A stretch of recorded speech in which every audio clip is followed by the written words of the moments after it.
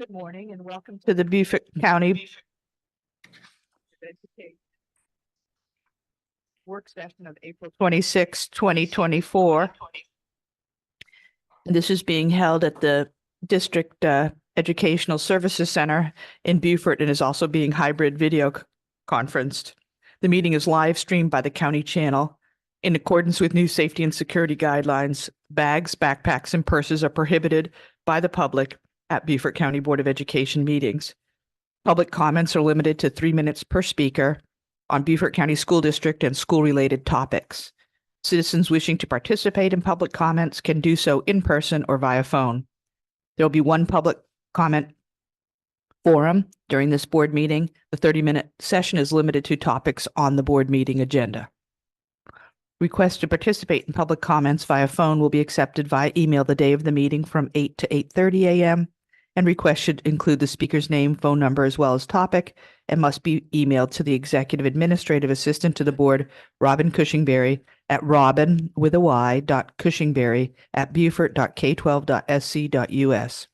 Requesters will subsequently receive a phone call during their respective public forum time and should be ready to speak. Citizens desiring to speak in person must fill out a public comment card that can be obtained from the board clerk here in the meeting room. Let's see. Call to order. So let's stand for the Pledge of Allegiance.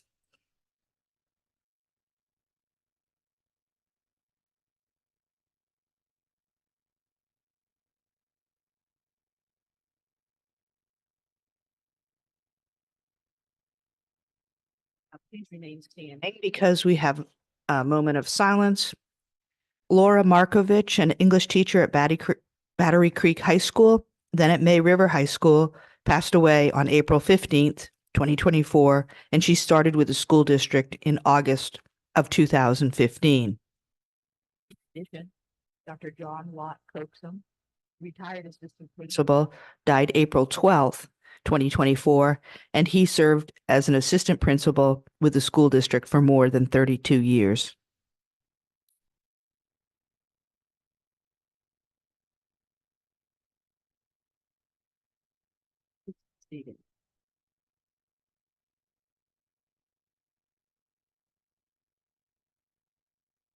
All right, we have a beefy agenda.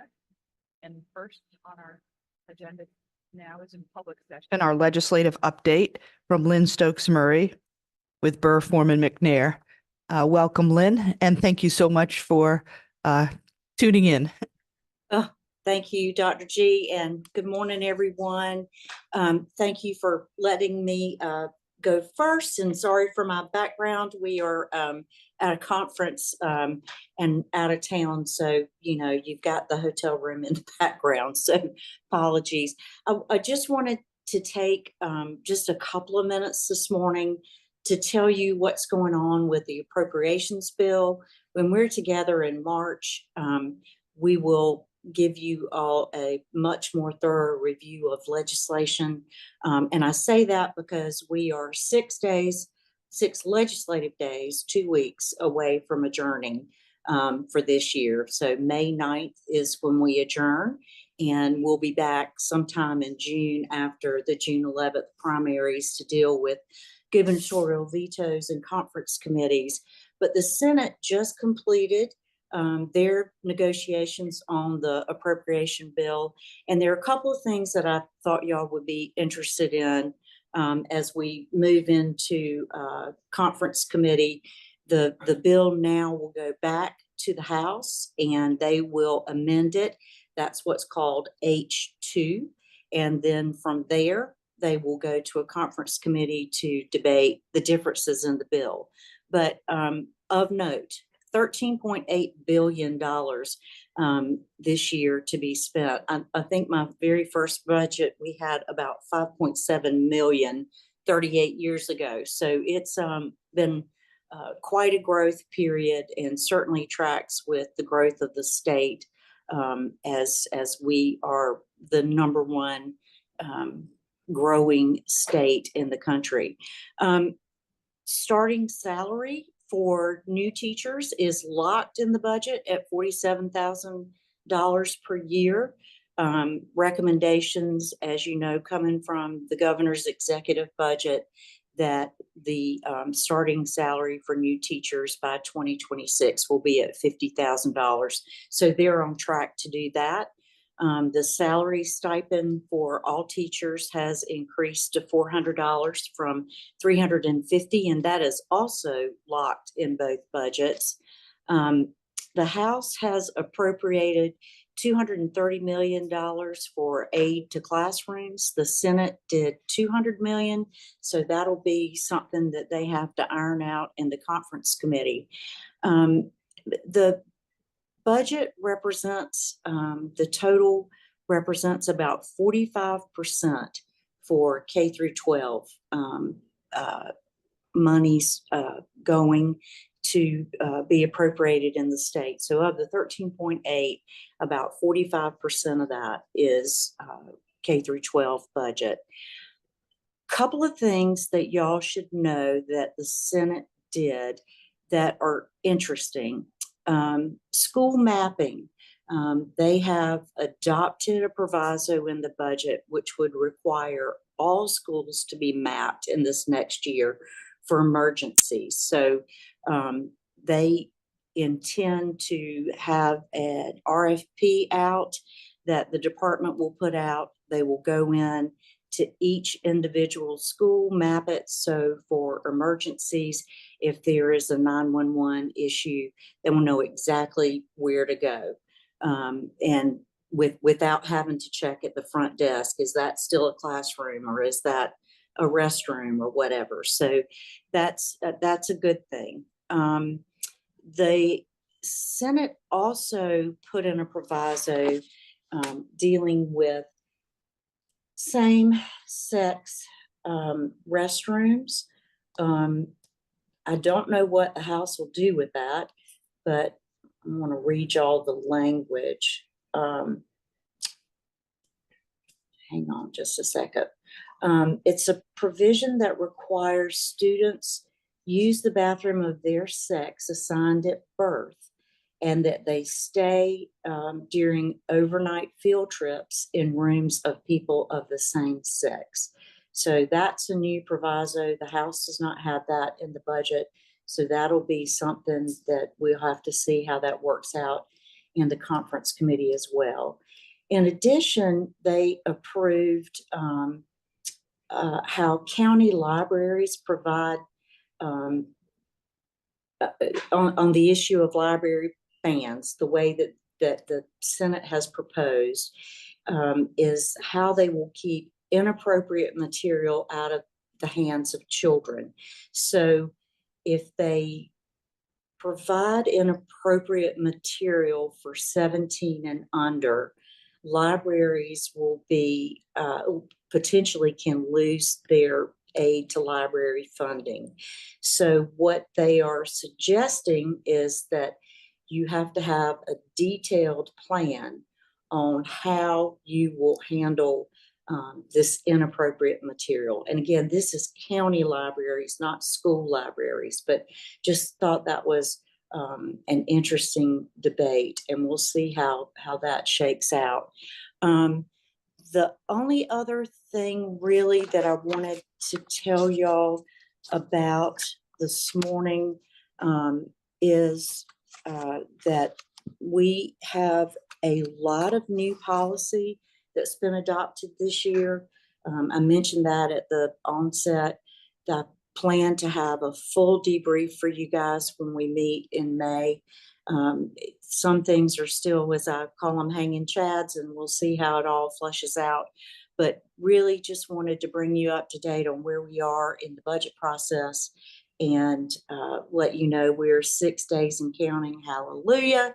And look forward to visiting with you guys in a more thorough way when I see you in May. Dr. G, any questions for me? Yeah, I have a question actually. You said this, but I just missed it. So the aid to classroom you said was different, the dollar amount from the Senate and House. Can you just repeat that? Yeah, $230 million was appropriated in the House and $200 million was appropriated in the Senate. So that means we'll wind up somewhere between 200 and 230. And that typically is, what's that earmarked for? Your microphone, I'm not hearing Sorry. you with. I said, what is that specifically earmarked for in the classroom? That's just the typical aid to classroom that's divided through the Education Improvement Act and the Education Finance Act. So it'd be like, yeah. Okay. I don't know why your microphone. You want is us to give you a briefing on that after? Sure. Okay. Can you hear me now or not really? Yeah. Okay, maybe I just didn't have my mouth close enough to the microphone. Any other questions from board members? Yes.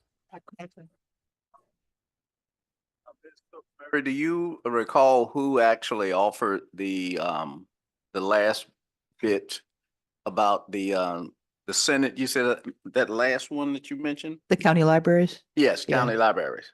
Yeah, that came Senator Josh Kimbrell from Spartanburg.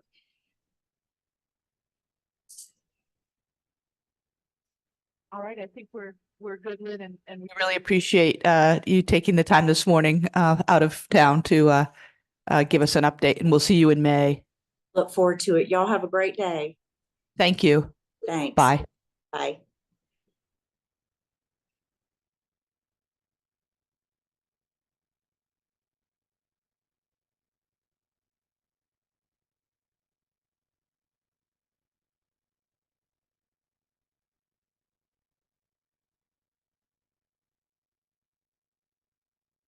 Okay. Hi, Elizabeth.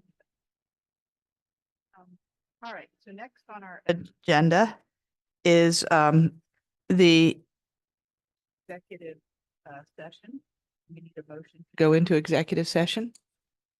No, and please read them. Want me to read them for you? Sure.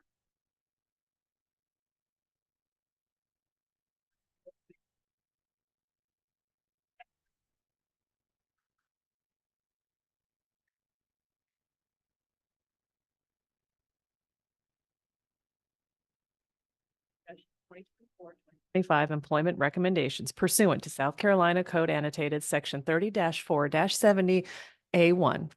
Discussion of negotiations incident to proposed amendment number 04 with MB Con Construction Company Incorporated for the rebuild of Hilton Head Island High School GMP proposal for Phase 1A and partial Phase 1B site work pursuant to South Carolina Code Annotated Section 30-4-70A2. Finally, discussion of negotiations incident to proposed AIA agreement and amendment number 1 with Turner and Townsend Heery for capital program management and coordination services pursuant to South Carolina Code Annotated 30-4-770A2. And do we have a second? Second. All right, second by Carlton Dallas. And any discussion? All in favor, please say aye. Aye. Elizabeth? Hey, aye. You? All right, the motion carries unanimously by all that are present in person and online. So we'll go down to conference room E and take your red binder, please. There's other documents that are going to be in the conference room too. Recording stopped.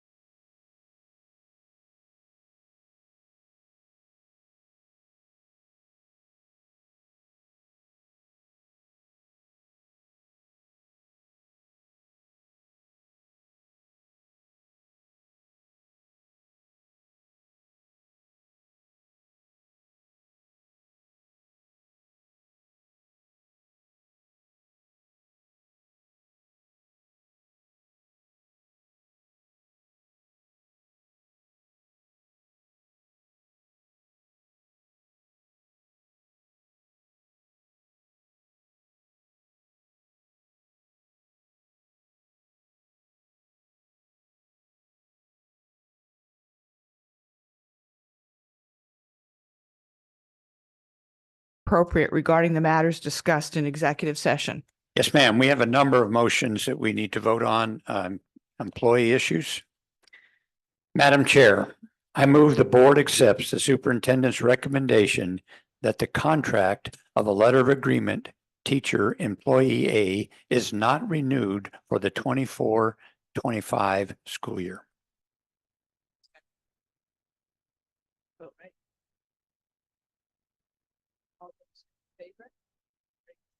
Say aye. Aye. Hay, aye.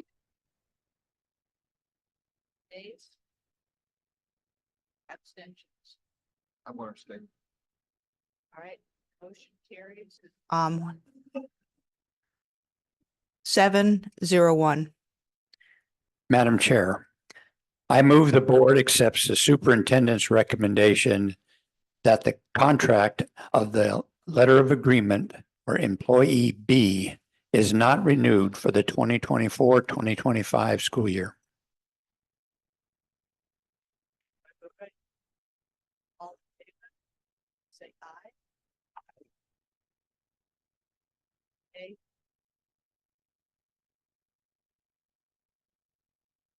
Absent, any noes, abstention.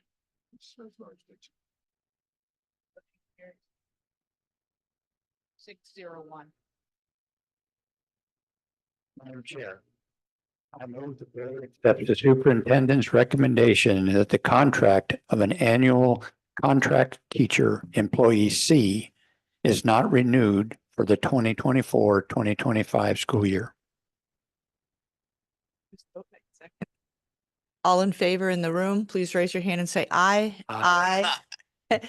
Nays, abstentions. And Ms. Hay? Hay, aye. But for some reason, you. I'm struggling to hear your microphone at certain times. Thank you, Elizabeth. Maybe we can switch it. Can you hear it now? I can, but for example, for the last vote, I could not tell when you were or were not speaking, and I was trying not to interrupt. Thank you. Why don't we, why don't we take your vote for it was employee B? Employee B. Would you like to cast the vote? Yes, aye. Thank you. And aye for this one too. C, Correct. correct? Okay. Correct. You move on. And just for clarification for public clarification, I will abstain from that last vote as well. Yeah, hold on, please. Okay, 2, 4, 6. So this vote, which is employee C, it's 701. And that would also be the same for the B now with the correction and Earl for C. Okay, so 801. All right. So Elizabeth, you just speak up if you can't hear me. I'll just try to put my mouth closer to the It microphone. sounds perfect now, and it isn't cutting in and out. So hopefully we won't have problems moving forward. But thank you, Madam Chair. Thank you. Go ahead, Colonel Guyer. Madam Chair, I move the board accept the superintendent's recommendation that the contract of annual contract for teacher employee D is not renewed for the 2024-2025 school year. All in favor, please say aye. Aye.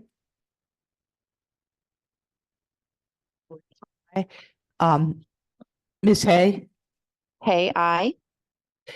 any nays? Abstention. I will abstain from that vote. All right, so the motion carries 801. Madam Chair, I move the board accepts the superintendent's recommendation that the contract of induction one contract teacher employee E is not renewed for 2024-2025 school year. Okay. Thank you, Mr. Nay. All right, all in favor, please say aye. Aye. Hay, Hey, aye. any nays and abstentions? I will abstain on that from that vote. So the motion carries 801. Madam Chair, I move the board accepts the superintendent's recommendation that the contract of continuing GBE contract teacher employee F is not renewed for the 2024-2025 school year.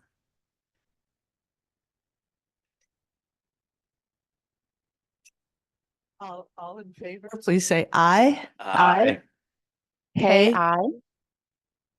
Nay, any noes, nays, and any abstentions? Mr. Smith will be abstaining from that vote. Motion. From that vote. And carries 801. Madam Chair, I move the board accepts the superintendent's recommendation that the conduct or contract of induction to contract teacher employee G not be renewed for the 2024-2025 school year. Aye. Thank you, Second, Mr. second. Dallas. Sorry, second. All right. He's still new. Yeah, of course. Too goofy. All right. All those in favor, please raise your hand and say aye. Aye. Hey, Hey, I. nay, abstention. I will abstain from that vote. All right, motion carries 801. Madam Chair, I move the board accepts the superintendent's recommendation that the contract of annual one contract teacher employee H is not renewed for the 2024-2025 school year.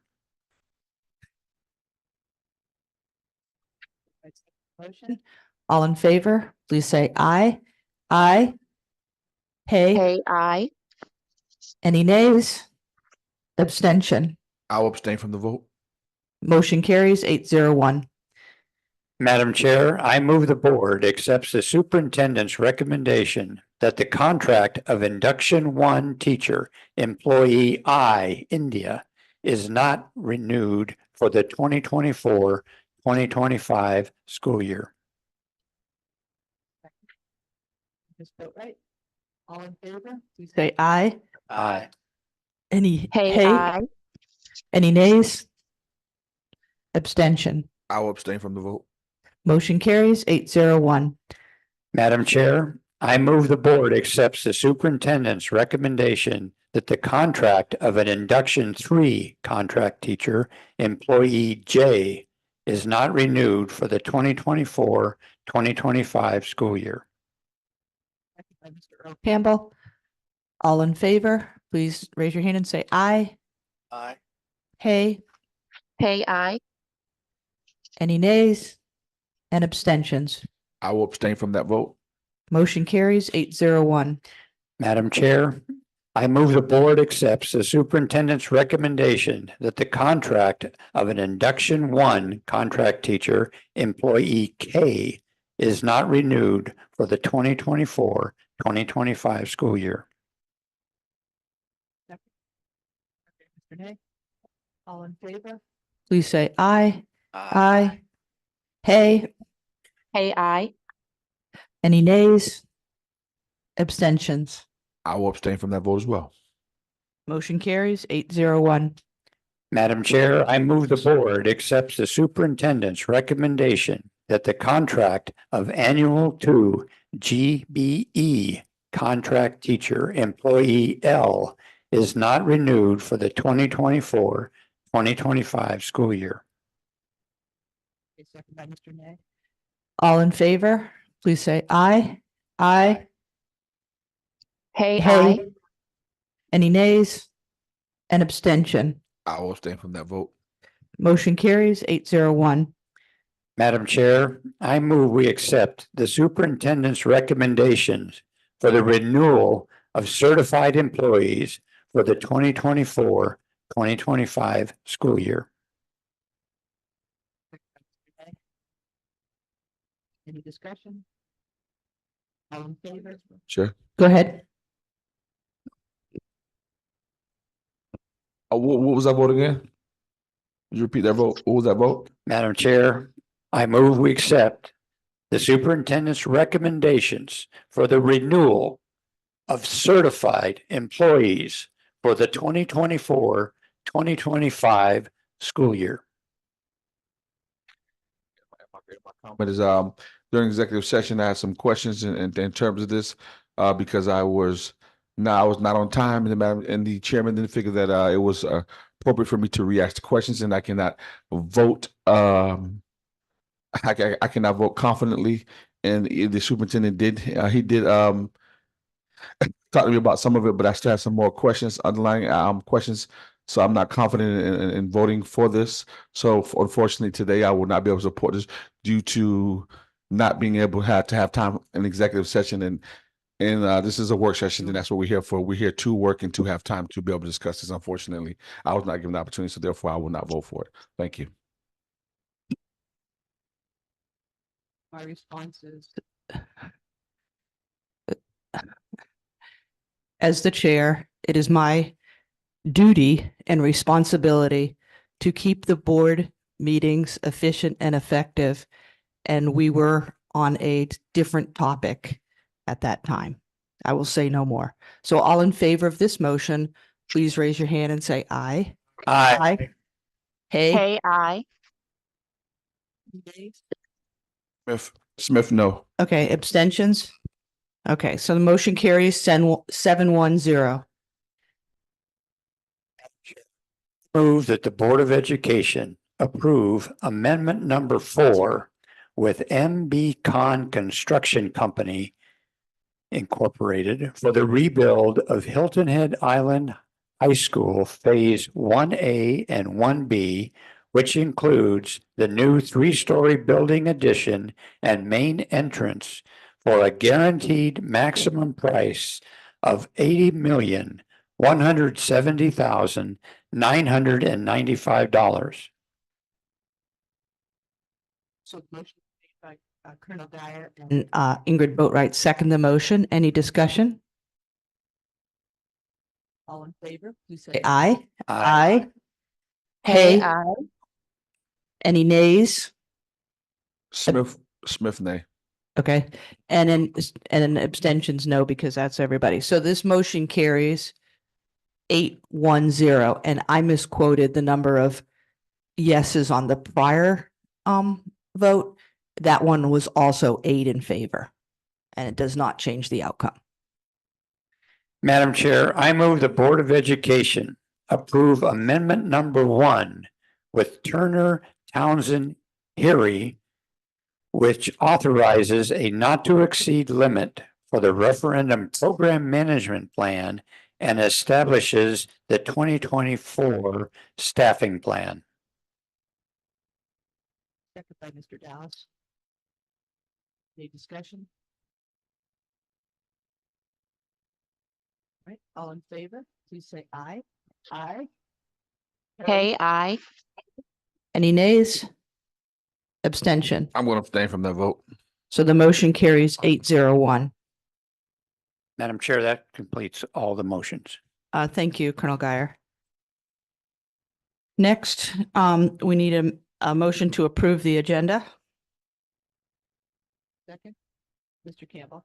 And a motion was made by Victor Ney and second by Earl Campbell. Any discussion of today's agenda? All in favor, please say aye. Aye. Hey, Hey. I. Any nays? Abstentions? So the vote was unanimous. No objections. All right, we will stand for the Pledge of Allegiance again.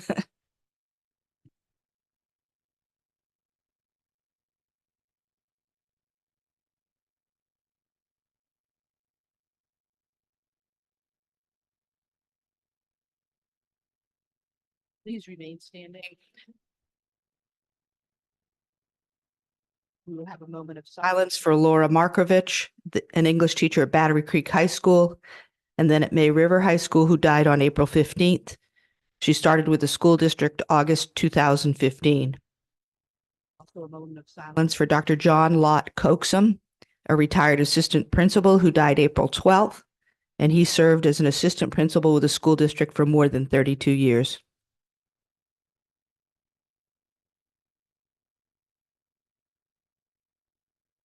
Please be seated. The media has been properly notified. Ms. Cushing-Berry, do we have any public comments? Have one person remotely?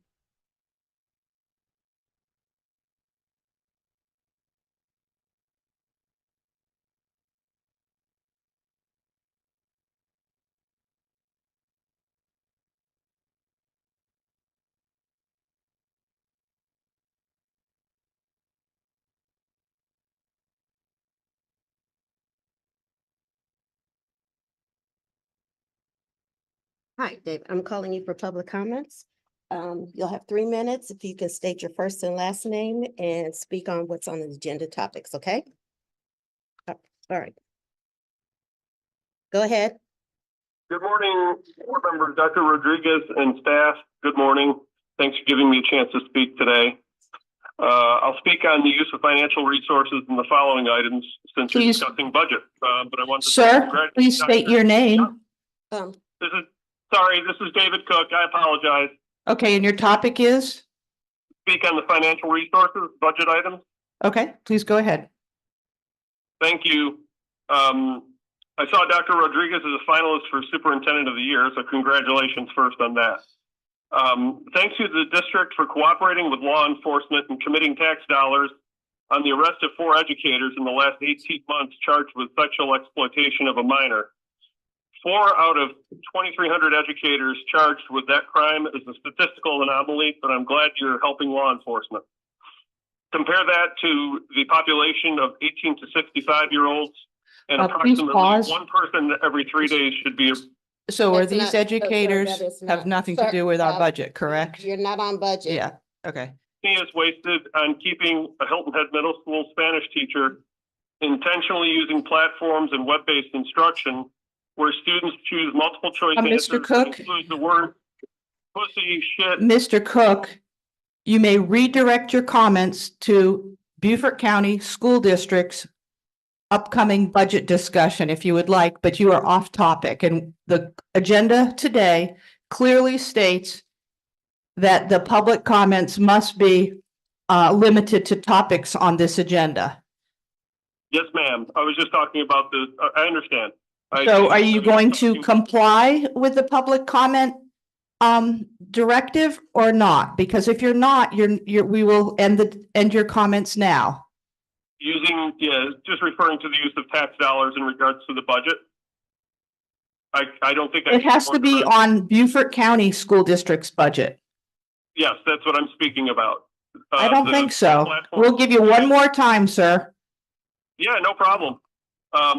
8 of you were paid and worked long and hard trying to figure out a way to eliminate me from my children's education. So we need to cut back on spending for board meetings. Okay, we will end this. He is definitely off topic. I'm talking about funding. I'm talking about budget. No, you're, Oh, board, I'm Madam Chair. hanging I'm disconnecting. Thank you, sir.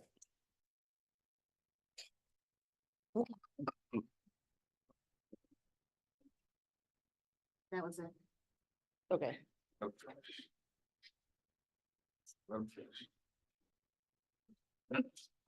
all right. So next on our topic, we have the budget update with Tanya Crosby.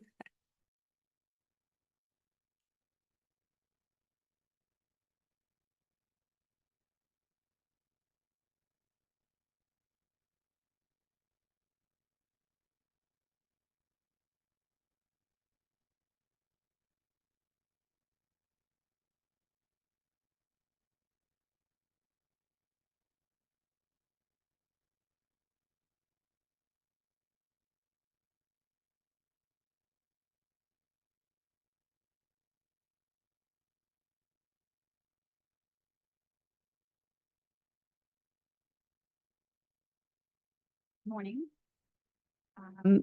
With me today is Jennifer Hamlin, a Director of Budget and Procurement. We are going to speak to different portions of today's presentations. So we will go back and forth, not too many times, hopefully, but and provide the discussion for you today. We like to sit because this is going to be a long conversation today. So Just a quick note, we are fighting some allergy things, so we have plenty of cough drops and water here, but if we get hung up, we have a backup next to us. So we're good there. Just want to say, first of all, that no motions or approvals are being requested today regarding the budget. So we have still a few iterations of conversations and discussions available to us before May 21st is ultimately the point at which we would like to obtain the budget certification from the board. So with that, Can I just have you pause for 1 Yes. minute or 10 seconds? So Elizabeth, just want to be sure you can hear this. Yes, I can. I can hear her clear as day. Thank you. All right, and I won't keep asking you. I'll just let you tell us if that changes. Thank you. okay. I want to touch on something that was asked during the legislative update, and that was about the Senate Finance and the House revenue projections and how they affect Beaufort County School District. So I'm just going to start with that, and then we're going to go into a discussion of the current year budget and fund balance, and then lead into the next year. So fund balance. It's important for you to understand where we are currently in order to see where we're headed for next year as well. Regarding the budgeted projection that just came out with the Senate Finance. So all of the information you have today is based on House projections. So the revenue is based on the House. Just on Friday, we received the Senate Finance projections, and fortunately, they are relatively minor. It's a minor reduction. So it was in terms of the entire budget. So of the $80 million total that's projected for Beaufort, it was $146,000 reduction to us overall. There were some major reductions in state aid to classrooms in the main source, but they reallocated it into and provided additional funding for health insurance. The health insurance increases are going up significantly this year, but they're all in the same pot of money. So impact on Beaufort was relatively minimal considering the major changes that took place overall. Okay. All right, so we'll get started with the fund balance conversation. And first of all, we're going to just talk briefly about the current year's financial projection and talk about some policy constraints and the purpose of the discussion and a recommendation from our staff. So on the current year revenue projection, we have budgeted in the local tax revenue, $195.9 million. So that was after a rollback mill and some growth. However, growth did exceed our projections, and we are now projecting to at least $205.8 million in local tax revenue for the current year, which is a budget variance of right at $10 million. Actually, we received some revenue information late last week, as well as the state, and we are actually outperforming this probably by expected another $1 million. So that is hot off the press, and our documents went to you before that information came to us. So just know that these are conservative, and they may be even better than that. Interest income, we budgeted 1.7 million. We're at 5.5 is our projected actual. So interest income drastically increased, outperformed our projections of interest. And so we're having $3.8 million budget variance, positive variance there. State revenues are coming in about 2.6 greater than our projections. And then we have federal and other, which is basically your indirect cost transfers. We're rounding out the last of our ESSER expenses. They will expire in September. So we had some fewer indirect cost transfers into the general fund for overhead purposes. All in all, we are expecting to receive about 15.6 or 16 million due to recent projections, more than our revenues that we budgeted. So there are some, the next slide provides sort of a overall detail and the impact on the fund balance. So we list the overall revenue projections for the current year, 336 million. We do expect to spend the $320.4 million current year budget and a projected increase of 15.6, which may now be a little more. And our projected fund balance, ending fund balance at June 30, 2024 is going to be in the $80 million range, which is about 22.2% of fund balance. So there is a lot of discussion at the state level about fund balance. Our legislators have received a listing of every county, every school district's fund balance, and they use that information as they're voting for certain provisos, certain bills that are passing through the House and the Senate. So there's a lot of focus on that this year. And it is the unassigned fund balance. That means we have different segments of a fund balance. We can have an unassigned fund balance. It's not restricted for anything. It is just used. It has not been designated for anything. It is just used and carries over into the next year. An assignment would be the board making a decision and a vote to say, we want to spend X number of dollars next year on this particular purpose. And that is an assigned fund balance. So if we designate it for a particular purpose, then it does not fall in that unassigned category, which is within our policy. You'll see in just a moment, talks about an unassigned fund balance from 15 to 17%. And the unassigned number is what the legislators are looking at. So that's really important that, so my sense is that my recommendation is that we not increase the fund balance or that we assign a portion of that fund balance for needs that we have identified. And so, and those needs, in my opinion, should be non-recurring items because these are one-time funds. So they will not carry over. We are incorporating that growth and all of this is due to the growth in the county and reassessment. We have higher property values and sales of properties are just much higher. We have new properties coming on, particularly apartment complexes, homes that are being rented out, and that sort of thing. Those are the reasons for the tremendous growth. So we'll talk some more about that growth in the budget presentation as well. But I wanted to make sure that you all had some groundwork on the fund balance and where we are this year. Yes, ma'am. So just to clarify a little bit or go into a little more detail. So we are required to report what you are saying unassigned fund balance is to the state legislators. In our financial report, we have the separate designations, and that information is sent to the state at the end of our audit when we issue our financial statements on December 1st.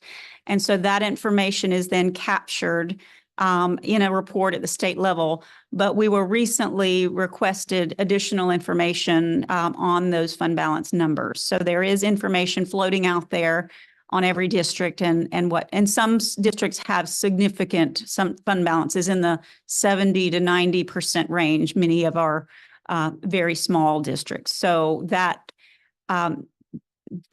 information is being used to make decisions at the state level, which impact all districts across the state. So is the percent of next year's projected expenditures, the line above that, the projected ending fund balance of nearly 80 million, is that both unassigned and assigned combined or no? It is, and there is very little that's assigned. Any prepaid expenses at the end of the year, for example, if we were to record, pay for a trip, a professional development that was going to happen in July, that we paid for it in the current year, that would be an example of an assigned fund balance. So we have very little assigned fund balance in our school district. Okay. So then just taking this a step further, because I want to be sure I'm understanding it correctly. It seems that if the state lawmakers are looking at these fund balances with the intention of how to distribute money, it seems like the prudent, fiscally responsible districts that have the appropriate amount of fund balance, in a way, may be penalized. We have to have a certain fund balance, and I think it's very important for the public to know in order to have high credit ratings. Mhm. And high credit ratings give us the ability to borrow at a significantly lower rate of interest. And so it's all tied together. So I just want to make that point. Am I looking at this correctly? Yes, and that at Colonel Geyer's request, on a past meeting, I think last month, we passed out a narrative of what the fund balance is intended for and what the need is. And so that was shared with the board. And we can certainly share that with our local legislators as well. Okay. Ms. Boatright. I think you're correct, Dr. Watts, although but the part that, and I was not part of these discussions because they occurred before I was on the board, but we have a policy. So I'm assuming we had discussions about what the appropriate level of fund balance between 15 and 17. So if we're at 22%, then we're above board policy. So to my mind, either we spend that 5.2% or we adjust board policy, because it's not really, and I do think there's some arguments to be made that coastal communities need a higher fund balance because of some of the issues we have. And certainly we can make that argument, but I do think there's a board level discussion to be had about what the appropriateness is. I would also, I agree with your comments. I have been on the board along with Earl when we had before, I think it was 13 to 15%, and the board took a vote and we upped it to the 15 to 17%. I think for us to have a proper discussion about this, Brian Nurick would definitely have to be included, and he's our financial advisor for the school district and board. Colonel Geyer. What's important is not to have to borrow money with operational funds to pay for turning on the lights and paying salaries from the end of July to the 1st of December when we start to receive revenue. This is the first year that we have not had to borrow money from our operating capital to fund that. Now, that takes more than 17%. And so what I believe we should change, and we'll go to policy committee, is to state not a number, because the number floats with cost increases, but state simply that we have sufficient fund balance to not require a tax anticipation note every year. And that would be a relatively simple policy change. It would give us flexibility to deal with the ups and downs of expenses and interest rates and so on. I will also tell you that I sat in on a meeting with the Moody's folks who did our audit to determine our credit rating. And at the time, that was 3 years ago, the only negative in our credit score, as far as Moody's was concerned, was the fact that we needed a tax anticipation note. Now we're going to be borrowing $440 million in the next 4 years.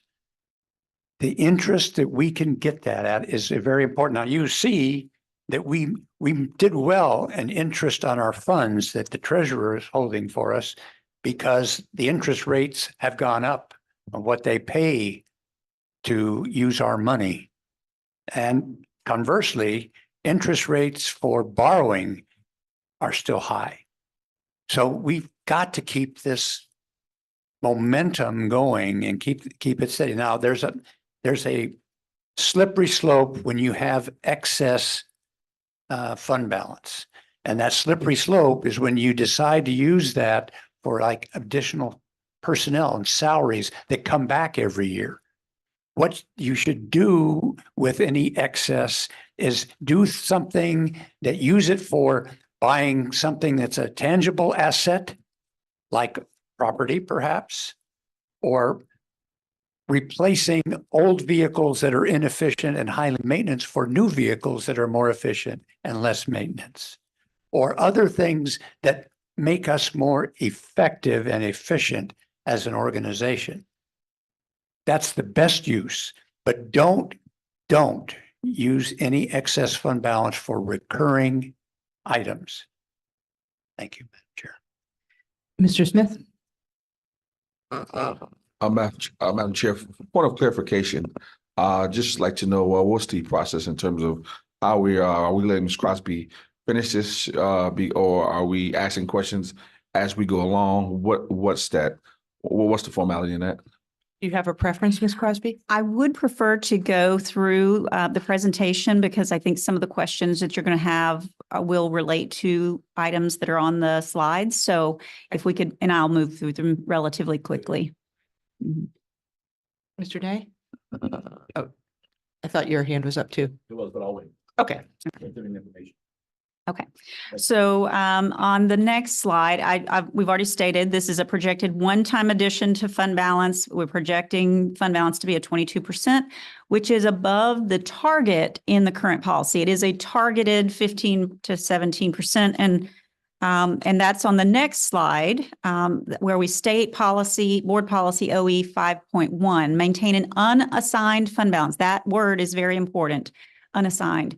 No less than 10% of the next year's budget expenditures with a desired target between 15 and 17. So the target is not a hard limit, but it is a recommendation of the board for an upper limit of those annual operating expenditures for the next fiscal year. And when you say the next fiscal year, it's because a fund balance will not be spent until the next fiscal year. So that is why we're taking it as a percentage of a future number that must be projected. So today's purpose is to just begin to develop ideas, plans for utilization of that one-time fund balance that involves thoughtful consideration, input, district policies, and strategic decision-making. And so I just wanted to make sure that the board knew of the perception at the state level and the things that are being discussed. And you mentioned, Dr. Gwatz, that the decision that fund balance were based on being used to make potentially decisions on allocations or revenues. I think it's more about bills and expenditures that are coming through. For example, paid parental leave was passed last year. Mm-hmm. You're going to see an $800,000 increase in this budget as a result of that policy. It was completely unfunded. And so the discussions during that, in my understanding from state officials, was that the districts could fund it through their fund balances. So that sort of thing is an example of some of the decisions that are being made at that level. So my recommendations would be to minimize any additions to this fund balance as of the June 30th, 2024 year.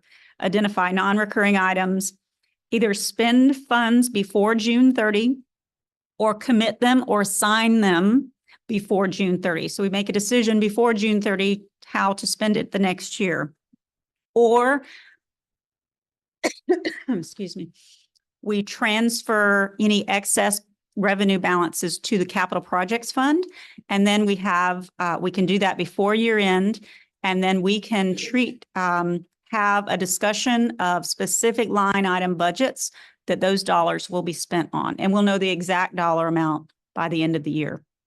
So those are sort of three options that we could use to maintain that unassigned fund balance at a relatively minimal level, stay within policy, and actually address needs of the district. So the next slide is about some options.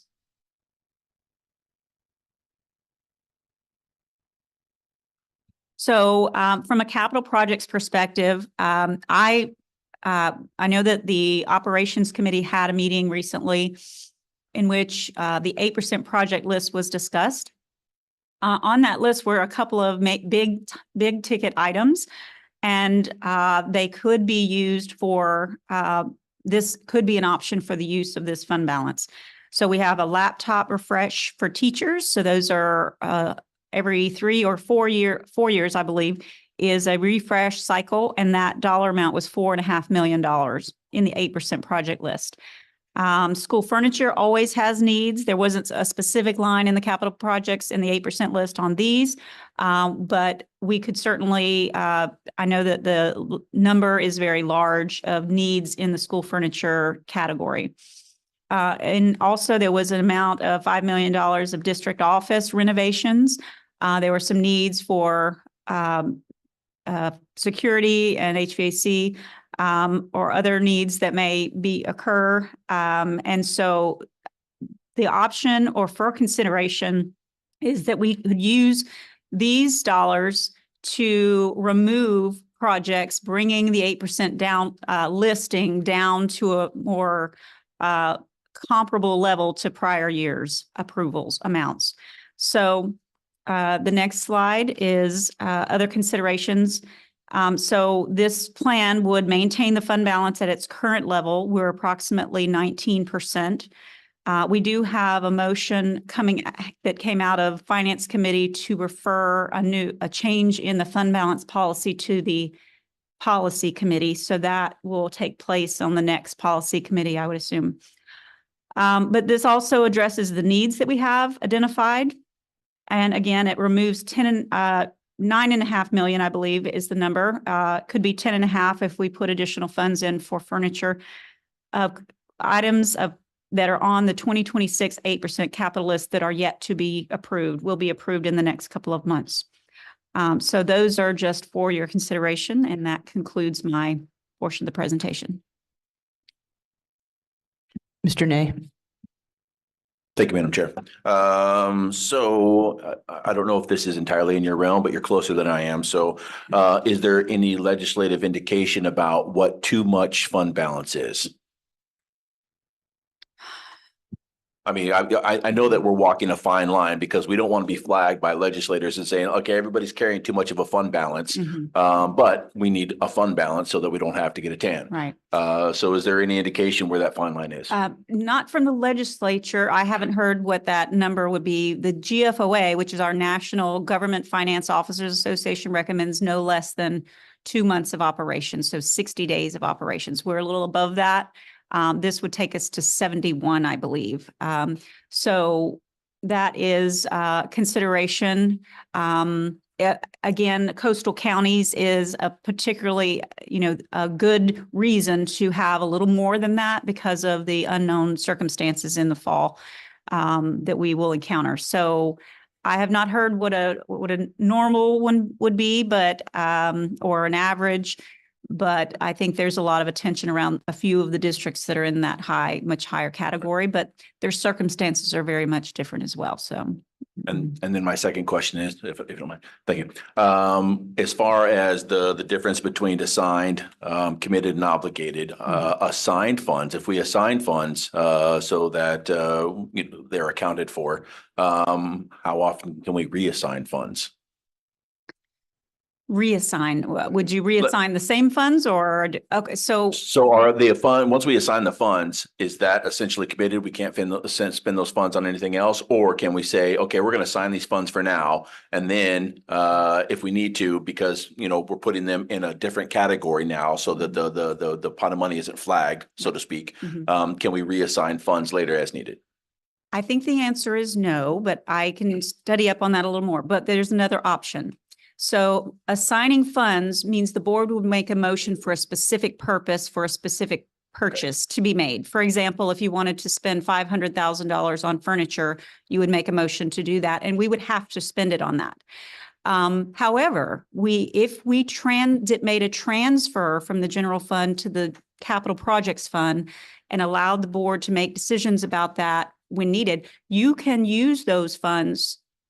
You don't have to designate every bit of those funds that, say, for example, we moved $16 million over and the board decided to designate 10 million of that to do something specific, but left $5 million. you could use that $5 million could be transferred back to the general fund if you had a shortfall the next year or for any other purpose. So you have flexibility if you're transferring it to the capital projects fund. It is not an assignment any longer. The board has determined that we are going to make a transfer to capital projects, and then you have the flexibility to do whatever you want to with those funds. Unlike other capital projects funds, we have bonds that come in there. These do not have those restrictions to be spent on specific things. So until you designate them to be made. So. Thank you. Mhm. All right, so we'll just keep going. Chloe Gordon. Thank you, Madam Chair. Ms. Crosby, this may or may not be a part of this agenda, but we're talking about funds. And I know that the charter school, Riverview. So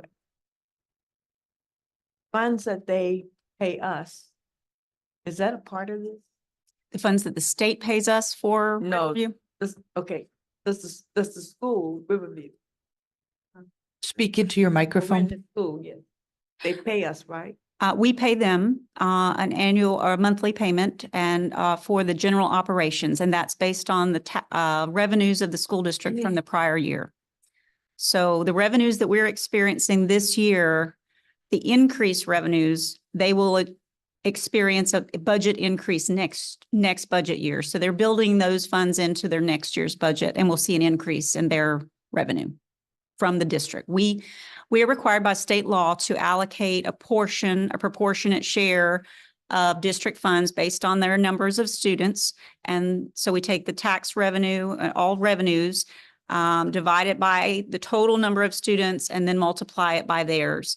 So they receive an allocation of approximately $10 million a year from the school district. And that's just in the general fund. There are special revenue funds that are allocated to them as well.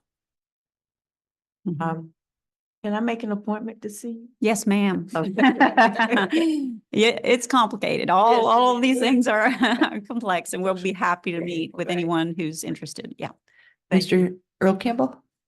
Yes. You mentioned something about $80 million that the state has. Or that's an extra. 80 million would be the fund balance amount if we ended the year without assigning or moving anything out of fund balance. No, I'm talking about the state. They have, I think they found something like $80 billion. Huh? 13 billion. They found one point something billion dollars, Uh-huh. $1.8 billion recently. Okay. Now, because of the increase in healthcare, what percentage of that do we get from the state? Do we get anything from the state? Yes, the newest Senate projections singled out the health insurance increase, and we're getting about $2.5 million from that allocation. Okay, thank you. Mhm. All right. Mr. Dallas? Yes, thank you, Madam Chair. I think the opportunity is for the board to actually identify potential assignations that protect our fund balance appearance, the aesthetics. Politically, what's happening is the legislators are seeing a lot of excess revenue that's coming in, and they're hearing from their constituents about reducing taxes. So if the school districts have excess, then we become sort of a target. So I think it's in our best interest to actually move it where it's protected on an assignation, which they then can bring it back. And so the aesthetics of that make us in sync with what the legislators are going to want. And I think it can deflect some of the arrows that potentially could come our way. Ms. Boatright? I concur with Carlton Dallas because I'm hearing similar things. And it is a question of perception and messaging about fund balance. And I think that I'm actually think this is a great conversation for the board to have, whether it's in policy and then coming back to the full board about what as you said, what is a sufficient fund balance, right? And to your point, I think the problem is if you're looking, I'm not an accountant in any way, shape, or form. I mean, I'm the opposite of that kind of like spreadsheet, but the term sufficient as a data person sort of puts up my radar, because how do we define sufficient, right? One man's sufficient is another man's inadequate. So there has to be a process that goes with that policy. If that policy is going to provide the necessary political perspective that we are actually crunching some sort of numbers, we can do that annually. We can do that once every 5 years, whatever it is, but there needs to be some way to determine or define sufficient. I have a couple of just specific questions on the recommendations for if we did decide to spend this money. And one is, I had a conversation, or there was a conversation with the 8% funding about technology equipment, because it's a huge chunk of our 8% budget. And Mr. Shohan made the point that we cannot use general funds for technology. We have to use operational funds. And in my research, which you try to look up, we need an AI chatbot for the state financial code, because it is dense. But to the best of my ability, what I could see is that operational or one-time non-recurring expenses, so capital type outlays, whereas a refresh of a computer cycle, especially since we do so much instruction on software, could possibly go either way. But I would love clarification on that, because a laptop refresh would be a recurring expense. You know, it'd be every 4 years. So at some point, a finance committee could just get clarification on that. I'm just curious if we are allowed to shift that around. And then I have something I'd like to talk to the board about at this moment for a future topic, but I bring it up here because it's appropriate.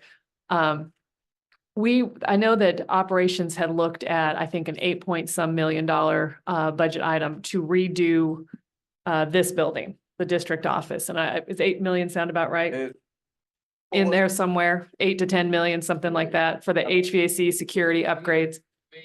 That's probably like phase one. It was a phased approach. Okay. What was in the 8% right now is 5 million for safety. Could you get your mic so we can hear people on can hear? I just wanted clarification, because I was waiting until that came out of operations, but it goes here. I think there's something. I'll go ahead and wait for Mr. Otting to. Testing. Okay. Thank you for that, Mr. Ollie. Do you want to repeat that, Mr. Otting? I heard it, but maybe some other people didn't. Yes. So what is in the 8% right now is $5 million for safety security at the front of this building. The entire project was in phases. And there was maybe a first phase that was 8 million, which also includes some starting HVAC, but the total was more like 20 million for the entire building. So one thing I think that before we embark on this phased approach, that we at least have a discussion about is we live in a geographically challenged district, as came up recently. And we have a lot of waterways, and it is getting very, very tricky to commute. Hilton Head is a disaster, that bridge, and it is causing untold problems for the community of Hilton Head that I live in. But now you see it at 278, 170, tremendous growth occurring on 170 into Beaufort. So as I was going to try and videotape it, but it didn't seem safe. So just so you know, I kept my hands in 10 and 12, 10 and 2. So, but driving in on 170, it's backing up, and for no reason other. And that's before these apartment buildings are even really rented out. And if you drive around this area of Beaufort, whether it's right out here, the growth is everyone's jaws kind of on the floor about all the clearing and building of multifamily homes. So I think we're looking at, in a 2 to 3 year time horizon, tremendous pressure on our infrastructure.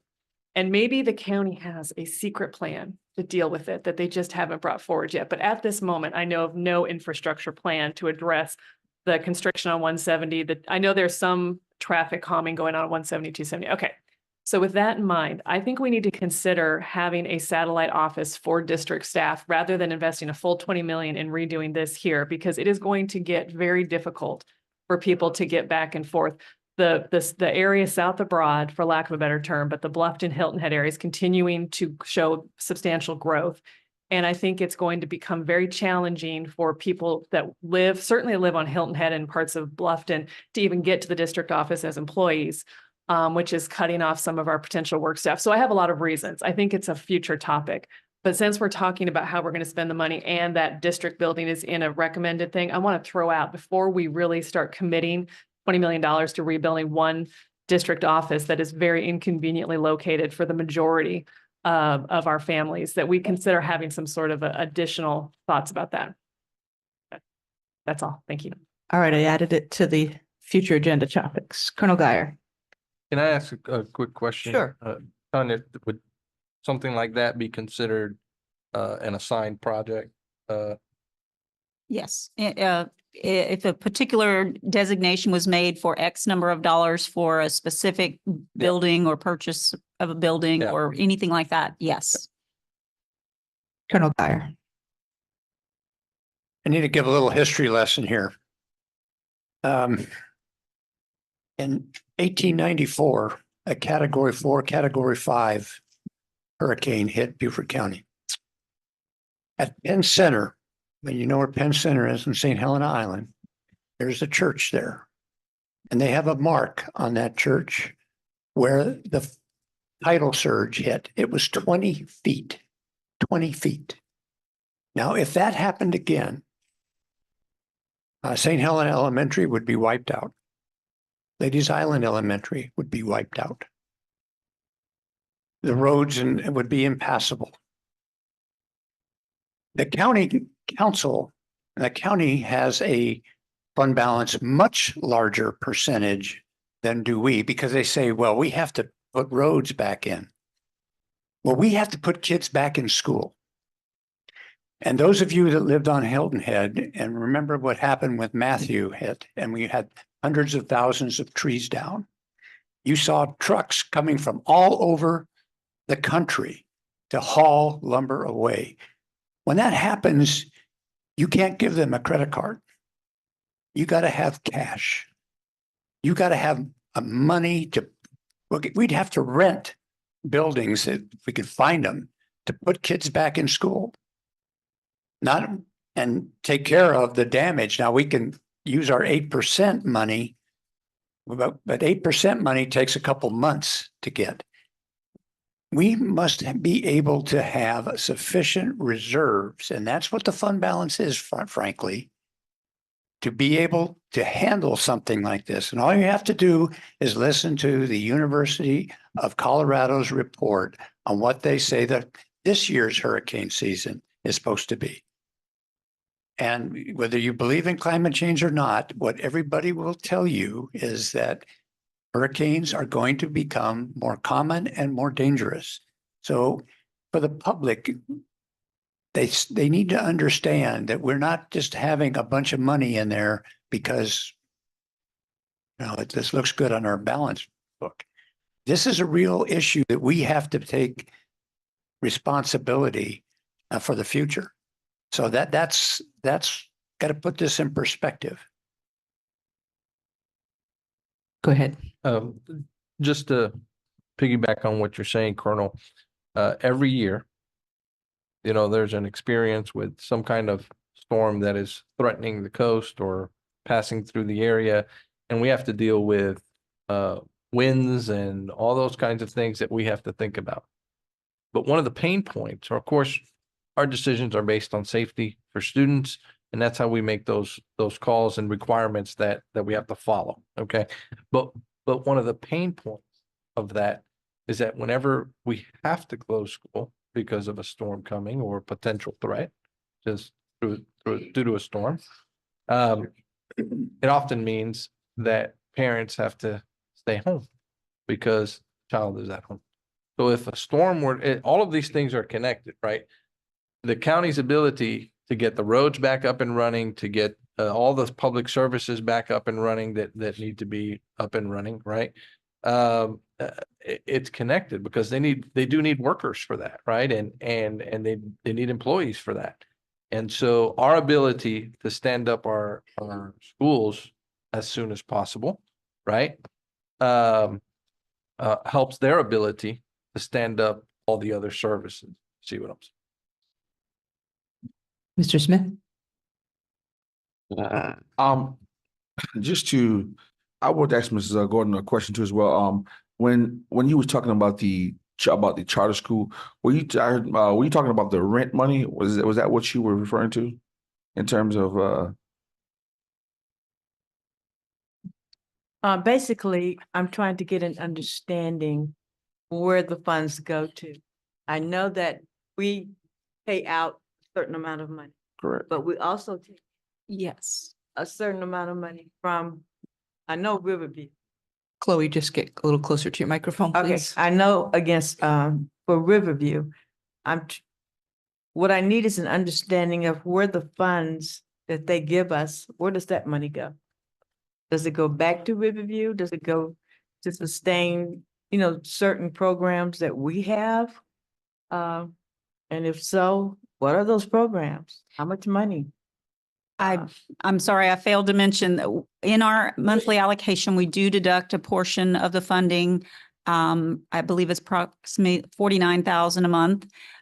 Those do come back into district funds to help offset the operational costs. So yes, we do deduct a portion of their monthly allocation back to the district. Why? That was an agreement that was made in 2009-10 range. And we are actively looking at the contract or the agreement at this point. There are some maintenance costs that are involved. The district does perform some maintenance for their building. We do perform other services and that sort of thing. So we're actively working on trying to clarify that agreement and gain a better understanding of it. Okay. And again, I would like to sit down with you, but I don't know about the rest of you, but I'm kind of at a loss about where the funds go and how we're using it. And that's a school where there'll still be for county kids, although they go to Riverview. I'm just trying to figure out $49,000 a month. Wow. Okay. Also, also in my question, thanks for that clarification. In terms of the fund balance and in terms of the fund balance, we also, I remember us having this conversation when we were talking about taking up the 8%,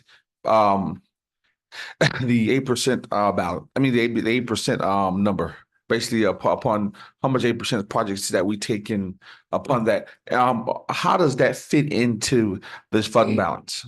What's that process like? They're actually very separate. The capital projects listing, the 8% listing is through the money that we borrow to provide those projects or to fund those projects are through debt service fund. So that has a separate tax millage on our tax bills than the operations fund. So those are funded through taxpayer dollars. Those projects are funded through taxpayer dollars. So if we were what I was suggesting is to lower the amount of the 8% project list that was recently presented and shift some of those projects, about $10 million of projects, over to use the general fund balance excess so that we could lower the borrowing amounts and the project list that's being requested. Right, but if just to say, if there was a tragedy like we've been discussing, couldn't we use that 8% fund as well to if we would run into one of those things where we had to rent a school or we had to rent a place? Could we use those same that funding for that as well? You could, but as Colonel Geyer said, when you would have to get board approval, then you would have to go out for bid on the bonds, prepare a bond package. So we'd have to approve a bond resolution. Then we'd have to go out for a competitive bid on the bonds. And a month or about 2 months later, it would take at least 2 months to be able to have the cash on hand to be able to, it's sort of like closing on a house. It takes a while for the attorneys to do all of their work. And it will take about 2 months to get cash on hand. So if you have cash on hand in a fund balance, you have the ability to access it immediately. Right, but it is doable, correct? It is doable, but if you want to have to pay the vendors immediately, you wouldn't be able to utilize those resources until the cash came in and a few months later. So yes. Right. And I had a follow-up and to go to that too as well. And in terms of the in terms of taking you said you want us to lower the amount that we were doing on 8% projects, correct? My recommendation, the project list that went to the operations committee was 48 million. We are So my recommendation, they were attempting or planning on removing some down to a list that's more comparable to previous years' borrowing. So this is an opportunity to do the projects, manage and the identified needs with another funding source. Right. And I'm not disagreeing with you. My question was, what was it before we went? Because I remember, I think maybe last year, the year before that, I think we took the vote and we took it up because I remember I was not in favor of taking that up. Do you remember what that number was? That number was 30 million. And Okay. we do have the ability to borrow 42 million within the millage rate in debt service that we have available. So we do have some available funds there as well. And how much, just for future reference, how much is the? Well, I defer. Thank you, Madam Chair. So I'd just add to that remind the board and the public that 30 million dollar amount was really what was recommended from Brian Nurick. If you look at his whole debt day explanation, he's got all the calculations of why that number is basically what he has recommended. Okay, let's see who is next. Earl. No, I was just going to follow up on something Colonel Gott said about hurricanes. If we have a hurricane like Katrina, you can forget about Hilton Head and St. Helena, period. In the early 50s, I was living on Hilton Head. We had a hurricane came through, and that whole island, the only way you could travel, you had to get in a boat to go where you wanted to go. So, yeah. All right, I think Mr. Dallas is next. Yeah, so thank you, Madam Chair. I was fortunate enough to have a debriefing with the CFO Crosby and Mr. Odding. And basically the fund balance is like a checking account. It's sitting there. Now in the business world, if you accumulate too much cash that's not performing, you're going to be the subject of a takeover. Someone's going to come in, raid your accounts, and then pay their shareholders, and all they win. But in this case, the fund balance is there. It's very liquid because we will be collecting it. And the question is, do we transfer that excess fund balance, which has some negative views at the legislative area, into assigned projects that protects it, and with it being able to be reversed back into the operating fund if it needs, it provides a little bit of liquidity. That's an insurance policy. So I think that's what I learned yesterday. So I'm not really good at this stuff, but they are. I want to make one important point as well regarding hurricanes. Those are always in the fall, and the cash flows for the school district fall in the fall, and they're the lowest point on October 31st or around that time frame before tax revenues come in. So as from the operating budget perspective, that cash flow is very minimal at that point, because the whole point of that fund balance is to avoid borrowing money when our cash is at its lowest point. So having reserves in another area, capital projects fund, would be ideal. Mr. Smith. Also, Mrs. Crosby, during those times when, we're talking about hurricanes as a topic of discussion right now, that's the catch-all phrase. If a hurricane, for instance, knock on wood, if a hurricane was to come through Beaufort and we were hitting one area, does the government assist us in that, or can you, yeah, and what is that process? Very long, multi-year. I would describe it as very long. Robert Having been in Florida during the time of Hurricane Andrew, which crushed South Miami area and Homestead area in particular, it can take years to recover from a massive storm. I think here it took Matthew was, I don't know how long it was, but it took 1.5 years for Matthew, and that was not Hurricane Andrew, So well, let me I apologize. That was a broad question. Let me rephrase it in terms of funding.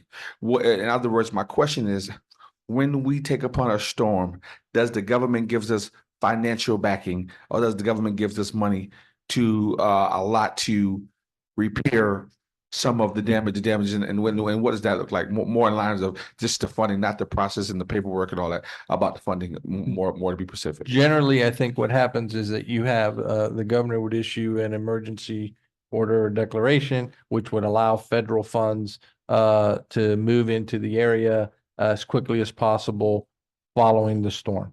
They try to stand up power, they try to stand up, hospitals, they try to stand up all of the major public service, entities, assuming you got buildings.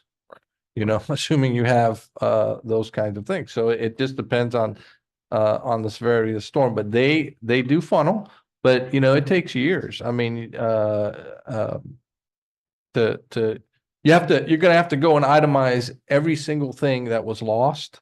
You're gonna have to send all of that stuff through FEMA, and it is helpful, but you might be, you know, 8 years down the road before you get anything from FEMA. So you're going to have to stand yourself back up. I mean, there'll be some support, but you're going to have to stand yourself back up. Right. And don't do the district that well not. I'm not gonna say don't. I'm gonna say do we? Well, let me say this: do the district do we have an insurance for flooding or for a storm? Do the district do we carry some type of insurance for those situations? I am not an insurance person at all, so we do carry insurance. I don't know if they're if named storms qualify. So for your information, after Matthew, it took about 3 years for reimbursement for our district to see reimbursements. But we did receive it though. Yes, we did. Okay. After a lot of bureaucratic paperwork. Yes. Yeah, there's a lot. I mean, you have to itemize everything and put it on forms and get it to your insurance, you know, to insurance carriers, all of that stuff, you know, and you won't see it right away. I mean, I can tell you, one of the regular hurricanes that came through in my prior school district, a batting cage was mangled as a result of that storm, right?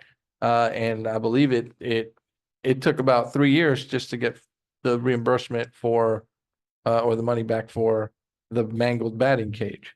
And that's just the batting cage, right? So, I mean, it takes a long time. I mean, I do understand that because I do remember a lady in the community. She has some issues, and actually she had to help because over at the Penn Center they had someone from FEMA come down there and help out people, and we had a whole meeting about that. So I do understand that it's a process because with us being a district, but imagine people who don't have the resources that this district do have to get us through that, to get that done.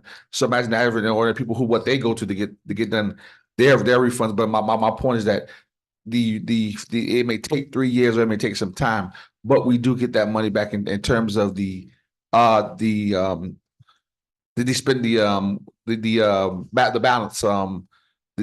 Fund balance. Fund balance. Thank you. The fund balance. So I'm just putting all that into the equation of understanding the process and the amount of fund balance, and also the more so also playing the devil's advocate of who's where, what, when, why, and how in the process of understanding it all. Because we just can't, I don't want to seem or appear to people who are watching this that we're just coming in from one eye perspective, that we are having a broad eye on it, that we do understand that there are different things of it in a different formats. I'm not allowing y'all to bring those, but there are other things that go along with it. I want to continue to bring that. That's what we're here for. Yeah. Thank you. I think the other thing is that we're not the only entity in Beaufort County, right?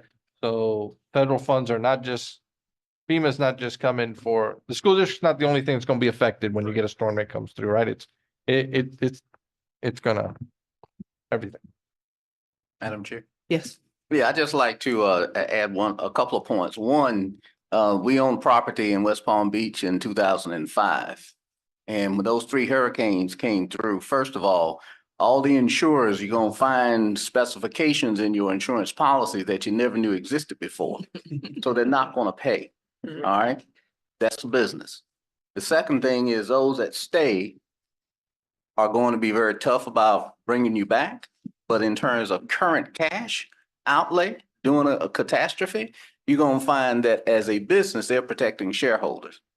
So some of the homes on Hilton Head, you know, $500,000, $600,000, $700,000, it came known at that point in time that the deductible was 10% of your home value. No one had planned on that. So those are the types of things that occur. And that's why having excess fund balance, particularly if you can protect it by assigning it, is a very smart, prudent fiscal way to go. Just for whatever that's worth. Thank you. I can say, address this conversation very easily from my own experience. From October 8, 2016, Hurricane Matthew, my office is on Hilton Head, on one of the highest points on Hilton Head, and I had $150,000 worth of damage. And of course, medical equipment, furniture, 5 inches of water in my office. The first thing that was necessary, first of all, you couldn't even come back onto Hilton Head for several days, so it sat there for several days. And then, of course, the first thing that needs to be done is pumping the water out and drying out the building. Well, of course, you have to do that. I mean, to get back and running, it's not like you can submit it to insurance and say, oh, will you do this for me? Yeah, I did it, Johnny on the spot. And because fortunately I had a fund balance for that situation. And then, filing with all the insurers. I mean, I was well insured, but you have to file through a whole bunch of different insurers. It took at least 2 or 3 years to recoup the damages, the losses. And of course, you have to prove, like, when you purchase that piece of equipment, because of course it's depreciated some, and it's a nightmare, I can tell you. Let's pray that we don't have any major storm in the future. Colonel Guyer. One other thing to mention to you, my household insurance went up about 25% this year. We have yet to see the commercial property insurance. We normally, private property gets insurance first. They're the leading economic indicators for insurance. It's coming, and our insurance bills that we pay, I think we pay over $2 million right now. And we could see that coming up, and we need to be kind of prepared for that.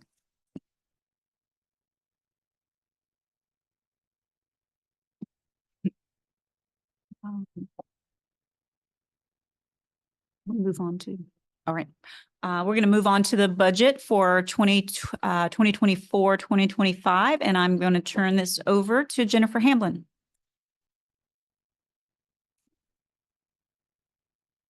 Thank you. Can you guys hear me okay? No, you're not close enough to it. Thank you. I never aspired to be a singer, so this is not even closer. Okay. Am I good? Okay. Thank you, sir. All right. I appreciate it. Good morning. We've already had quite a bit of robust conversation. So now we're going to jump into our fiscal year 25, which is our school year 24-25 budget. I'm going to begin the presentation with talking about all of our stakeholders that we engaged through this process. We are still continuing to have engagement with additional stakeholders. This year and every year, but this year even more so, you can go to the next slide, Robin. We have worked diligently to make sure that we are hearing the voices of our stakeholders. So we, of course, have gone through a significant amount of conversation with the board regarding priorities. We have had conversations with school administrators regarding enrollment and staffing. We have met with departments to review their budget submissions, their staffing requests. And then we've also met a second time when we had to make initial reductions to this budget that we're going to be presenting to you, and ask for savings opportunities, as we like to call them. And in addition to that, we've had regular meetings with the superintendent to keep him abreast of where the budget is, what the budget is looking like, and to get his feedback. We met with students and had a student advisory council came and met with us and gave their input regarding what they would like to see in the budget. And this next week, we'll have 2 public forums that will allow community members and other stakeholders to have their voice as well. In addition to that, as we do every year, we submitted a budget survey out on our website and had quite a number of responses to that. Each year, we're seeing a great number of responses in that particular platform, which allows us to have a lot of good feedback to build this budget. So this budget is built on a foundation of stakeholder input, and I want you all to be very aware of that. This second slide is a very simplified look at how we develop the budget. We begin with looking for budget priorities and alignment with our strategic plan. We are finding that it's, we want to continue to make sure that what we're funding is in alignment with what our strategic plan is guiding our practices toward. We move from that to the budget request, which we get from departments and school allocations. And that's when the meat and potatoes happen. That's when we begin to look at what are the real needs for our district. And then we move into our revenue projections. Based on my history, this is kind of a reverse way of budgeting. Usually you have your budget allocation, your revenue allocation, you build your expenditures. In this particular case, we build our expenditures, see if our revenues can support our expenditures. And if not, then we look for ways of savings within what's been requested. I do want to mention that we do a zero-based budget, which means that we reset all of the budgets to zero each budget cycle. And that means that department submissions have to provide justification for those expenditures. So there's a lot of background activity that happens within our departments to review processes, review technology, review programs to make sure that we are funding and supporting programs that we're seeing results. As a part of this process, we kind of created budget priority pillars. And so all of our budget priorities that you guys provided to us we've rolled up into 4 main topics: student achievement, teacher quality, safety and security, and financial stewardship. So you're going to see over the next several slides how we've aligned our budget priorities under these 4 pillars. These pillars are very similar to what you're going to see in our strategic plan presentation later today. So under student achievement, the number 1 priority that was on the board's agenda was for stipends for critical needs. Robin, you go to the next slide. Critical needs staffing, specifically special education, improving student outcomes by focusing on opportunity gaps in current programming, expanding our learning sites to Southern Beaufort County, our extended learning sites, and fine and performing arts initiatives. For our teacher quality pillar, we aligned the priority of maintaining the highest beginning teacher salary for the state of South Carolina, childcare for our employees, and professional and development for all employees, including career and technology education. Under safety and security, we put into this budget maintaining our safety and security protocols with our SROs and our security guards. And we have also added, continued our mental health services for students and employees. And lastly, under financial stewardship, these priorities were not specifically board, but these are kind of standing priorities for us as an organization. And that is, we want our priorities to maximize academic outcomes, prioritize our expenditures for maximizing academic outcomes, providing a balanced budget per board policy, maintaining a sufficient fund balance to reduce the need for a tax anticipation notice, which we've just had a lot of conversation about, and minimizing the financial impact on the taxpayers of Beaufort County. So that's just kind of a little bit of an oversight of how the process we did to develop the budget and how we align the priorities for this budget development. I'm going to turn it over to Tanya. She's going to review our revenues, and then I'll be back for expenditures. Thank you. I just want to note very quickly that Jennifer has been on the strategic plan committee. So she is very in tune with the pillars of the strategic plan and the workings of that group, and has done a great job of aligning the budget with the strategic plan. Local tax millage of 121.8. So on this slide, there's a yellow highlight, and that is one of the main concepts or points that I would like to make about this presentation is there is no millage increase requested in this budget. State revenue is going to rise to an amount of 134 million. Federal revenue will be 660,000. Transfers in from other special revenue funds are 850 for a total of 359 million available to support any proposed expenditures. So those are the dollars that are available to us. On the next slide are our proposed expenditures. And so we are aligning the proposed expenditures with the available revenues, which presents a balanced budget. And we have major areas, sort of the pillars of the expenditures. So employee compensation increases amount to right at $20 million. School staffing allocations, additional 4 million. Operational increases are 13.7. And charter and vocational increases, which is the vocational part is ACE. Those combined equal $1 million. And so the subtotal of the increases in the budget is $38.7 million for a total of 359. So again, it's a balanced budget recommendation with the same millage of 121.8, and that millage was rolled back last year. We lowered the millage by about 4 mils in the prior fiscal year. And it would present an ending fund balance of 79.9 million with just over a fund balance of $21.5 million or 78.5 days of operations. So the next slide is just to give you an idea, a visual perspective of the makeup of our revenues. The blue is local tax revenue. So almost 2/3 of our revenues in Beaufort are due to our local tax revenue. About the other third is state revenue. And so when you see we are one of the wealthier districts in the state in terms of assessed value of properties countywide. And so that districts that do not have that benefit would be a very different slide here. And I looked back at last year and the slide is identical to the prior year. So no changes have been made.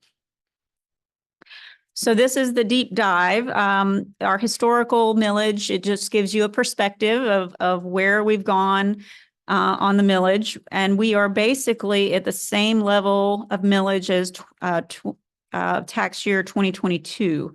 So even though, we're able to do more with the dollars because the value of the mill is growing considerably. So on the next slide is the value of an operations mill. So on the operations tax line item, we have 121.8 mills in operations. That mill, so one mill of each mill generates a certain dollar amount of taxes. And so, so you'll see here, there's a multi-year comparison. And back in 2016, our value of the mill was about 1.2 million. We typically project anywhere between 1% and 3% growth factor when we're budgeting for the next year. So you can see in those years up and down, but most are in the 1% to 3% range.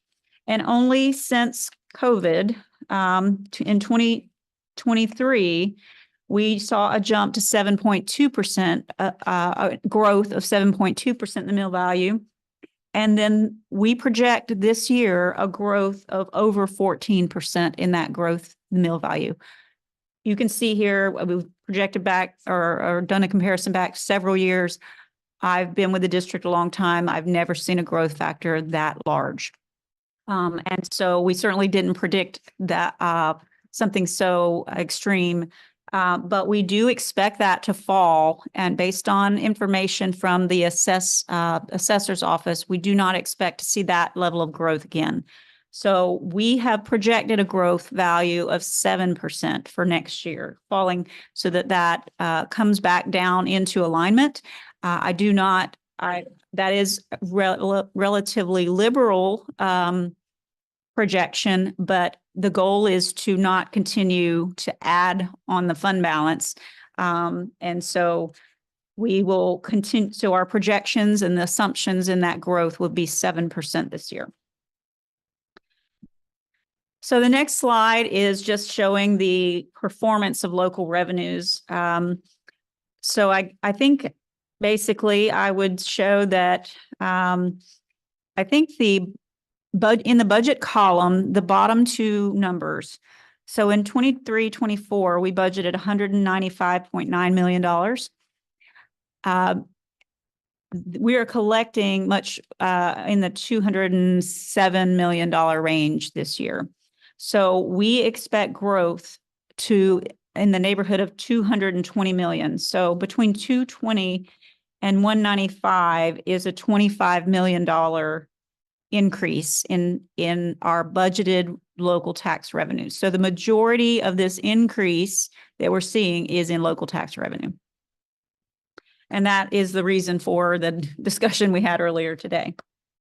But not only are we seeing it in the local side, the projections from the state came surprisingly high this year as well.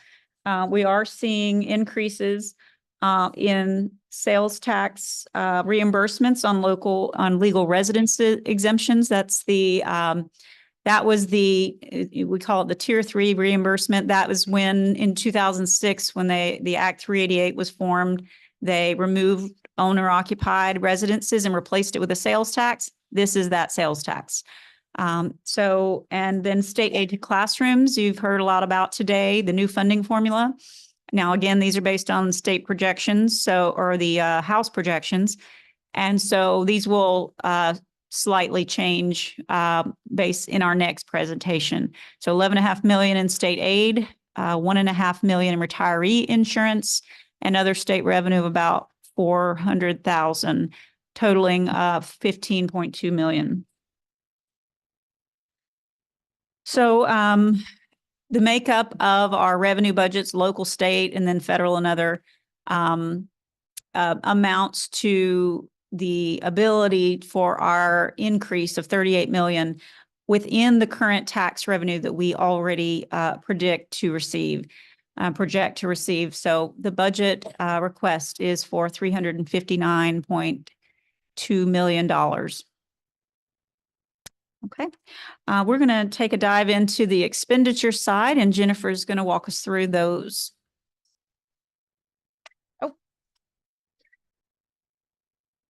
But after I finish the next slide. So just a pattern of the expenditures that, on the next slide, where we'll talk about a historical expenditure budgets versus CPI. So this is the Consumer Price Index. So we typically display a slide. This slide provides a comparison of the trends of the operations budget and the Consumer Price Index. And the operations budget must meet the needs of students in the district, but the Federal Reserve strives to implement monetary policy by managing interest rates and the money supply also to achieve a goal of 2.0. So we've drawn a green line where the goal of the CPI should be. And that level of growth has not been the desired level in the last 5 years. CPI is an average of what we can expect as a district to increase expenditures without any changes in the way we run district operations.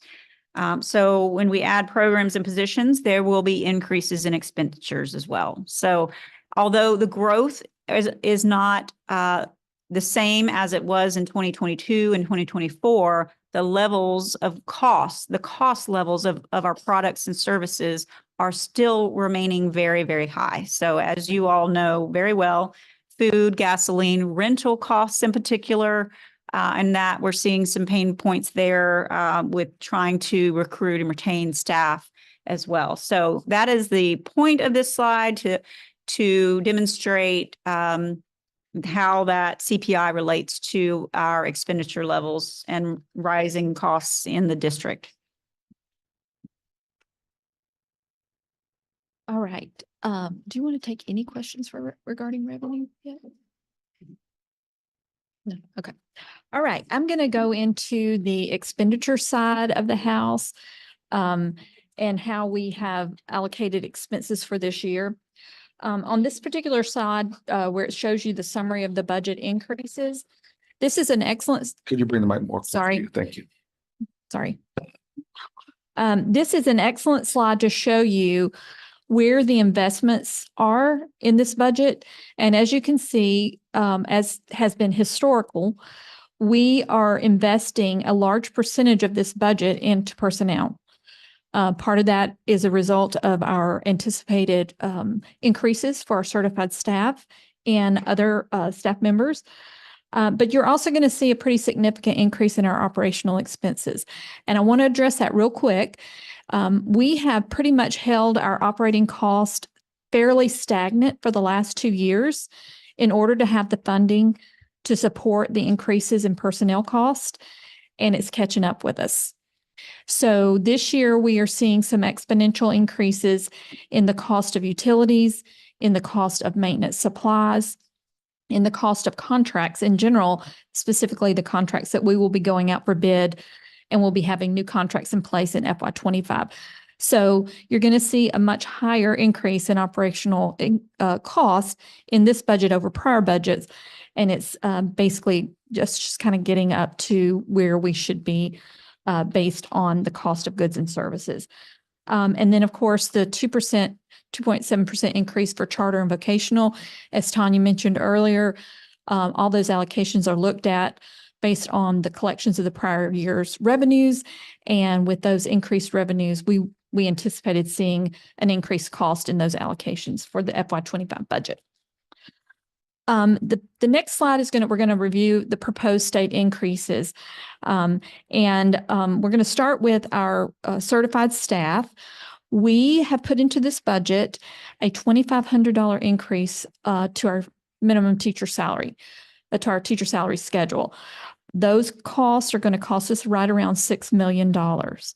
In addition to that, we do an annual step increase for all eligible certified staff. That's about 1.6. This year we had an 11.8% increase mandated by the state for the employer side of the health insurance, which is what the state Senate kind of line itemed out. They wanted to make us aware that they were providing some funding to help offset an 11.8% increase. The state is also mandating that the number of steps be increased to 28 steps. We have been doing that, increasing those steps year over year. So this is we're following in alignment with that. And then the paid parental leave, which is an unfunded mandate of the state, is right around $745,000.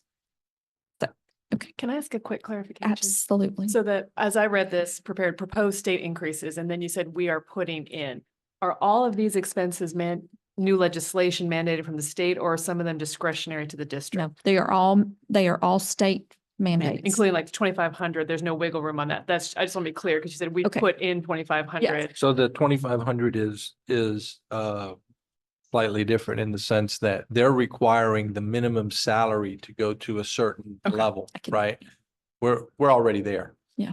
We're above that, right? Okay, just want to make sure. But, you know, part of our budget priorities was also in terms of that compensation. No, I just want to make sure I understood what was state mandated. Yes. Thank you, Dr. R. So we, yes, we put in that 2,500 is our contribution to keep us in the running for number one in the state in this budget. Okay.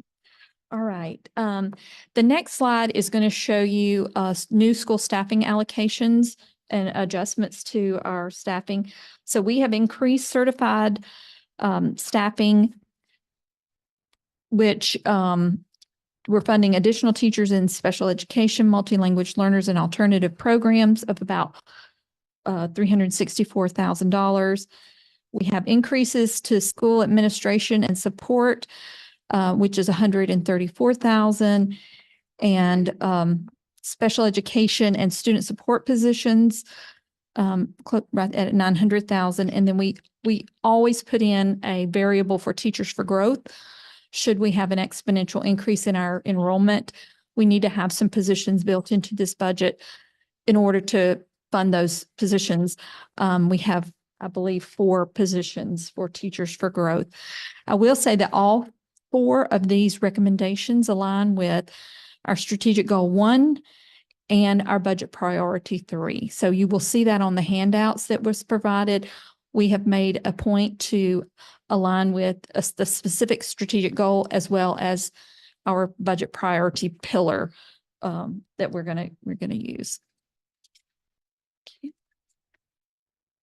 One of the, go ahead. Yes, absolutely. When you hear the term pillar, okay, this is a conversation we're going to dig into during the strategic plan conversation later. So when you hear the term pillar, think, okay, this is tied to strategic plan. Okay. All right. Thank you, Dr. Rodriguez. So our other compensation increases, number 1 on that list is our critical needs stipend. That was your number 1 board priority that came out of our board work session. This is providing a supplemental stipend of 6% to the base salary for special education classroom teachers and teachers. And so this will hopefully provide us with the resources we need to draw in those educators into our county. This aligns with strategic goal 2 and budget priority 1. We have also built into this budget a 3% COLA for our non-certified categories of positions. That it makes it a fairly comparable increase to what we're putting into our certified. It's a cost of living increase for classified professional and administrative staff. We are also have built into this budget a step increase for those employee categories as well. The next line is additional compensation. And this is our categories like sick leave payouts and additional class pays for employees that are covering classrooms that we may have a vacancy, and also our summer learning programs.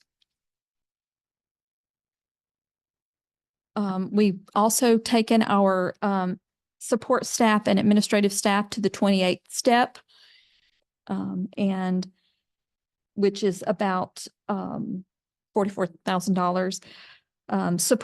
School support and transportation.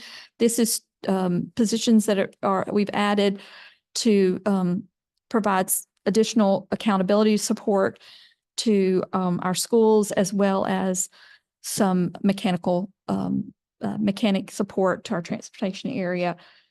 Programmatic support addresses additional instructional needs, such as tutoring, summer arts program, crisis prevention, cultural events, and virtual school programs. And the next one is we've added $500,000 in this budget for academic, athletic, and fine arts stipends. This will be resources that we'll use to align those stipends based on a study that we're looking at, to make sure that those stipends are comparable to and comparable to other school districts that are comparable to us. We have money in there for summer school and then workers' compensation. We have had an exponential increase in cost of workers' compensation, so you're seeing $800,000 added to that. Okay, contracted services.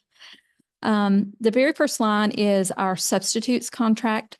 That is one of our contracts that will be going out for bid for FY25. We are seeing, so we have appropriately planned for some contractual anticipated costs for just the contract itself.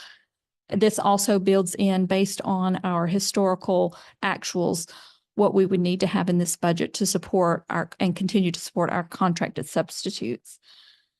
Custodial grounds and maintenance, that is also associated with the going out for bid for our custodial contract and what our anticipated increases will be with that and our normal CPI increases for that. And then our security, we're going to continue to support. That follows into our budget priority number 5, which is safety and security.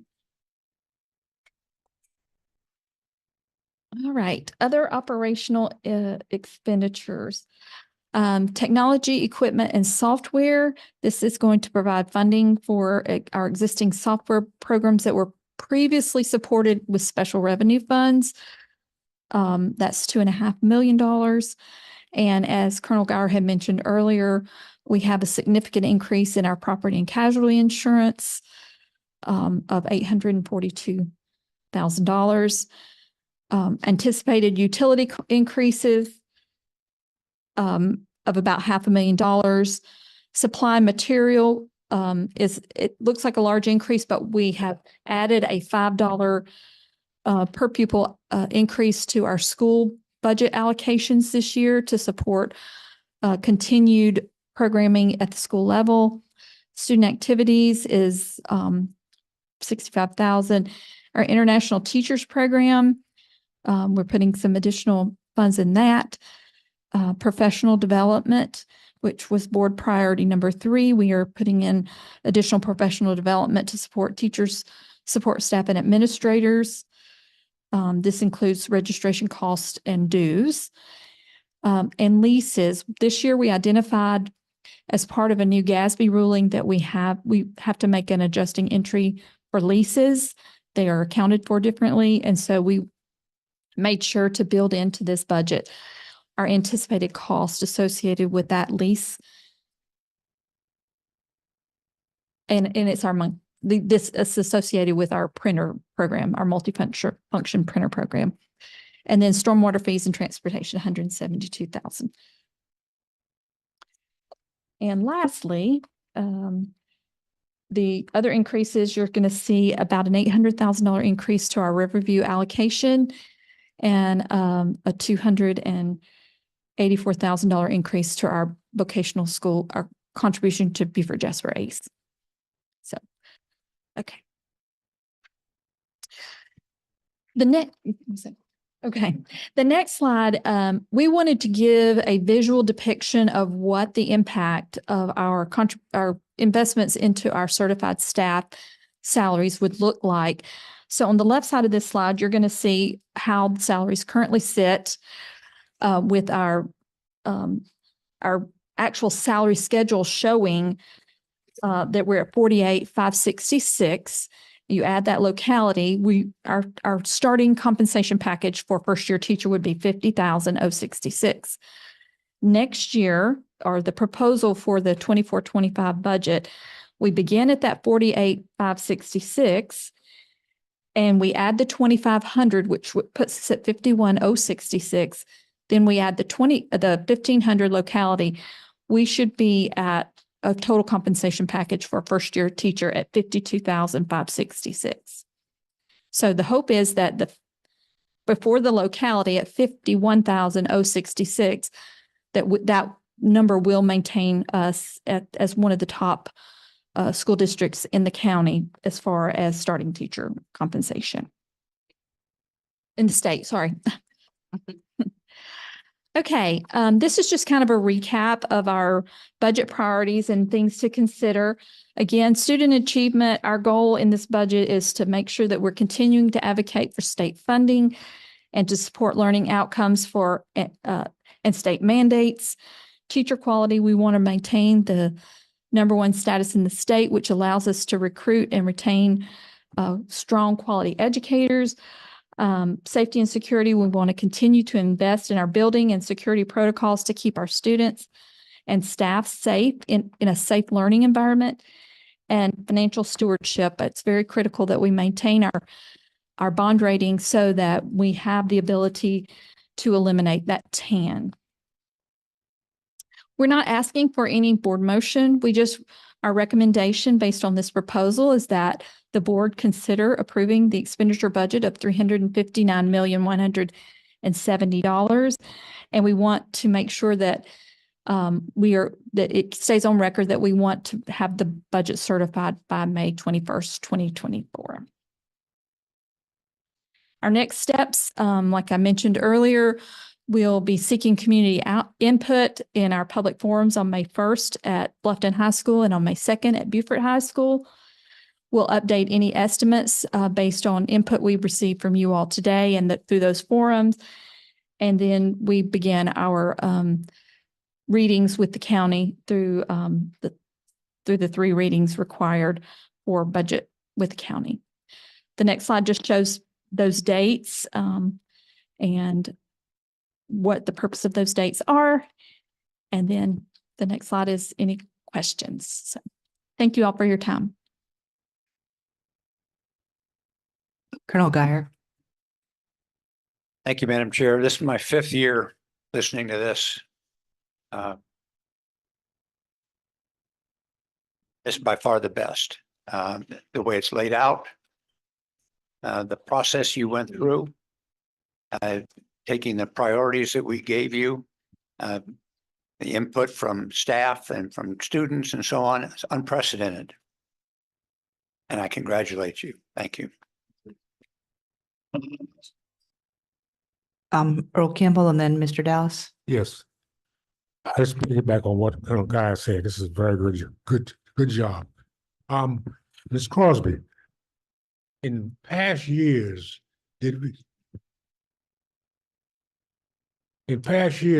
get more money from the federal government than we're getting now? I think so. The federal funding that you may have seen is the transfers in from the ESSER funds. And since those are expected to expire September 30th, we're going to see less federal funding in the next fiscal year. Yes, sir. Thank you. Mr. Dallas. I would like to also piggyback on what Colonel Guy said, Mr. Campbell, and specifically slides 13, 19, and 27. What those slides do is they provide a lot of information, a lot of data visually. They have numerical values there, but you also show comparison over a longitudinal period of several years. And that makes it very easy for someone like me who may not be as exposed to these numbers on a daily basis to see what the trend line is. So I want to say thank you for that. And it's a great presentation, great presentation. On page 5, when it becomes the appropriate time, which I'm asking, sort of hearkening back to the conversation we had, slide 5, sorry. Expand extended learning sites to fund them as a startup, not recurring. Would that qualify as an assignation? Going back to our further discussion. Discussions from previous meetings From earlier, where we were talking about. earlier today. Yes, the fund balance. Oh, in terms of assigning dollars Right. from fund balance Right. as a startup. Yeah. So we know if we want to keep these programs going, do you understand what he's asking? It's these, and I'm looking at you because I also want to know if we can do it, right? So, so here's what he's getting at is, right? There's a continuous cost for continuing those programs, right? But if we want to, as a seed money, as a startup, right, or a new program that we're expanding, right, a new extended learning site, right? Can that be some of those assigned fund balance dollars? Am I getting you right? Yes, yes. Okay. And to respect what we learned earlier, so that there's no ongoing commitment, we probably, if let's say an entity said, yes, we'll start one, because there's a lot of interest on them. We would say, we'll help you get started that first year, maybe equipment, books, or whatever, using the assignations, but you have to bring us over 4 or 5 year period, some type of guarantee that you're going to fund it and it doesn't come back and fail you within that 5 year period. Some sustainability Yes, sir. component to it. I know that we are seeking grants and grant dollars. Okay. And we have not heard the results of those grant applications yet to cover the cost of extended learning sites. So that, your question piques my interest as to whether we can use that unassigned fund balance, apply some caveats to those sites and say, how do you become independent, I guess. Yeah, and if part of the caveat is they would have to give us basically ironclad guarantees from existing commitments from shareholders or citizens or whatever that years 2 through 5 they have covered. And then that way we don't have a lot of them crashing and burning in years 2 through 5. Right. Yeah, the answer is yes, we could fund startup costs. I don't know to what extent we have those startup costs, but we will definitely explore what those are. I think majority of the costs we've seen are ongoing. They're staffing, transportation and rental fees, that sort of thing. So, but I'm sure there are some startup costs of some kind, and we'll explore that. Okay. Thank you, sir. Mr. Smith? Well, just to jump back right into that conversation right there that just taking place. I believe that with district, we are aware that there are startup costs is because we have already been through that. We have already circled that wagon already. And to my recollections of understanding this whole after school, this whole extended learning after school, whatever we're calling it. In terms of to what my colleagues said, I would veer a little different in terms of when we talk about the gap or the wealth gap, whatever gap you want to call it. At the end of the day, the real question that lies upon this district is, where do we want to really put our money where our mouth is at? Because of what we're seeing from the extended from the sites that we have currently, and the question will come, because I won't answer it, whether we've seen progress or whether we're just seeing daycares. And I believe that we will see that we've seen progress. That's my belief, and like I said, I'm one of 11 from who goes out and who look at these sites. But in terms of that, to get to the main subject, the core of the question is, I believe that the main question is, are we willing to invest in our kids? Regardless of, I don't care if you can build them for a year or 2 or 3 years. If that's a year that you've helped kids, that's a year that you've helped Beaufort County School District. So we have to be cognizant of what messages that we're really sending, because I know on my side of town, from my constituents, I've had some constituents who are very supportive of this, and some of them may not know where their funding is coming from, and some of them are willing to go out and fight for that funding. So we have to meet everyone where they are in different situations, and different people have different situations.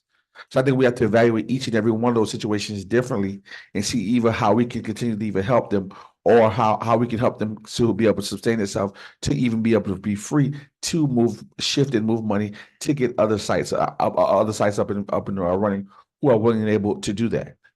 To wrap this up, in terms of yeah, I mean, well, that's basically my point. But in terms of having them to say, hey, we want to get y'all started, and we want to come with a guarantee of certain amount of X amount of years, I think that could be dangerous. But do I understand the point of it? Yes, I do, because you have buy-in, but we have to be cognizant of how we get that buy-in and what that looks like.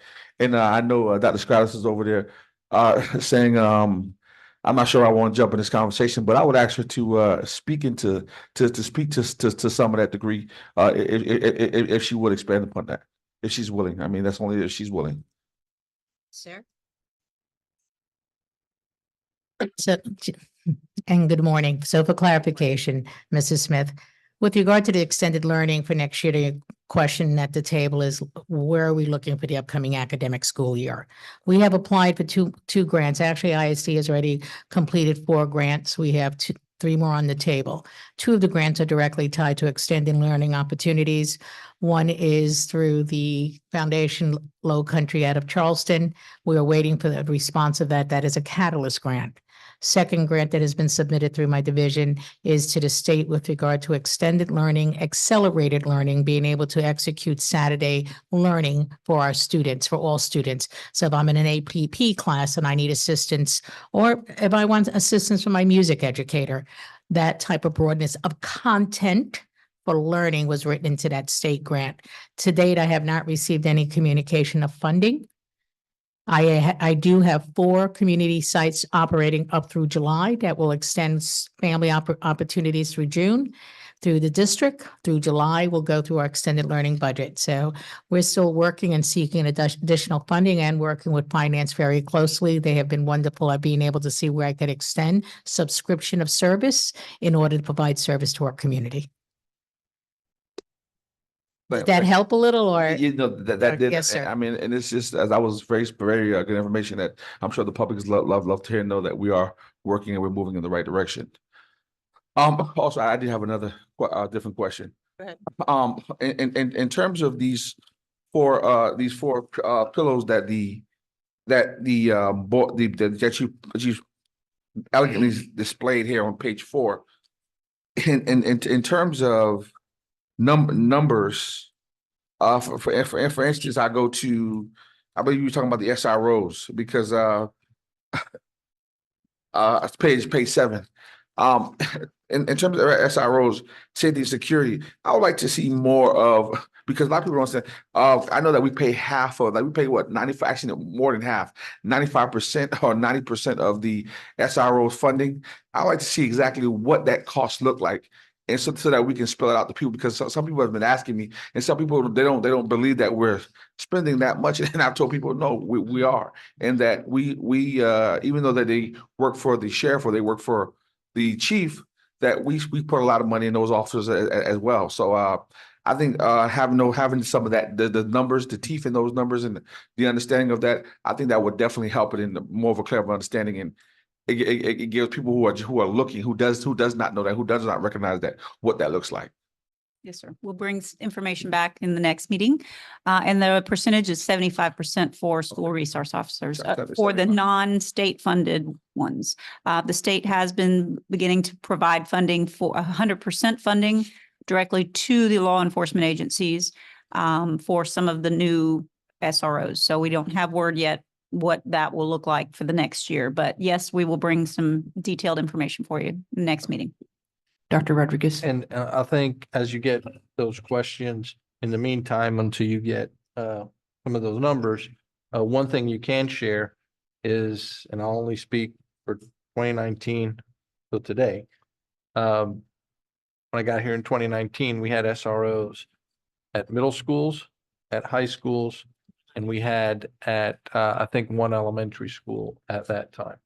And today we have SROs at all of our high schools, all of our middle schools, and all of our elementary schools, except I think we're down to 6 or so, or 7 maybe at the most. And we have armed security guards until they're able to hire those 6 or 7, and then they'll all have. So we are, that's one of the, I think, objectives of the governor is, I think by like 26 or 27, that every school would have one. And I think we are more than ahead of schedule to get there. So that's something you can share when you get those questions. Appreciate that information. Ms. Boatright. Thank you. And I share my colleagues' accolades in terms of this is a very easy to understand and helpful budget presentation. And I think the bold aspect of this budget is the commitment to the employee compensation without raising millage. And as we've discussed, there are a lot of increasing costs. So I think the community will be very appreciative. There are a few things that I've questioned kind of on the edges. Number one, there was and I was trying to get to my notes here on the summary of major budget changes. It says academic and, find my note, academic stipends. So we are on page classes. And that's on that summary of major budget changes, page 3, I think. To provide the funding needed to implement recommended changes to the current academic, arts, and athletic stipend schedules based on a stipend study. Have we seen the stipend study that was done? Is that available? This isn't, we didn't contract with somebody out there to come do a stipend study. This is our review of what we're doing in terms of identifying other school districts and looking at what they are currently spending and comparing that, doing an analysis as to how that projects with what we're spending. Ms. Walton, anything that you want to add in terms of that review? I believe probably the most critical piece to that is the study will include all stakeholders, to include principals, to include departments. You have the athletic departments, you'll have the fine arts department, you'll have district level staff. And all of that will happen after a focus group is done, going through what we currently have, comparing to other districts, figuring out what we want to keep, what we want to get rid of, and where do we want to spend the bulk of the money. Do we want to get rid of some things and increase stipends? What's more valuable to the district, and where do we get the best bang for our buck? So after that is done, then that will be presented and compared to other districts in our area.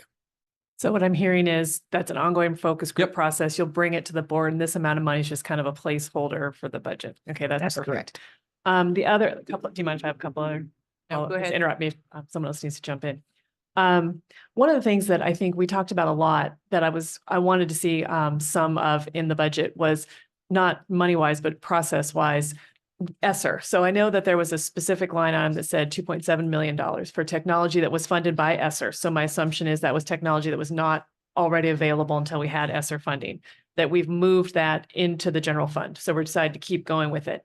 And my question is, was that all of the technology, and was there any kind of analysis done as to the impact of this $2.7 million worth of technology that we're adding to the budget? Ms. Crosby, one question before either Dr. Stratos or you also tackle that is, there was technology that existed prior to ESSER. Right. Right. ESSER provided an opportunity to fund some of that technology through there as opposed through. So this is just more shifting the pots. Okay. And There's a lot of that, right? I just need a So little bit in more that, explanation. yeah, I hope that helps, because that we took advantage of the opportunity to shift some of those costs into a different Gotcha. bucket, and then now it's the Well- technology we utilize. It's just And that's helpful because 2.7 would be a lot to add. But my overall question is, of the things that we funded of ESSER, what things did we decide to add because they were successful? Because this was something we talked about a lot over the last 3 years. We've got this money. What are we doing? We did some pilot programs. We tried some things. And I know specifically in my district school, because I was at an SIC meeting, like there were, for example, more interventionists and instructional coaches that were added with ESSER funding that are now not going to be added, or they're still under consideration. We're not sure if they're going to be added. So it's not just technology. I just kind of like to know, we had all this money, we spent it on some stuff. Did we look at what worked and make sure we brought that in, and looked at what didn't work and make sure we just left that behind? we did, and I think in terms of some of those instructional coaches components, right? There are allocations within school budgets that allow some decision making at the school level within some of those allocations. So for example, I may want to utilize this position or these dollars in terms of the instructional coach component, right? So as we move through, and look at the alignment of allocations, right? This allowed an opportunity for that decision making there at the local level. That's one piece. I think now I lost my train of thought. So it sounds like you're saying that basically, because one thing I couldn't find, and I was going to ask before the meeting, we used to have staffing formulas on the website. I couldn't find them. I know we've got them. It's hard to find in our old documents. Yeah. Some boards approve staffing formulas or personnel formulas. I don't think we do or we have. I'm not asking that we have that power, but one thing that's interesting to me is you have all this variation within the staffing formula, and yet a lot of our budget I've seen says based on the staffing formula. Yeah. And so it's confusing to me when I'm trying to assess the standard of service. So across schools. and there is a required differentiated staffing formula at certain sites by the state as well. But in essence, there's a general staffing formula of a 1 to however many for staff. There's an administrator staffing formula. There's those types of staffing formulas that provide a general base allocation for school sites. And then the differentiated staffing formula becomes a requirement in certain places that the state requires in order to help increase and elevate performance opportunities, if you will. Is there anything else around that I'm still trying to get back to my train of thought, but if they pivot, then maybe I can come back to the rest of that other question, because I think there was So still more. we do a weighted staffing based on our poverty index for our schools. So schools will receive a poverty index, and anything greater than 55%, which aligns with our Title I, they receive we do take into consideration class size ratios for those students. So 55 to 75% is considered high poverty, and those our base school ratios are reduced by 2 for each of those categories. And then anything 75% and greater is reduced by another 2%. So we're doing some differentiation in those schools that have greater poverty, which is generally the schools that are having performance issues, that we are able to bring class sizes down to try to help with that achievement.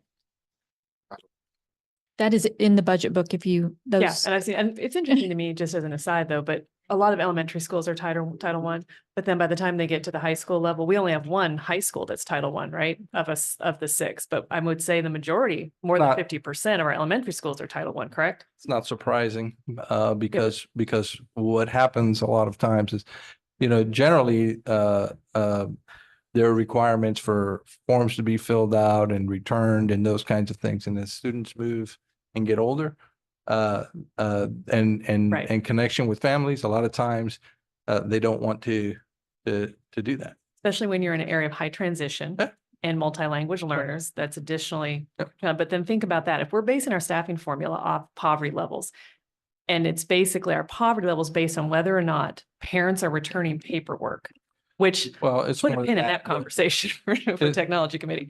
But it's an interesting way to go. It is. It's more than just that too, but so I just. No, but that's what I've you observed. don't meet the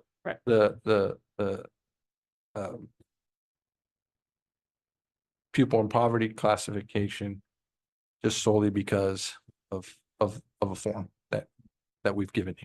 Is you it? know what I mean? So It's a state, there's a state system where it brings multiple pieces of information, the EBT information, qualifications, homeless,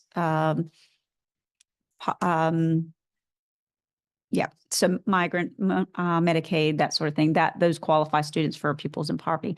I wanted to mention too that we also have additional formulas, not just one staffing formula. We have another separate staffing formula for multilingual learners as well. There's a 60-to-1 ratio, and then we look at each year based on the number of multilingual MLLs at each school, and we staff additional supports for those. And those are not federally funded. We get about $200,000 a year from Title III funds, and they cannot be used for teachers.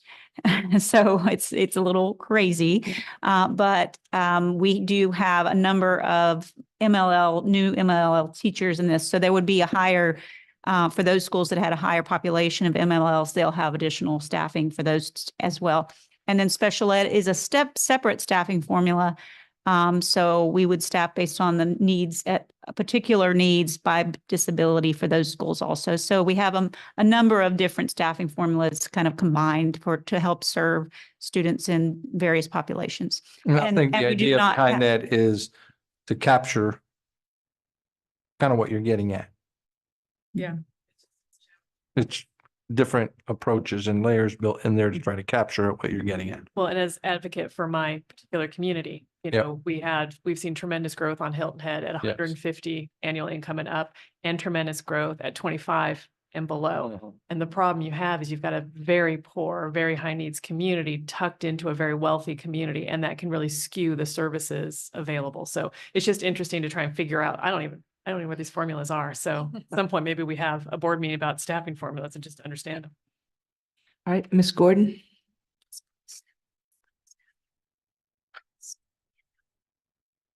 Thank you, Madam Chair. I just wanted to echo the sentiments of my colleagues. This was an excellent report. Thank you. I appreciate it. They do. I was looking on page 6, student achievements, where it's listed stipends for critical staffing needs. And then dash special education. Have you come up with the formula for how we're going to, or the dollar amount that we're gonna Yes. give stipends? Yeah, so How many? remember, this is and this is part of our board's budget priority. It may have been the number one priority if I'm not mistaken.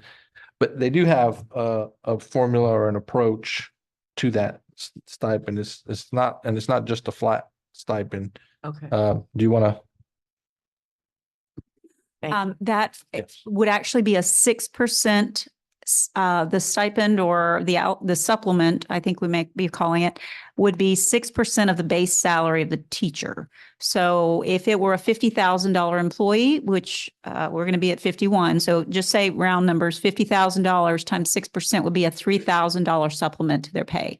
And then that would follow, if that supplement continues year after year, that would follow them to the next step level or the next education level. And so it has an ability to increase each year with the base pay as it increases as well. The longer you stay, the larger it More money. gets. Okay. All right. I have a couple questions or comments too. So slide 23, where you talked about workman's compensation. So I know as a private business owner, you have to carry workman's compensation and you pay its insurance. So is this, these are our out of cost expenses, and I would assume we have insurance. Are we self-insured? Can you just define it better? We are self-insured for workers' compensation. There is a limit. I don't recall the exact limit, but we are self-insured. Those costs have been rising significantly, and we're seeing more claims and larger claims as well. And so this is actually an increase in that budget. So that affects the general fund directly. So yeah, it seemed on the high side to me, Well, considering how many that's because staffing members we have. Yeah. Ms. Hamlin mentioned that we've held the operations very flat for the last few years as we're trying to increase our teacher salaries to number one. So we're actually expecting to go over budget this year in that category. So we have to account for that overage as well as an increase for next year. That's why you're seeing such a larger amount. All right. And somewhere I think it was retirees insurance. Oh yeah, that's slide 16.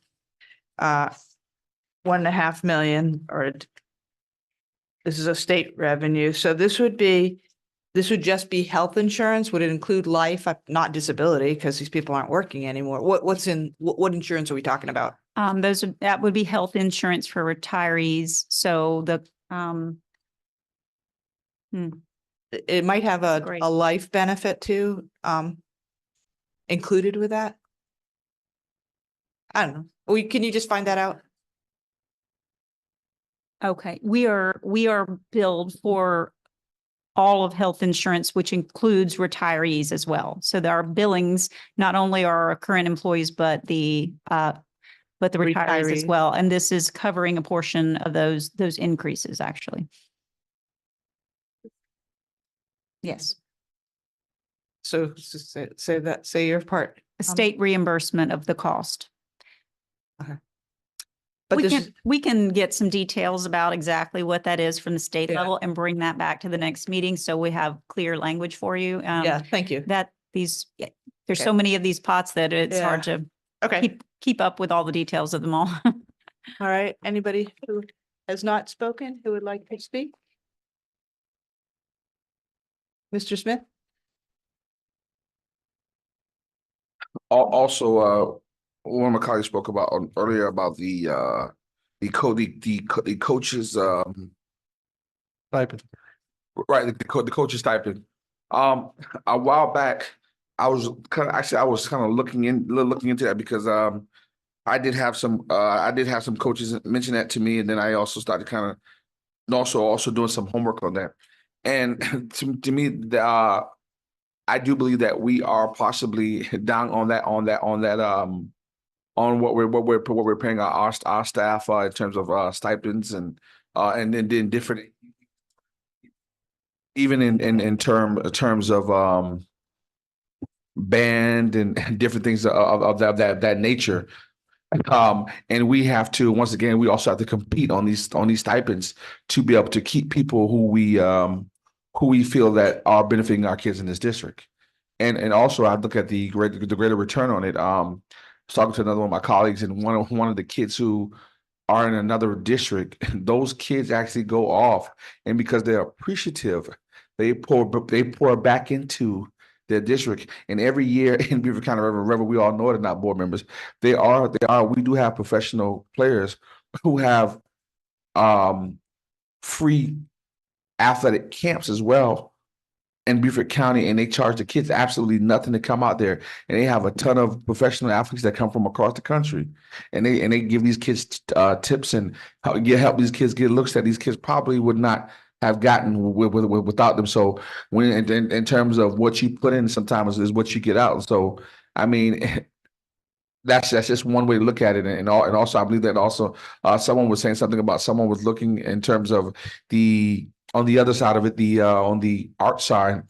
The art side, someone was looking to donate a camp as well to help us out. So the money is going to come back to us. So we have to decide as well how much are we willing to put out there, because you pay for what you get. You go to Dollar General, you get a op, which is a mop, then it's going to last for a little while. But you go and you spend the right money for a mop, a good quality mop, then you have a good quality mop. So that's just one of the things that I wanted to point out to us, and just want to open up just a little visualizing on that subject, as well as SPED. Right now there is we as a board, we've talked about this for a while in terms of what it looks like in so our SPED teachers are, whether they're leaving or they're coming and going. SPED is almost becoming it's a rough era in terms of like dinosaurs. They're gone. So they're just toys. But in terms, and that probably was a bad analogy, but the point of it is that you have to pay for them. They're almost the price of administrators. When you talk about the amount of paperwork that they have to do, the amount of laws that they have to keep up with, and you talk about the amount of meetings that they go to and the hours that they're taking, it's a lot. Ms. Crosby sat here a few minutes ago and she told us about these 3 years that she goes through to get money for the storm. Imagine the hours that these SPED teachers go through, and the large stacks of paperwork that they have to go to cross some of these hurdles. So we have to give the recruiting department and also our students a fair shot. So that's another area I'm concerned in too, that in terms of us putting more dollars back into the classroom in terms of that achievement gap. Because when we have happy SPED teachers, and I was also a SPED student, so I understand what a happy teacher looked like, then we will get closer to that gap, and we will close that gap a little bit more. So in terms of when we're talking about putting more money into the classrooms, these are things that I'm looking to see and to see how we in term to increase the value upon these people, to let them know that we're serious about working on the district goals. So I am definitely will be looking to see more stuff like that in terms of us moving forward.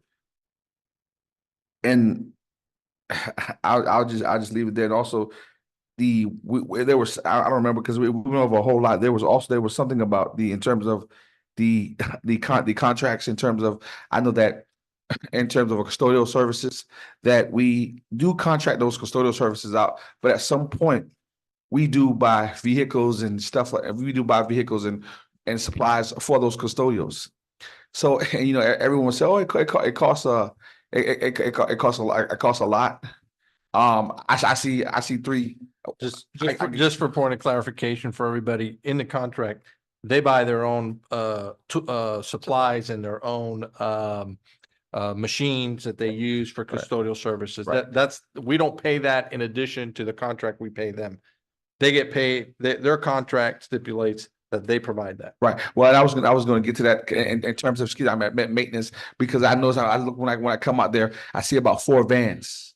Brand new Connie vans. And so I do want to ask the question in terms of, are we outright buying these vans, or are we leasing these vans? How are we doing that? Because that's a very important question, because in terms of how do we dispose of it? How do we get our best use of it in terms of long-term use out of that?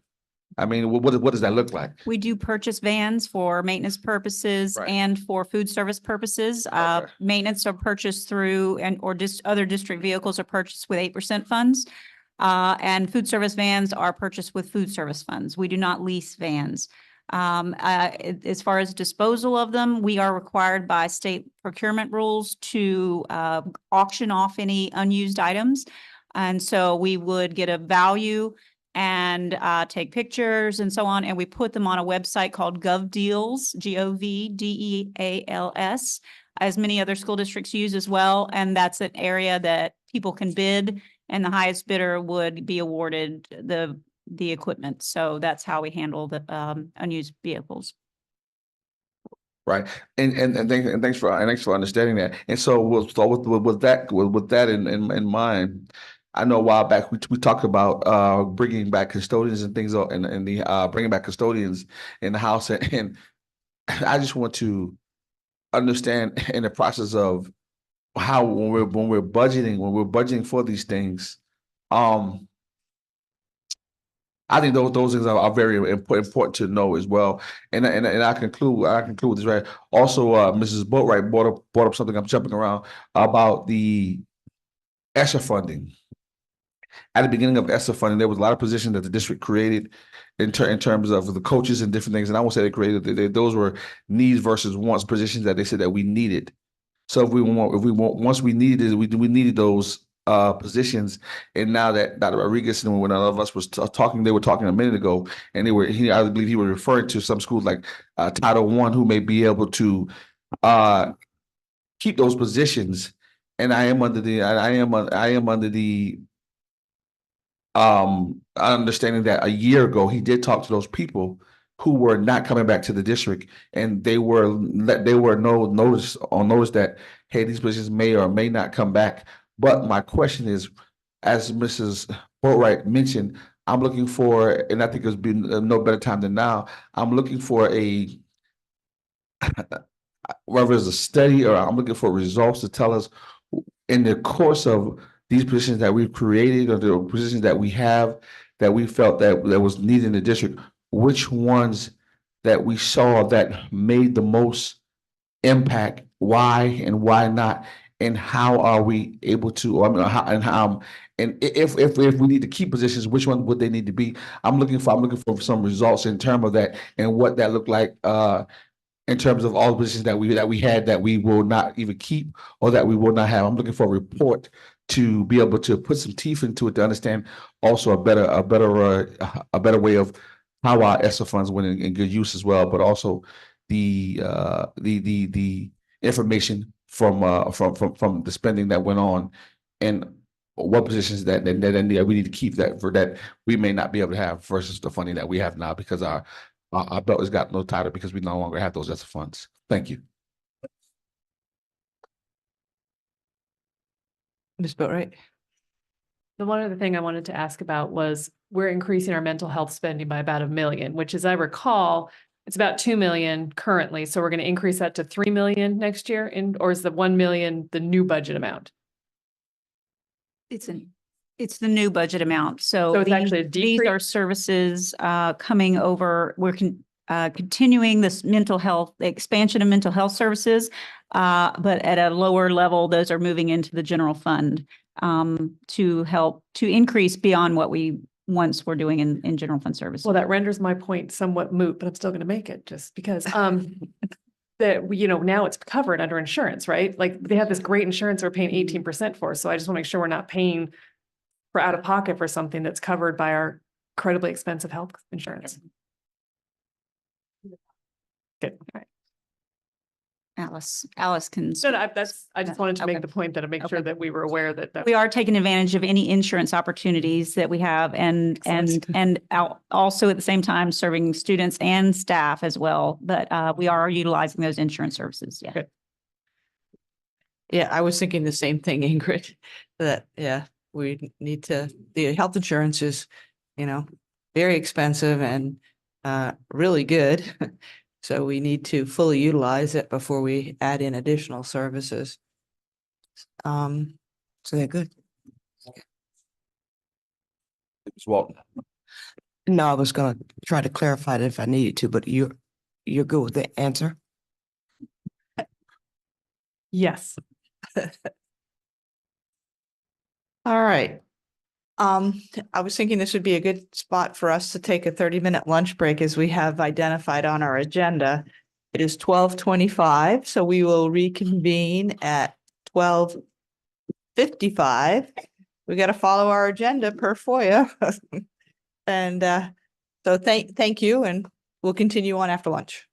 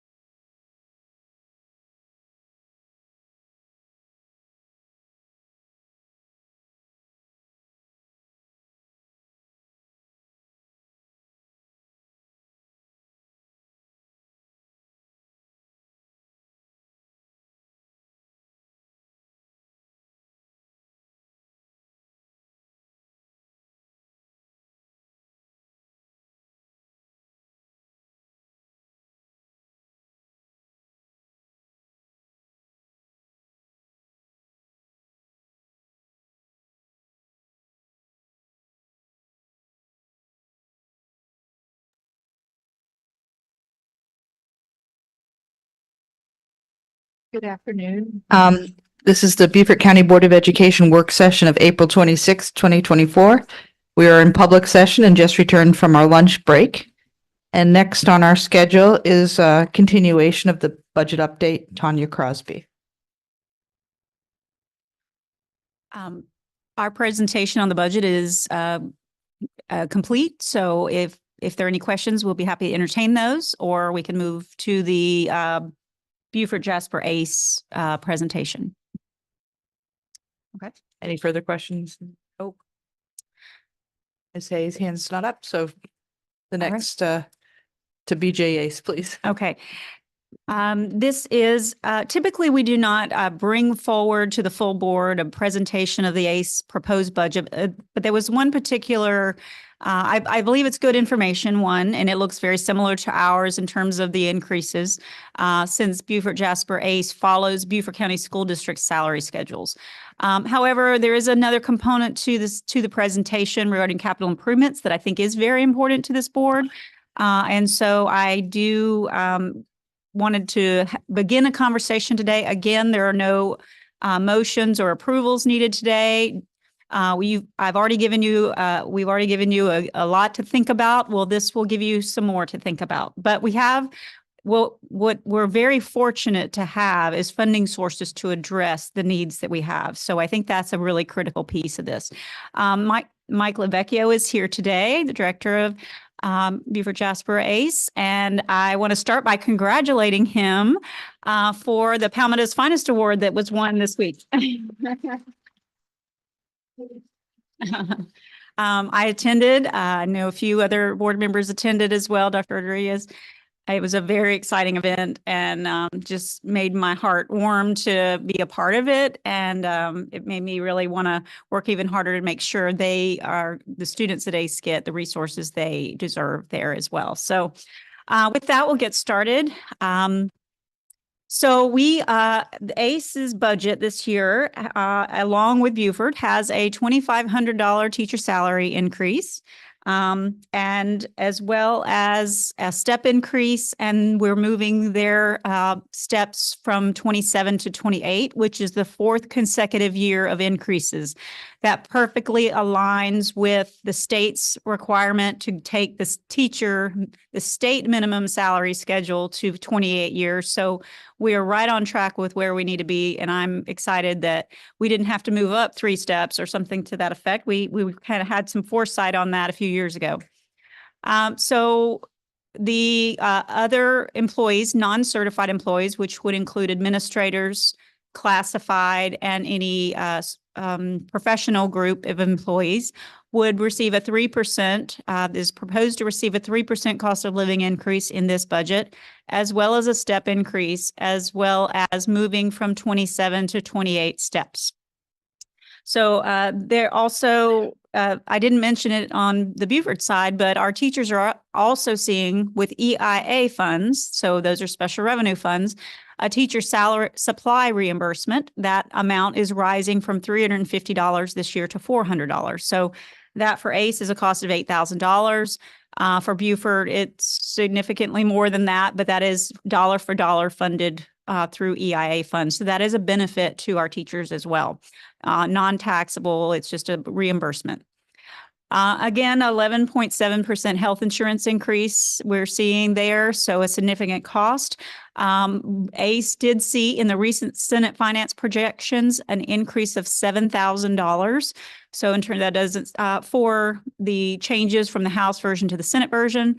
I haven't made those changes in this budget. It's a relatively insignificant amount considering the $3.7 million budget. So the other budget increases, many of which are due to inflation, are travel costs are up. The the Internal Revenue Service, which we follow, the standard mileage rate, typically last year it increased 2%, so it's at 67 cents a mile at this point. We have put in an extra $100,000 for emergency maintenance and repairs. ACE's building and facilities are aging, and they're continuing to have issues throughout the year. So we've put in designated additional funding for those repairs that will be anticipated. A 20% increase in custodial services. So again, Beaufort Jasper Ace follows the contract for custodial services for the school district. So any increases that we're going to experience, they will experience some increase as well as we get back those bids. Increase in other services. Typically, we do budget a 3% consumer price index for all other services. And as you see, the inflation rate is 3.5% right now. We're not seeing costs, again, rise as much as we were, but they're still holding very high levels. There is a need for a complete computer replacement refresh. So what we decided was to put in phase 1 this year, which is a $43,000 cost, into this budget so that they can address immediate needs of the computers that are failing or due to fail in the next year. So we do want to increase and to deal with those refresh items. Another note, there's been some fluctuation, just like Beaufort. ACE is experiencing some fluctuation in their funding sources. So when the state aid to classrooms funding source changed last year, we were expecting some dollars to come into the general fund that did not come into the general fund. They came into EIA funds. EIA funds, they're restricted for salaries and benefits only. So 2 teachers have been moved in this budget from the general fund to the EIA fund in order to match up the revenues that are restricted with the teacher salaries. And so we can utilize and fully exhaust those funds. So in the current budget estimates, what we're facing is a revenues of $3.8 million required to balance the budget. Just keep in mind that the projected actuals, and I'll show you that briefly, is about the fund balance at ACE is about 8%. So it is around $300,000. So it is significantly low, but their needs can be addressed, but by Beaufort and Jasper's allocations. So with this budget, we do require increases. There is a total increase in this budget of $427,000. 2/3 of the responsibility of this operating budget is Beaufort's, which would be an increase of $285,000.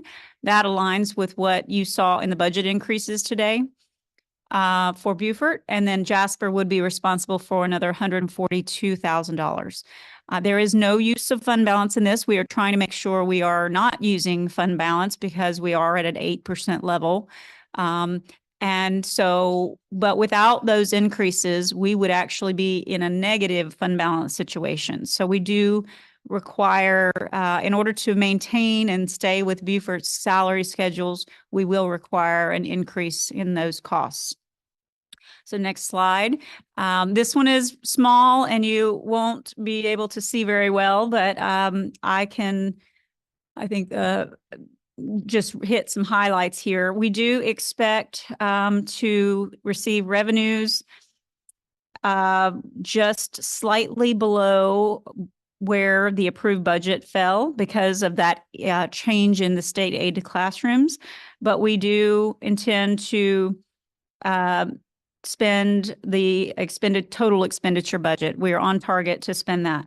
So we do expect a decrease in the fund balance to get to the 8% projected fund balance.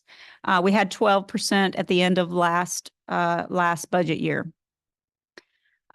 So the projected budget calls for a $3.8 million of revenue and expense, and holding that fund balance level at the same amount of 8%.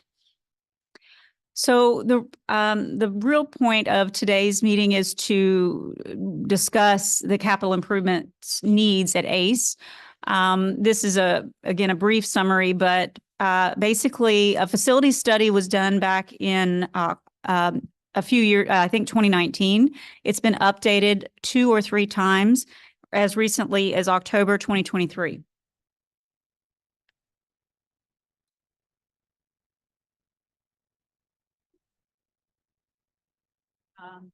So $11 million were identified in that study.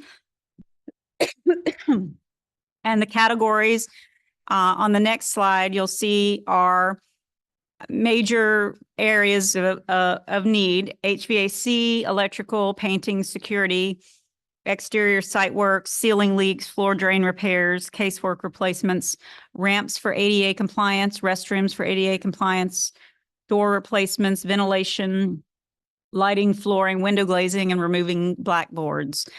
And so after our last, we had a joint ACE board meeting, many of you attended, and it was very evident that we have technology issues. There was no internet, although we had an elaborate display of the county channel coming in and did a great job with the setup and the staff. The internet did not work, and we're not able to broadcast live. When I left that meeting, I went the next day to our technology folks and inquired as to what the issues were. And the issue was that our systems are over 15 years old there.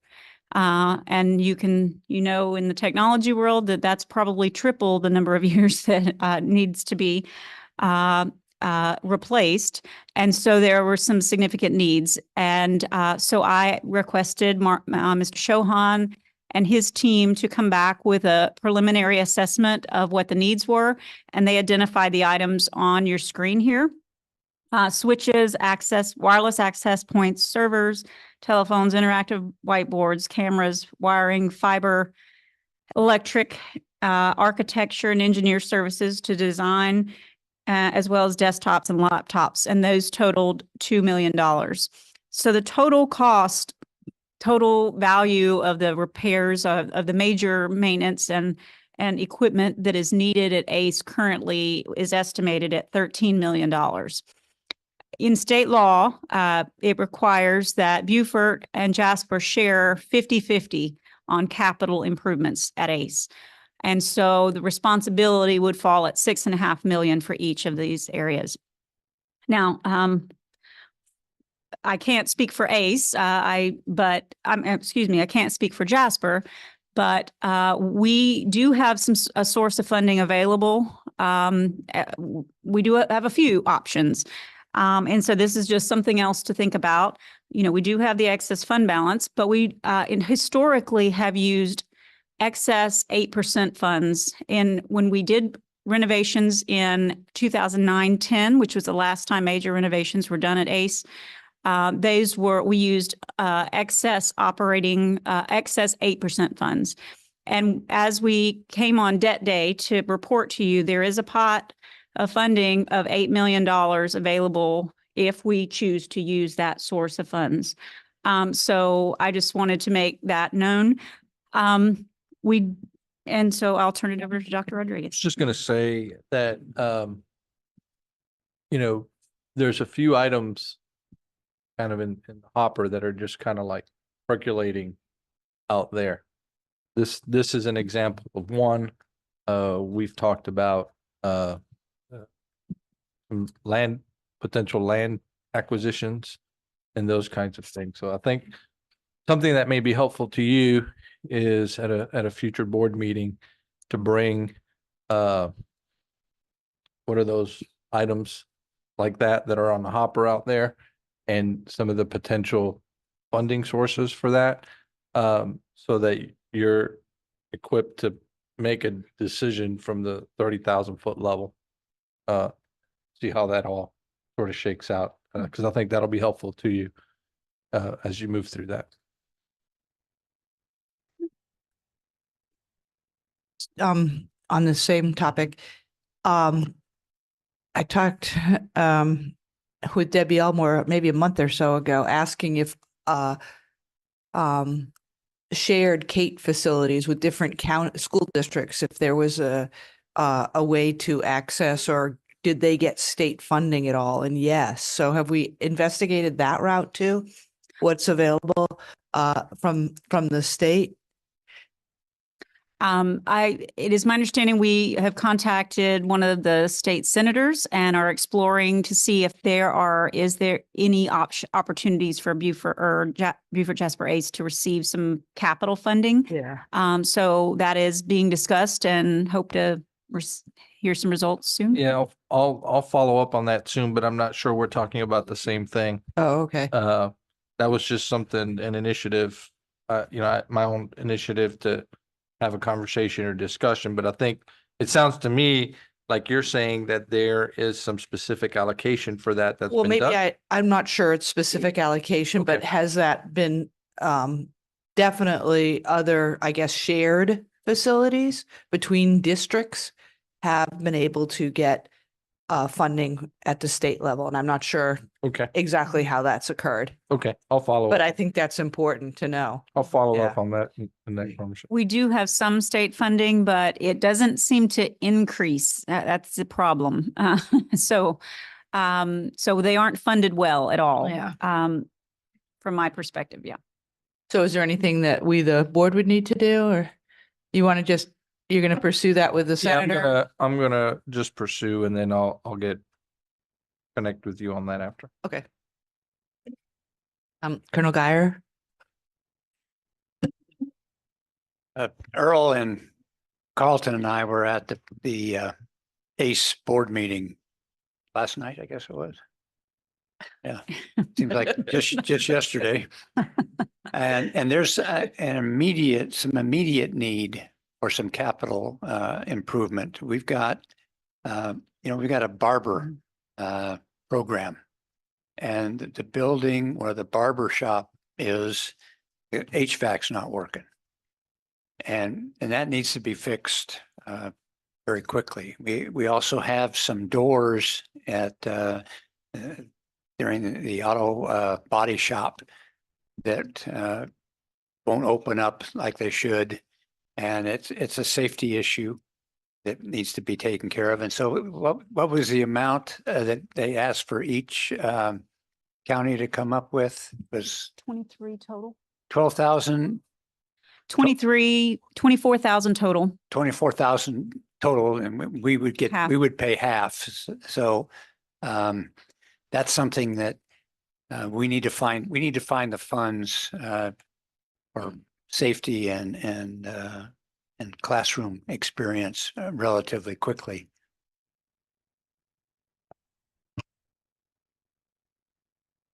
Mr. Dallas? Yeah, thanks, Mr. Smith, Madam Chair. I would absolutely support what Colonel is saying. In the short tenure I've been exposed to ACE, I've been extremely impressed by the camaraderie. There's a different vibe there in terms of those kids have made a choice to leave their primary school. Some of them are taking an hour and 15, 20 minutes bus rides to get there. So they've self-selected and they're very committed, and committed is a force multiplier. And these kids have that. The staff also out there is very, very much energized and proud of what they're doing, as is in Beaufort County and Jasper County, but Beaufort in particular. So you got two real important ingredients there. And I think some of the things that have not been funded going back for several years, I think it's an opportunity for us to catch up, even far beyond what the $23,000 or $24,000. When you look at, and thank you, Superintendent Rodriguez, for helping me understand that a few months ago. When you look at the placement of ACE, it's right there almost at the cross intersection of some real intensive growth. 462 is going to be developed even more. There's some efforts to actually expand 462, make it more of a thoroughfare. But if you look at what's happening in Jasper County, the development that is there and is coming, Jasper County is going to be one of the wealthier counties in the not too distant future. And hopefully, as we have conversations about ACE, they too can begin to see where the growth is going and factor that into their funding proclivities, so to speak. So I just wanted to recognize it is one heck of an organization that's producing a lot of talent. I think we had Dr. LeVecchio, I think we have 3 of your students going to the finals this sometime in the near future, sir? For skills. So just wanted to say, hopefully all of you will be able to take a look at it again. We had a combined board meeting, but if you ever get a chance to visit, it is a motivating institution, as are our institutions. So thank you, ma'am.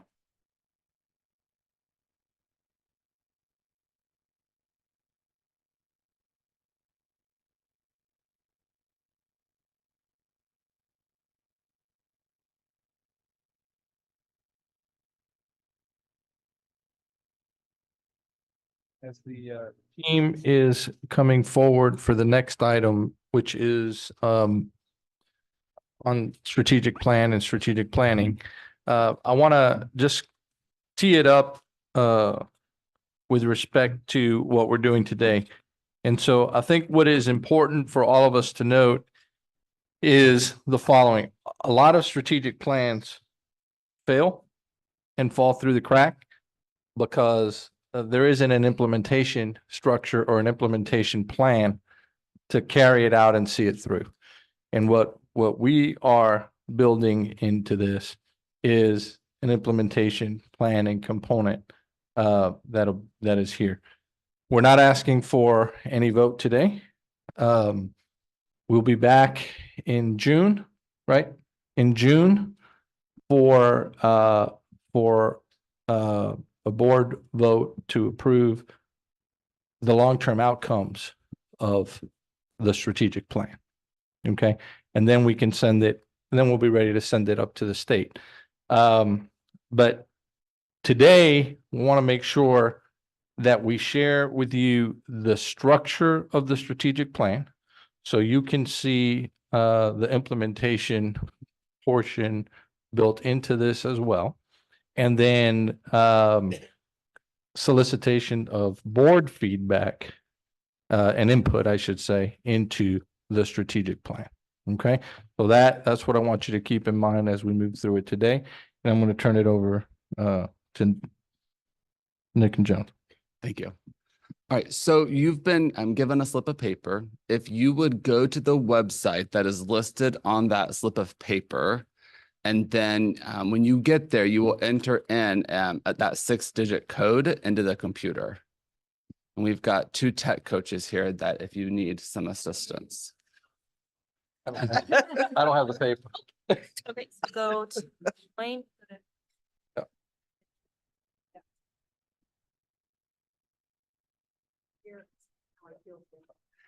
It's That is a prompt that it happens at Because we care. here, but it just prompts it. Over here. And then you're gonna.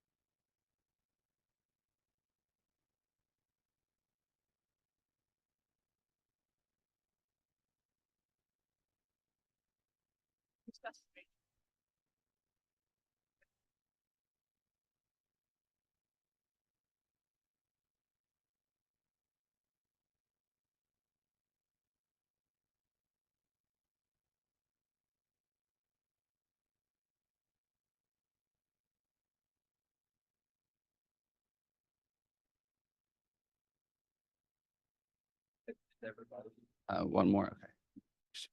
2 more. Okay.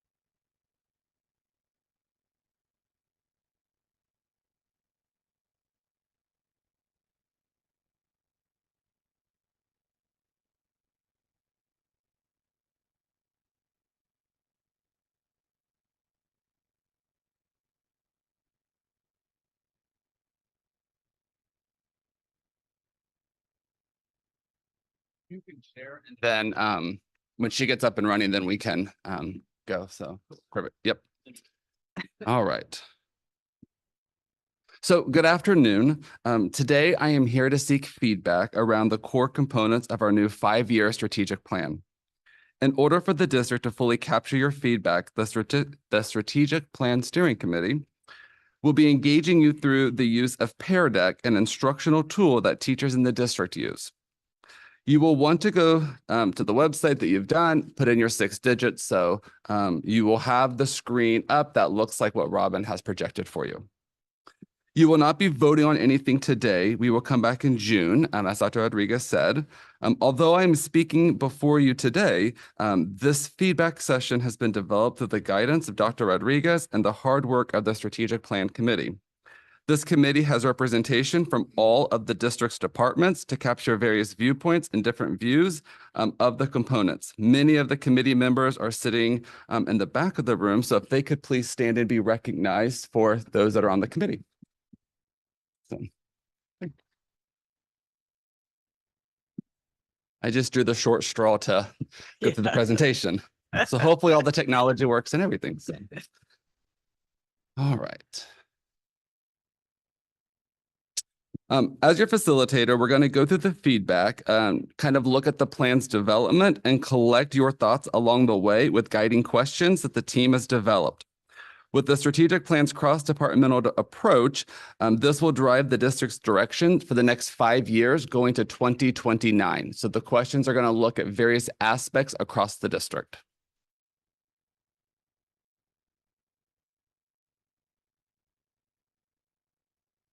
The development of the strategic plan was kicked off in coordination with the rebranding process. There has been stakeholder engagement throughout the process, with examples being SIC chairs, members of the Teachers Forum, and administrators, along with questions that have been embedded in focus groups that were conducted through the rebranding process. I will say there have been many fruitful meetings and passionate conversations, even from the district committee, over the various aspects of where to craft the components and how to best drive the district over the next 5 years. The development of a strategic plan starts in the organization's mission, vision, and core beliefs.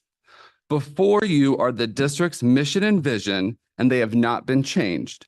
We would like to gather feedback on the plan's foundation to ensure that we are capturing the board's focus with these items.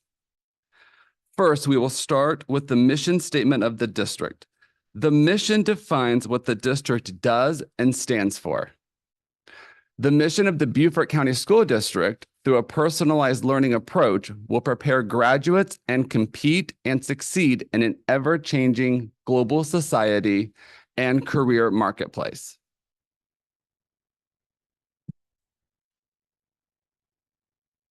If you break down our mission statement, what is the key aspect of our statement that you find most compelling for the district? You will select one of the choices.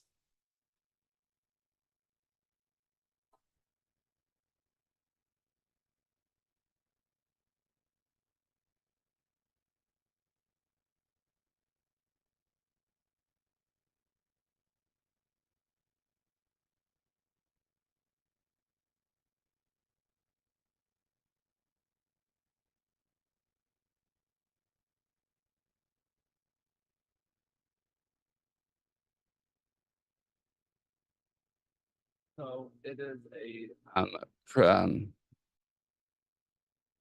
pretty even split of the top 3 that are coming in. So currently the one and has the most would be your personalized learning approach, has 3, but the other 2 are each carrying 2.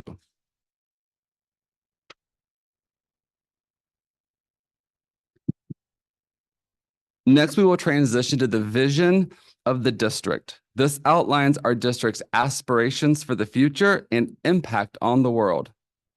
Our vision is to work with families and our diverse community to ensure that students perform at an internationally competitive level in a learning environment that is safe, nurturing, and engaging.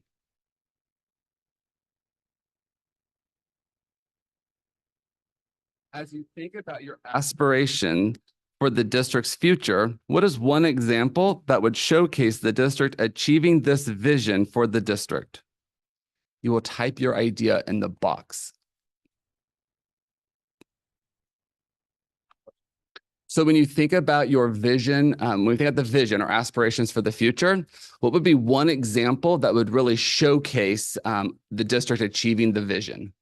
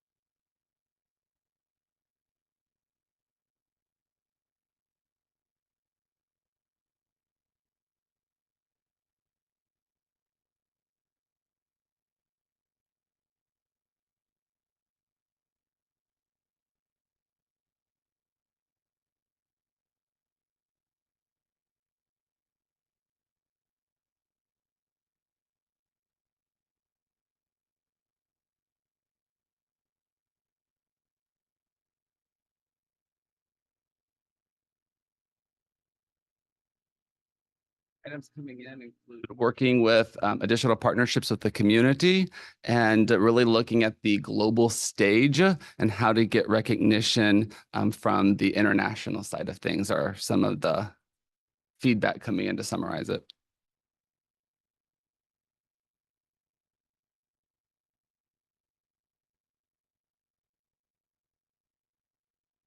The next piece of it sets the third part of the foundation, and those are our core beliefs that the district follows. Core beliefs are strong, long-term beliefs that the district has to accomplish our vision and mission. As you think about these 9 beliefs, which number do you believe to be the most important core belief of the district? And you will type your number in that box.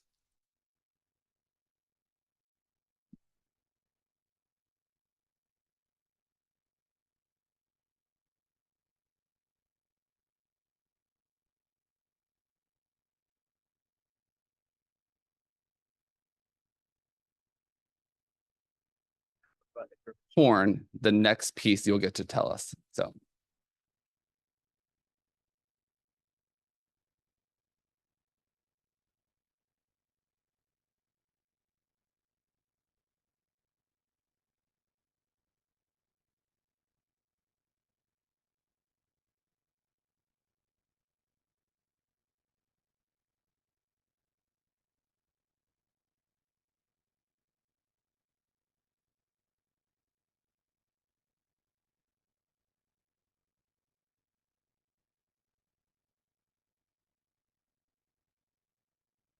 Of what's coming in. We're showing 4 and 3 as being tied for the first one.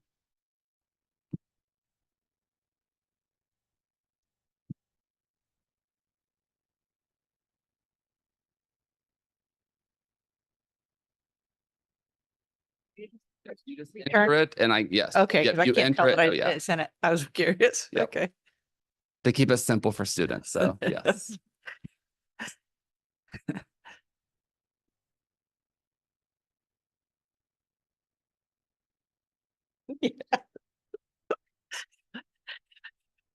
It's an after-school project. All right.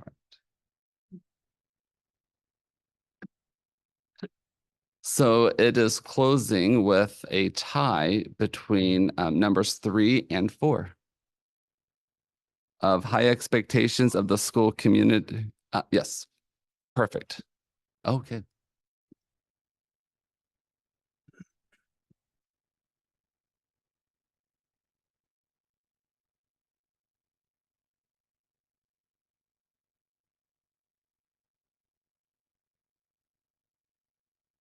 So the one that comes out ahead would be high expectations of the school community positively impact student success.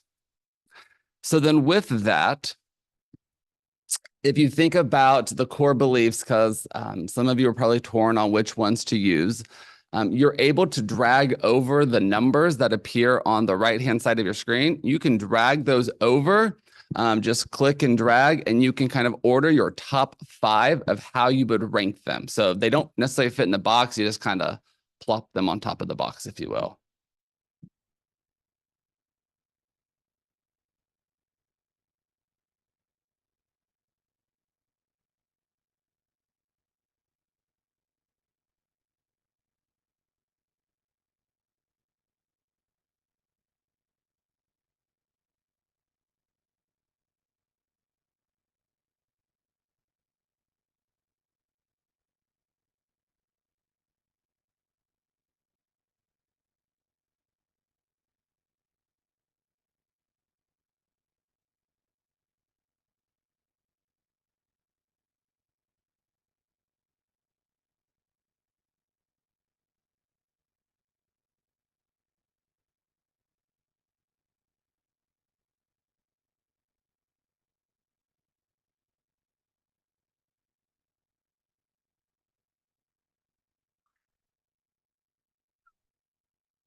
Okay. Oh, if it doesn't click and drag, I think that's what you do. Sometimes click the number and then click where you want it to go. Has also been successful.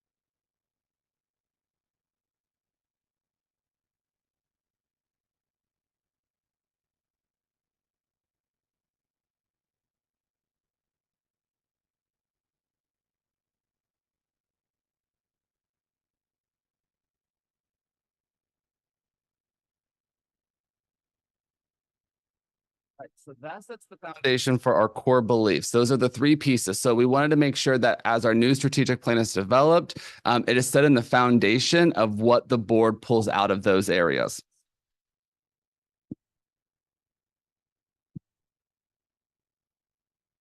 Our strategic plan is being built with a defined structure that will encompass tiered responsibilities. It will have defined long-term outcomes that are achieved through the defined strategic pillars.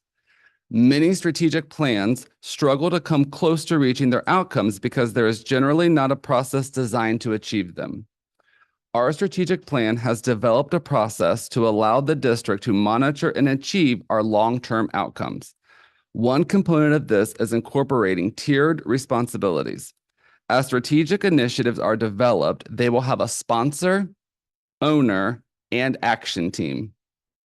The sponsor will champion the strategic initiative and provide feedback. The owner will oversee the implementation of the strategic initiative, report out the progress to the sponsor, and lead the action team. The action team will be integral in the implementation and execution of the initiative. Members of the action team will be made up of a range of stakeholders to target successful implementation of the strategic initiative. It will also flow by having your long-term outcomes going into your strategic pillars that then go into your strategic initiatives that we will break down.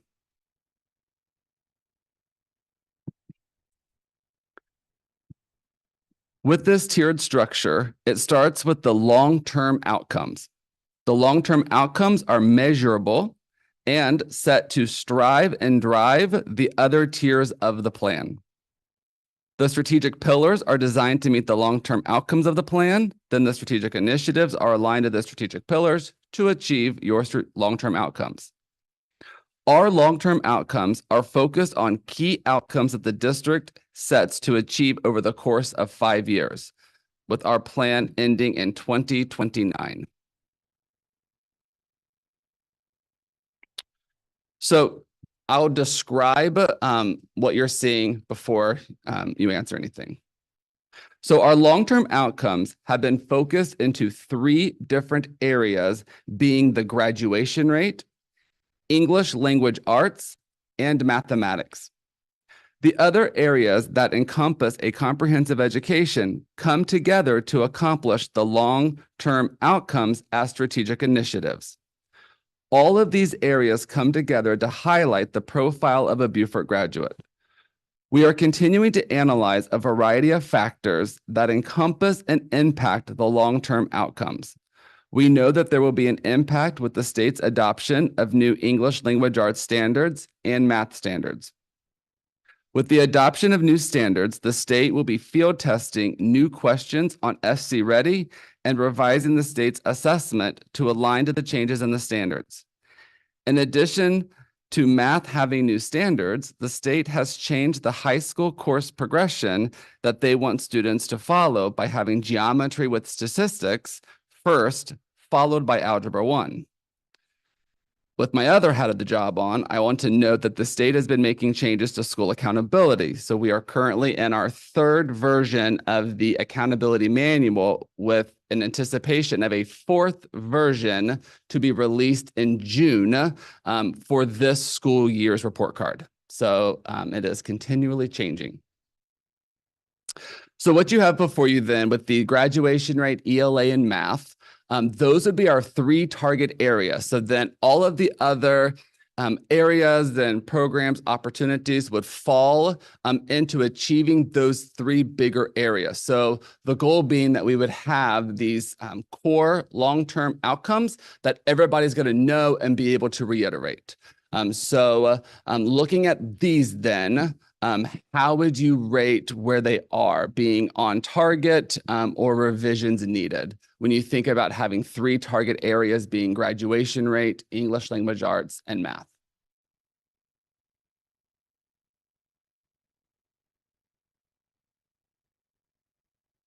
Works a little better.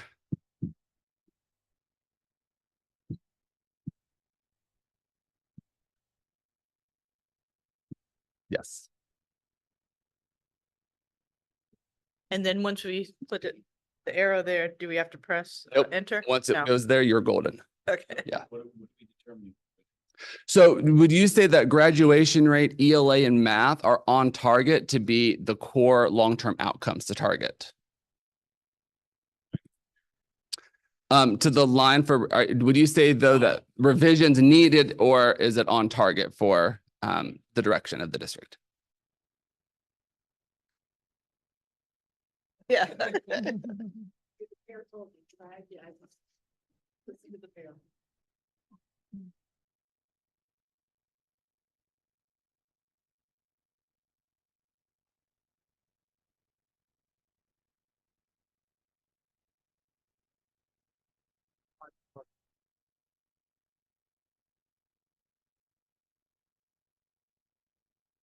We can hit that. I'll hit that.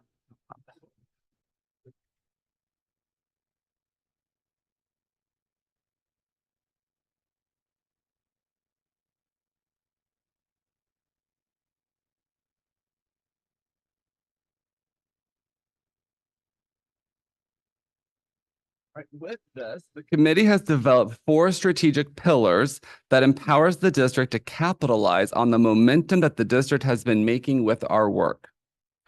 Our strategic pillars provide the direct support on the vision and long-term outcomes.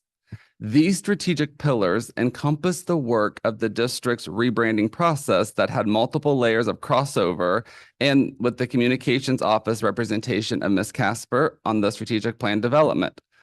Along with the rebranding process, the pillars are connected to the board's budget priorities, The connections to the board's priorities have been instrumental through the finance department's representation of Ms. Hamblin and Ms. Matson and their work in the development. Our strategic pillars together allows the district to seize the momentum with our new 5-year strategic plan. Our strategic pillars of support, engagement, achievement, and stewardship come together for the district to achieve our established long-term outcomes. The strategic pillars have been developed and refined through stakeholder engagement that allowed the committee to hone in on them before you today. There have been multiple revisions of the wording that has led to where we are based on the input that has been gathered.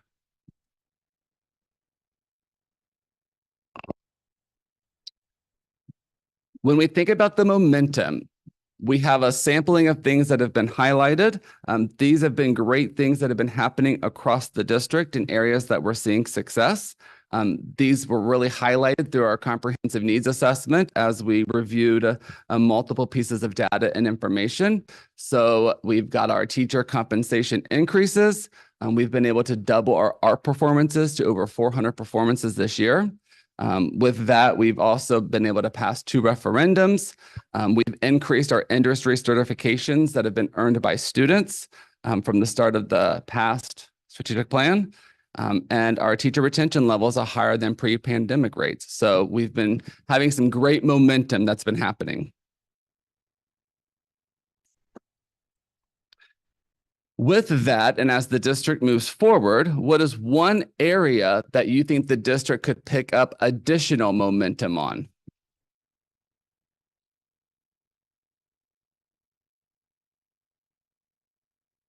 Nope. Something else.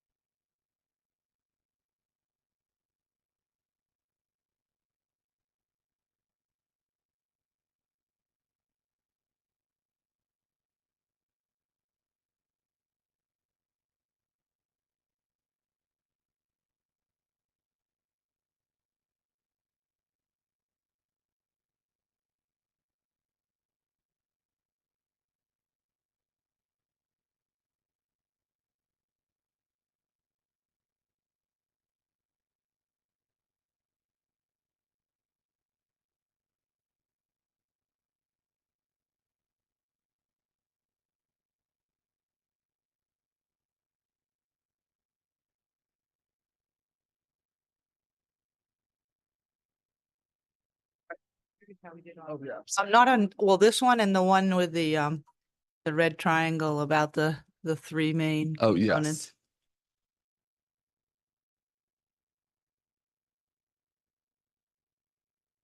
yes. Can you see the responses right now in front of you? No? Okay. Yeah, same Go to here. grid layout. Well, they should be able to see.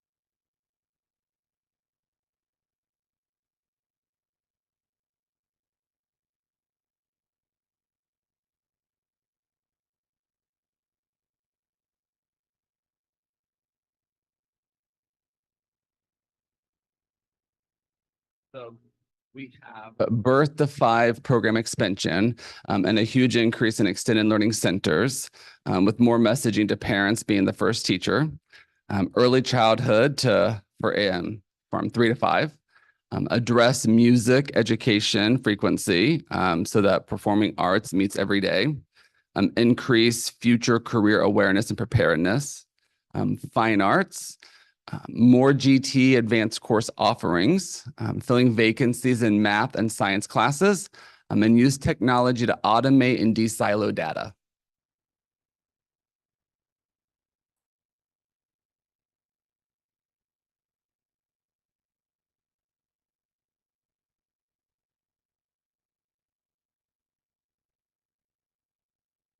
Oh, yeah. So it was a complete range. So are you able Yeah, to? that, no, it just just see? shows us the Okay. line without any marks. Yeah, so it's a complete range. So 50% down towards revisions needed, 50% to the on-target area is what's showing. All So, over the place. Sounds like a quick one. Yeah. all right.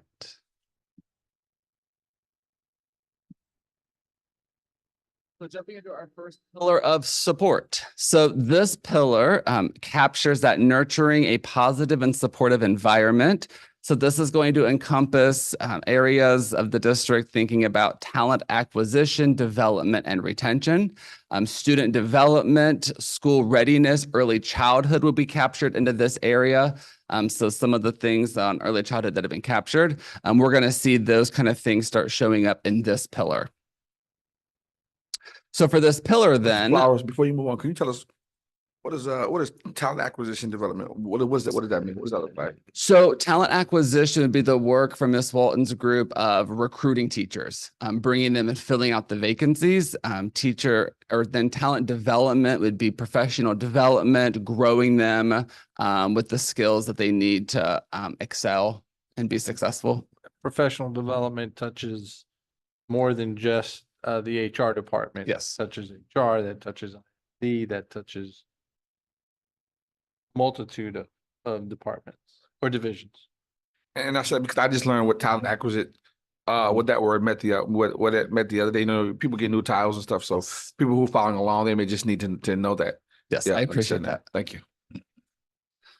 So thinking about those three areas,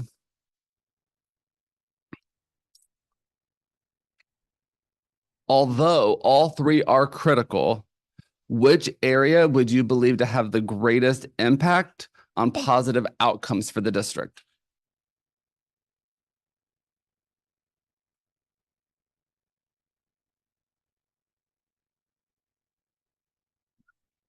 A strategic plan.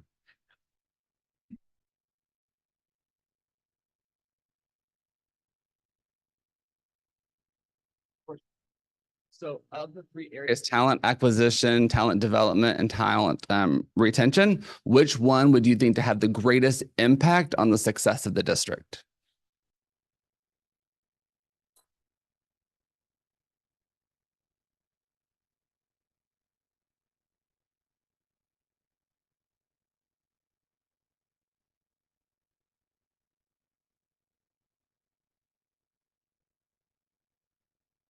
So the winner would be talent retention. There were 6 for talent retention and 1 for talent development.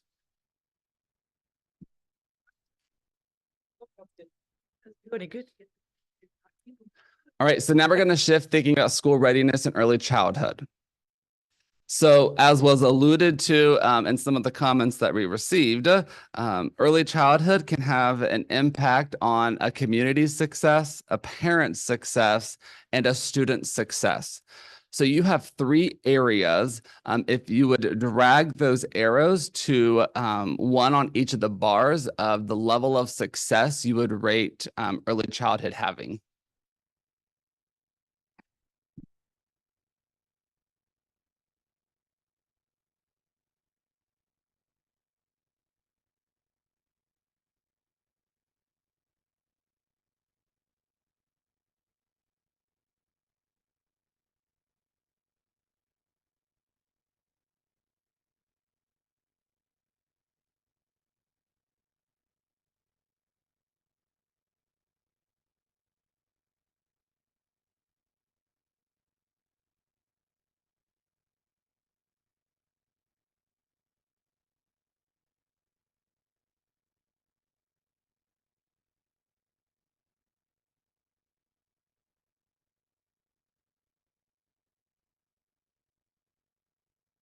So with there, what we're finding is that on a community success, the majority are at the high impact side with one kind of in the middle-ish.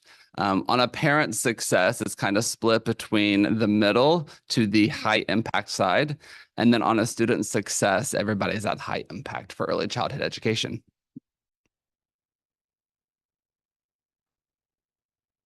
For engagement, here we are unlocking success through teamwork and collaboration. So we're going to have that culture and climate that's focused on synergy, streamlined communication with our stakeholders, really bringing in that engagement keys to the district. So when you think about engagement, then how do we improve collaborations with family, staff, and community stakeholders and the holistic development of students?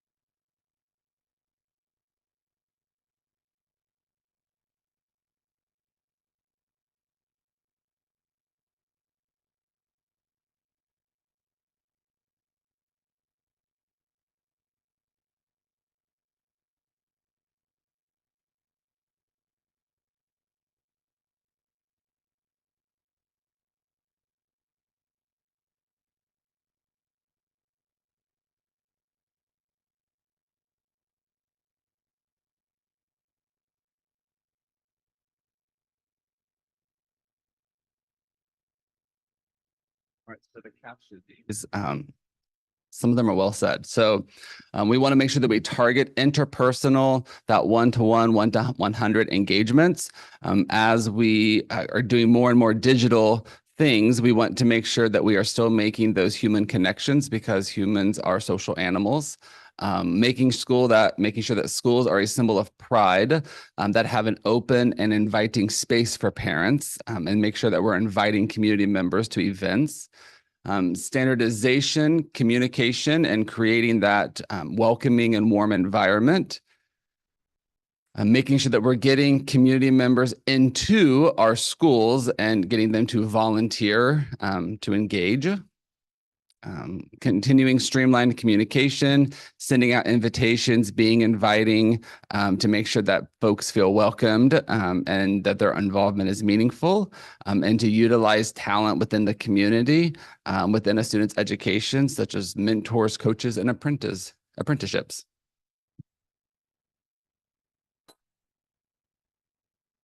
Right now, achievement. So with achievement, thinking of this snapshot here, that this is where we're having impactful instruction for all students. So we're capturing the academics, opportunities, and access for students. So thinking of it from the gifted and talented side, all the way down to multilingual learners and special education programming. So we're hitting all levels and all populations within here.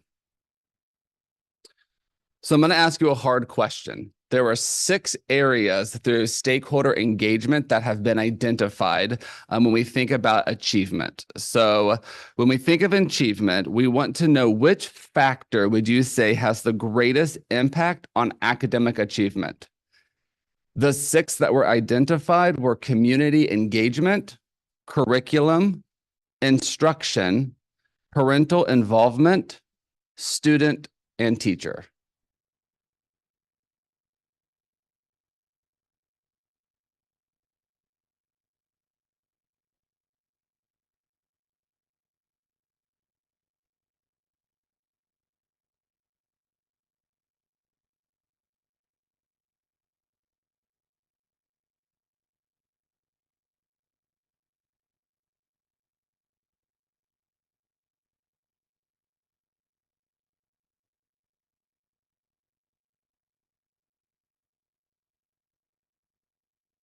Right, so the winter there would be parental involvement.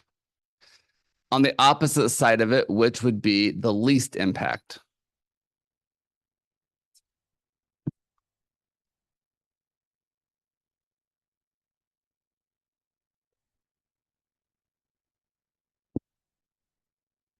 The least impact to On the academic achievement. If you had to pick the 6, which would be number 6 for academic achievement? Gotcha.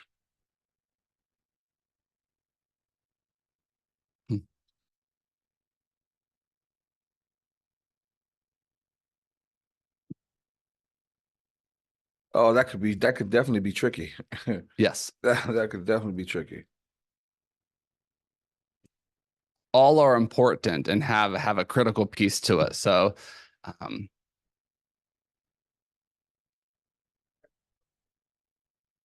no, the question is not on there, but we can put it on there. So, yep.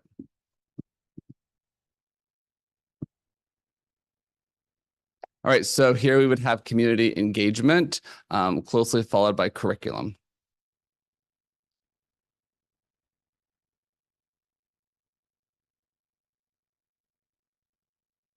Stewardship. Here we are capturing and thinking about careful and responsible management of resources and investments. We're getting a snapshot of communications, finance, operations, human resources, instructional services, technology, all of the ways that we come together to be careful and responsible users and overseers of our resources and investments.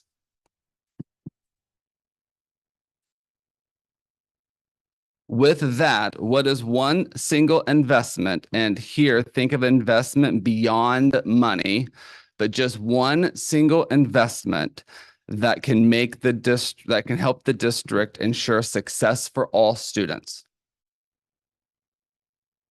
It has to be one of these. Nope, No. whatever that one investment would be.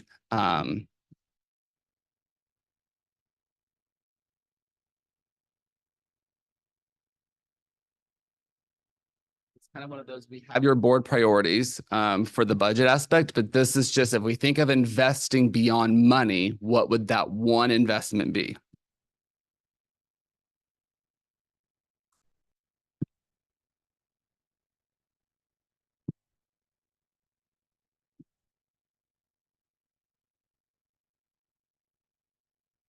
We have things coming in. A lot are talking about parental involvement and parental engagement.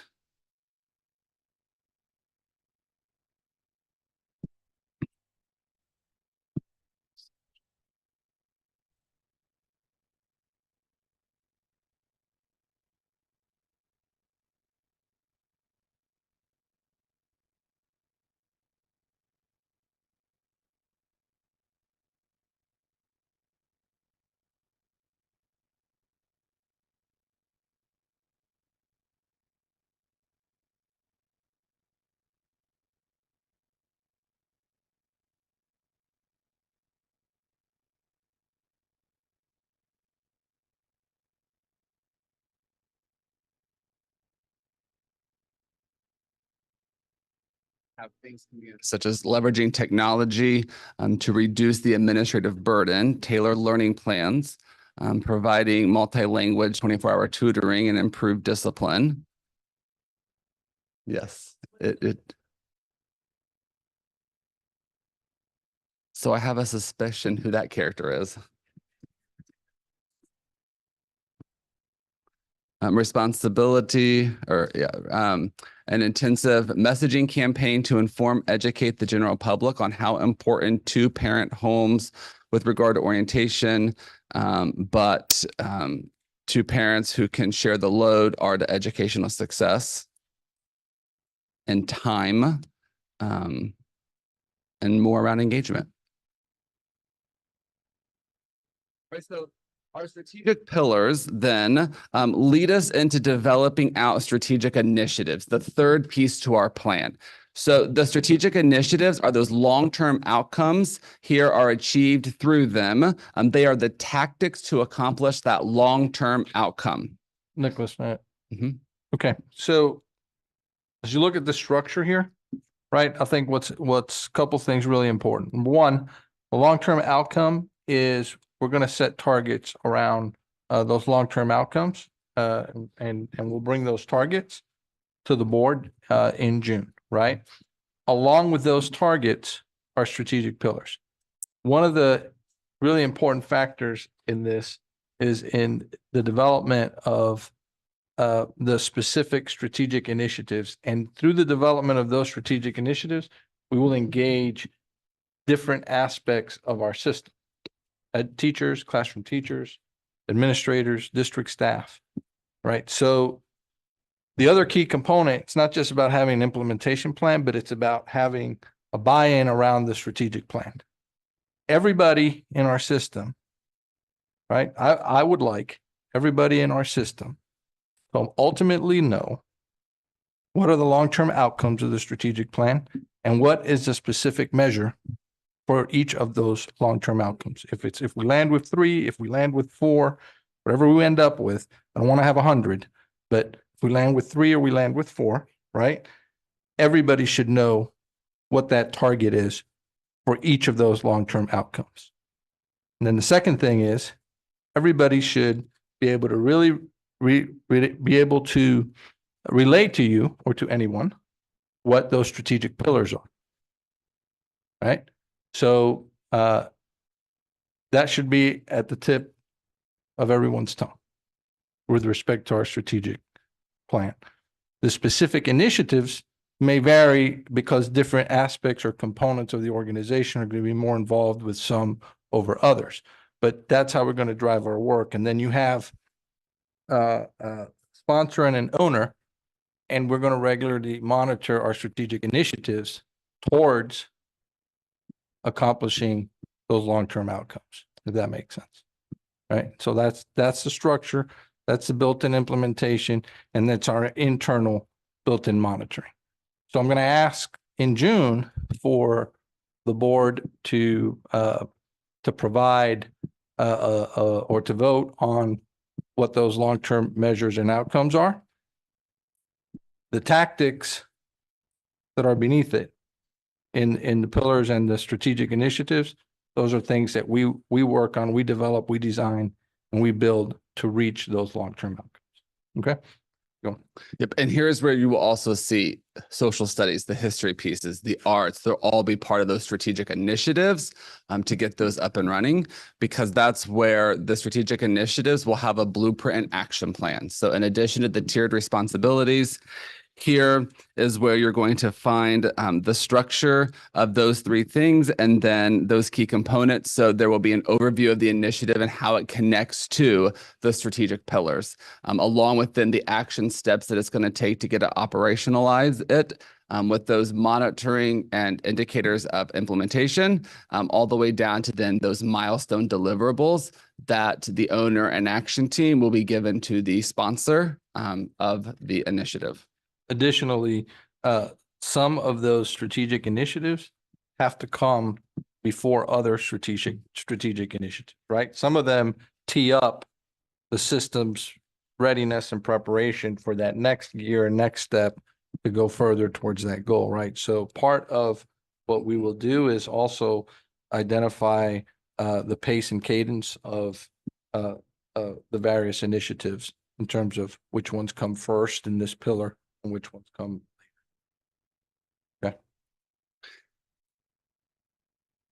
And as we close this out, this one is optional, but we want to hit the next step. So here we are in the process now of getting that final community feedback that will be interconnected with the rebranding process that you'll hear about with their next steps coming up in the next presentation. But the feedback will be connected to there. We're going to continue to then finalize the initiatives and the long-term outcomes to bring those back to the board to approve the long-term outcomes. And then we will finalize the planning of the launch for the strategic plan. And then when we come back to school in August, we will be launching our new strategic plan.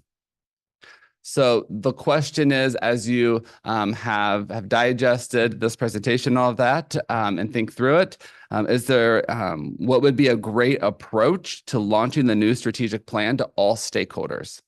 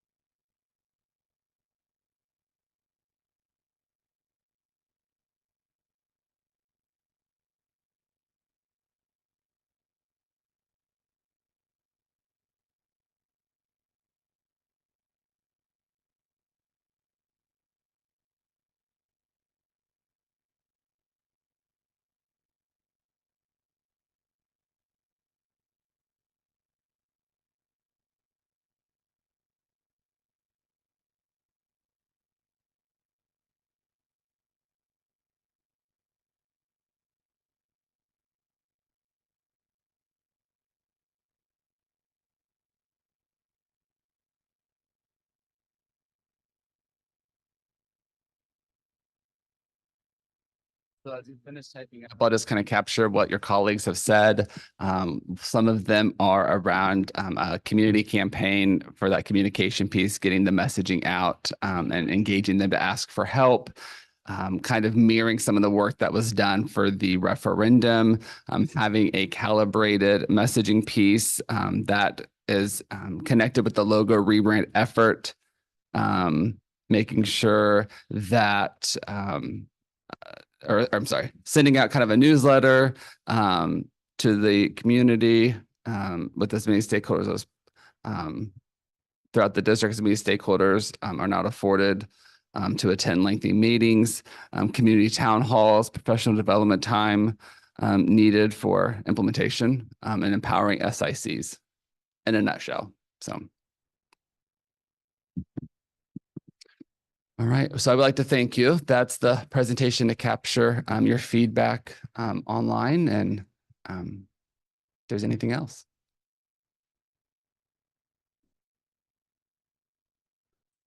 Yes, you may close and I can end it. Mr. Smith? Quick question. So in terms of having this tool today that you provided in the having this conversation, who, where, what, when, why, how? Of the presentation? Right. Well, what, why, who, where, what, when, why, how? What's the purpose? What's the process? So what does this look like? The purpose is today to demonstrate the structure to you and to gather input from you as board members that we can utilize as we continue building the strategic plan. There is a strategic plan team and there's an action teams that are put together to work on initiatives around the various long-term outcomes, right? There are some long-term outcomes that we have to have and we have to provide because it's part of a requirement from the state.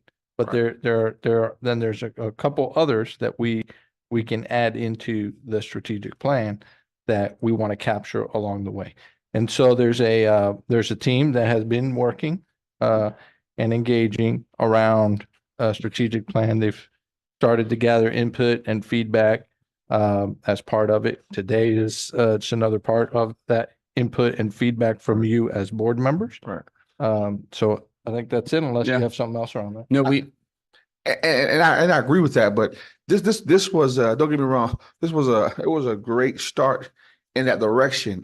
But from my aspect, from where I sit, and from going to others, I've been involved in other strategic plans,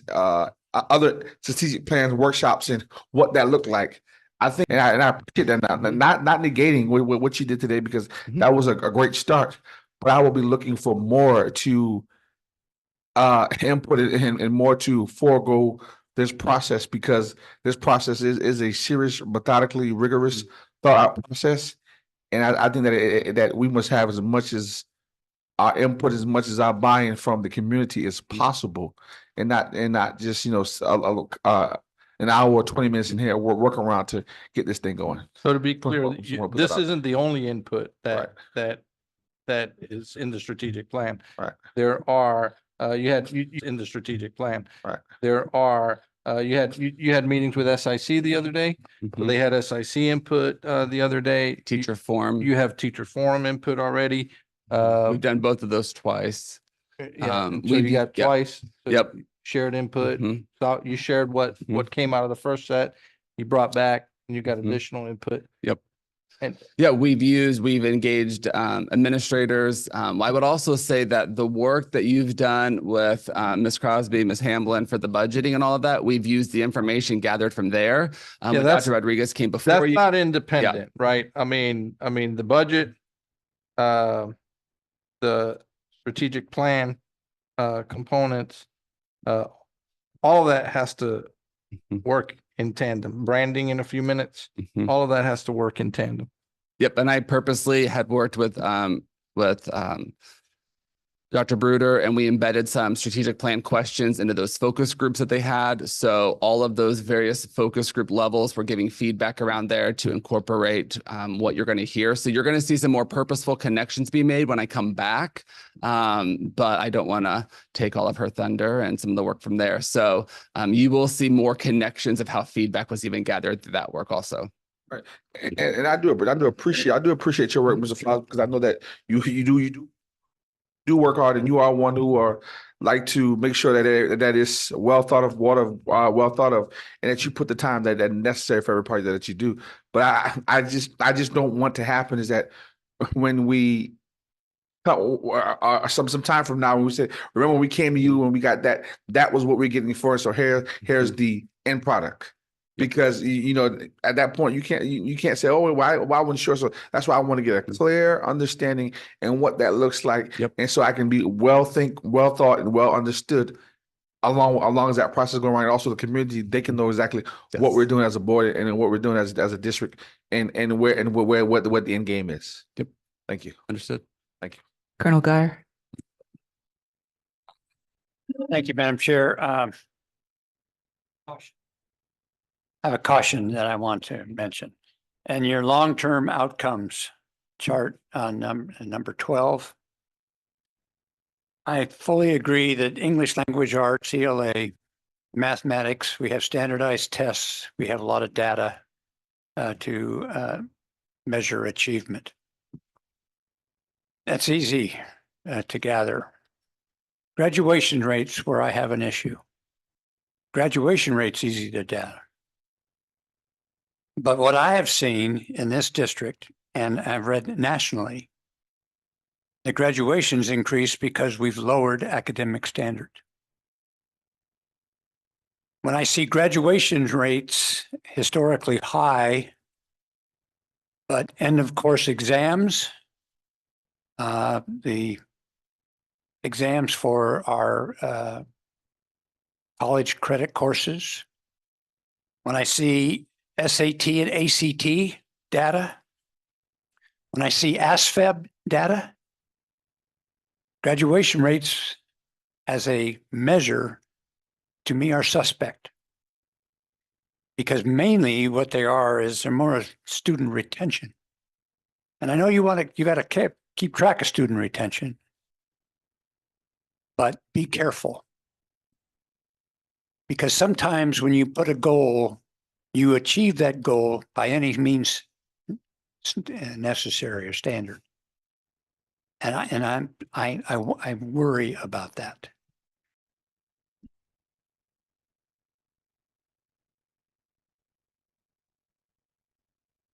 Mr. Dallas?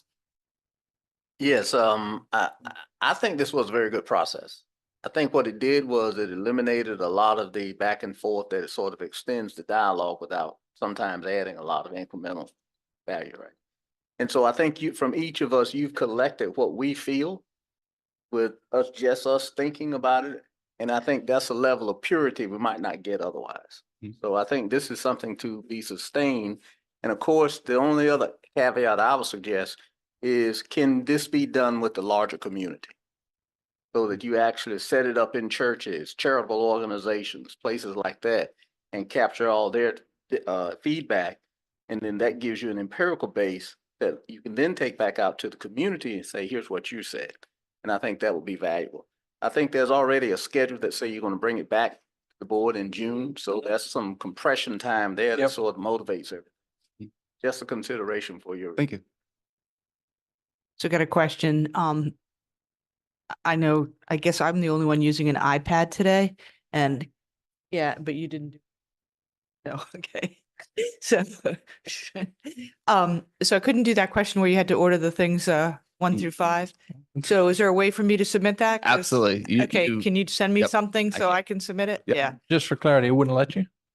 No, I couldn't get, with the iPad, you couldn't get the numbers to go, the numbers were sitting there and Okay. I tried to move them in place and 5 just kept popping up. Okay. And one of the nice ladies back there tried to help me and said I would need a separate mouse, which Got I it. don't normally have with my iPad. So I think it was something to do with this. Thank you. Also, quick question. Mr. Fly, also, can we have a copy of this, a copy of this, Yes. I know we have a copy of the, you did give us one in the PowerPoint, but okay. Yep, I can give you the full thing with Right, all the questions. with all the absolutely. options. Yes. Thank you. I appreciate that. And after you marinate over the weekend, if you have additional things you would like to share on it, we would be happy to take those in and just kind of work through all of that as a team. So Thank you. I appreciate yes, that. thank you. Okay, if it's okay to move on, I've got a branding team that is online and we have a short window with them. So I want to make sure we don't miss it. Go ahead, Candace. Thank you, Nick.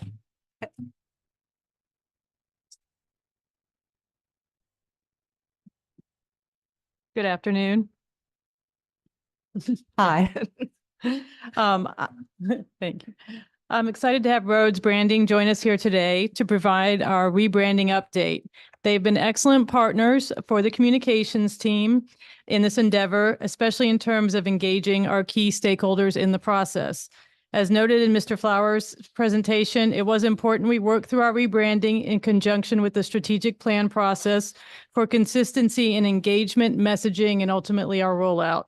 And now I would like to have our colleagues from Rhodes Branding introduce themselves and begin their presentation. Thank you.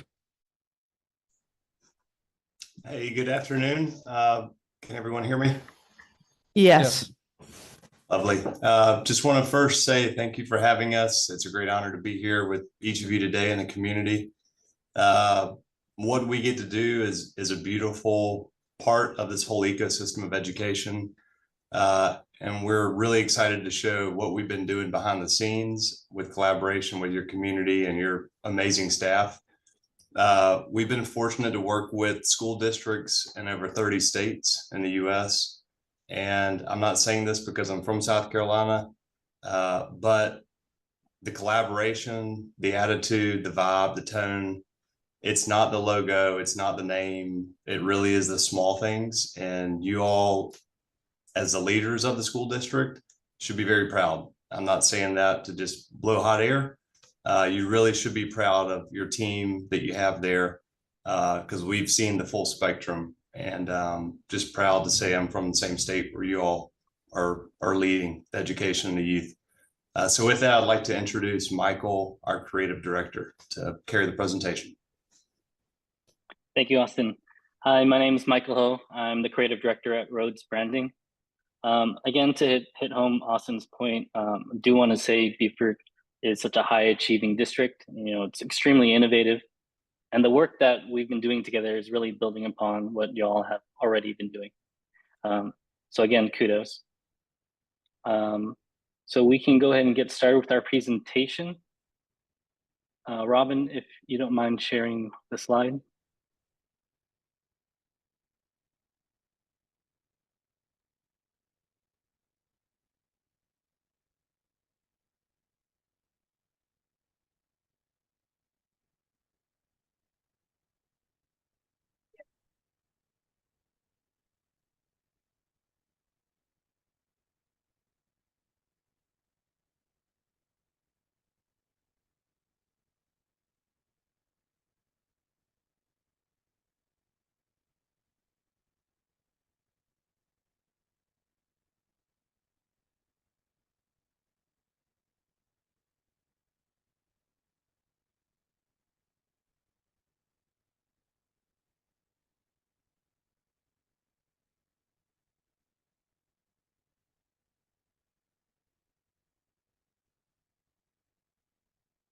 Okay, great.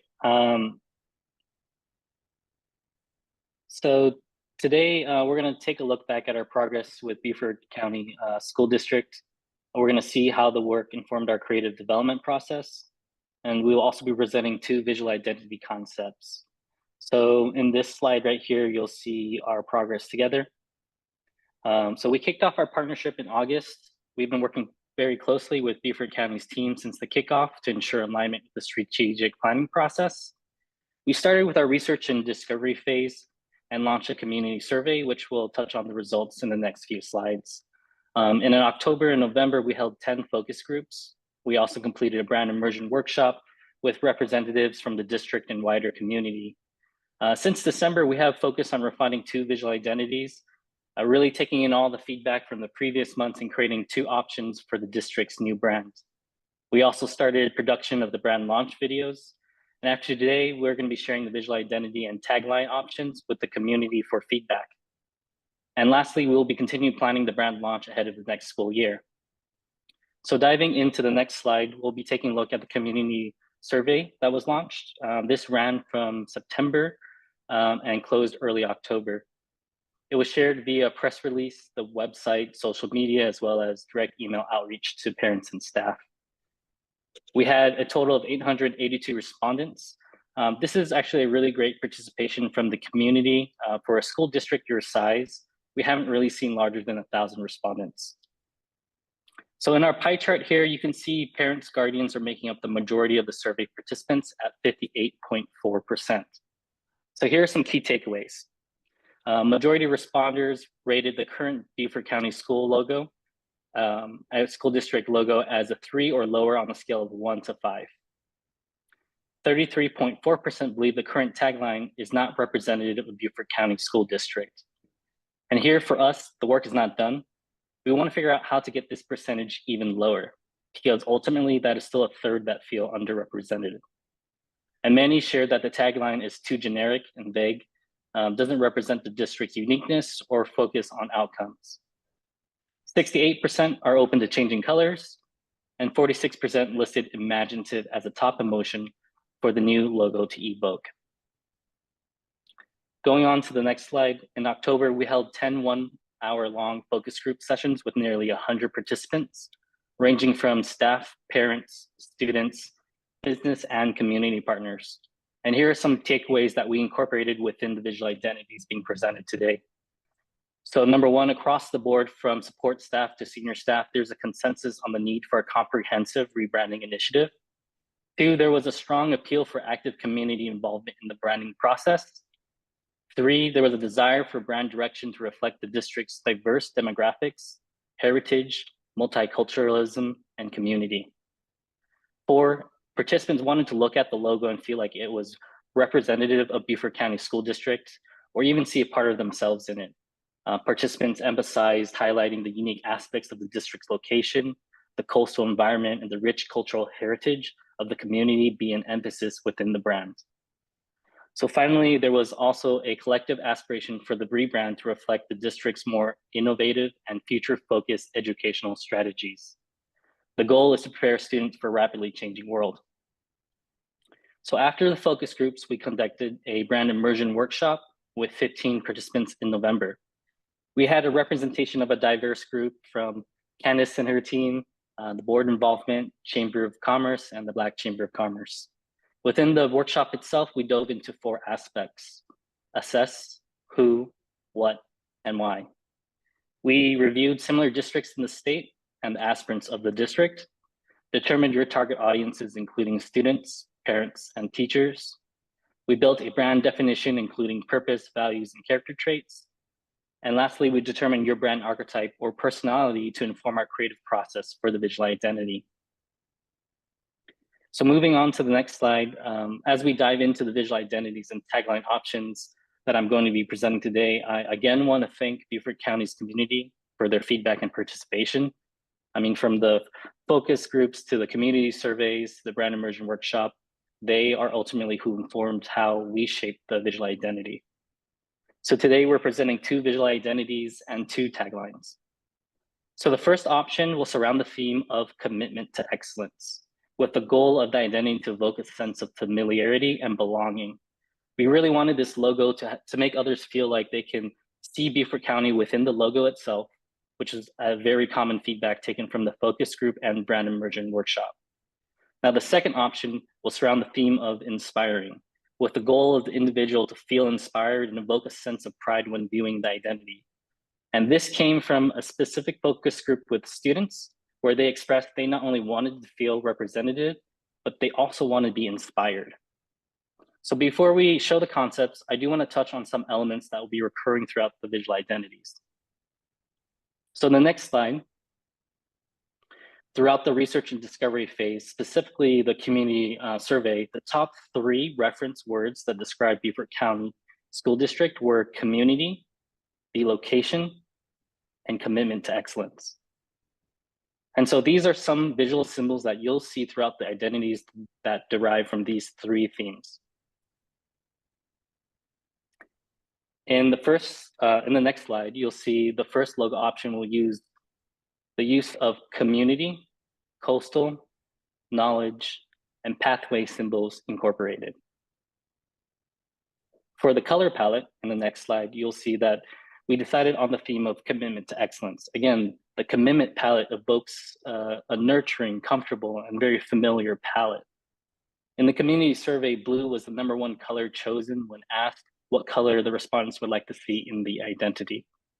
So blue tones, they evoke a sense of trust, dependability, professionalism, and advancement, which does align with your brand and community responses, being the 2 top values, quality and innovation. So in the next slide, you'll see the first visual identity. So again, this is the first visual identity and derived from the theme of commitment to excellence. The goal is to evoke a sense of familiarity through the symbolism to connect with the target audience. And knowing the audience is a wide range, we felt the use of symbolism in option 1 was the strongest choice.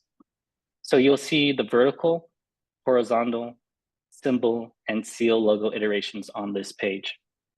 The shape for this logo is circular to evoke community strength. We used Enro slab font to give it an element of being rooted in history, yet it's still a more modern of slab fonts. You'll see the commitment to excellent color palette. This draws and invites you towards the logo through the blue and yellow tones. So on the next slide, you're going to see the seal options. Please note that this logo is very versatile. It can be used in mono, duo, and tritone iterations. And so there's a lot of versatility in this visual identity, which was drawn from one of the focus group takeaways, being future focused. So we imagined, how can this visual identity be versatile in the sense of print or digital, whether it's static or moving, which we'll have an example later on in these slides. In this next slide, we're showing an iteration of what a departmental logo lockup would look like, but this also applies to offices, programs, and centers. In this next slide, we're going to go over the tagline options. So for the first tagline option, we felt rising to excellence together really encapsulate the community aspect while also holding true to the excellent standard of Beaufort County. And again, we're tying in the community survey, the top 3 descriptions of Beaufort County being community, commitment to excellence, and the location. The second tagline option, innovating today for a brighter tomorrow, conveys forward thinking and is an innovative approach to preparing students for their futures. So again, big takeaways from focus groups and community surveys being innovation and forward thinking. Next, we're going to see the visual identity in action through the sweater and pillow, banner and pins,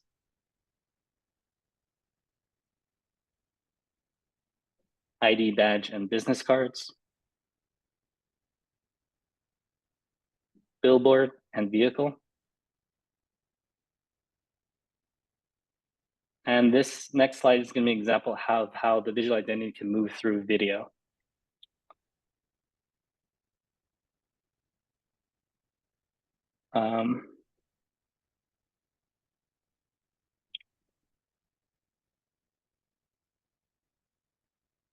Well, throughout the logo review, it would showcase how dynamic the logo can actually be moving within the video itself. So it would be revealing itself and showcasing.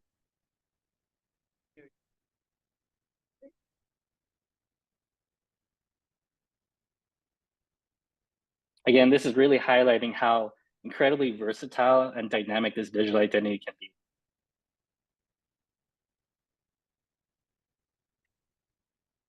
So that's our first visual identity. We're going to now go over the second visual identity option. For option 2, we took a more abstract approach to incorporating the 3 symbols here, which are marshlands, pathways, and coastal ocean symbols.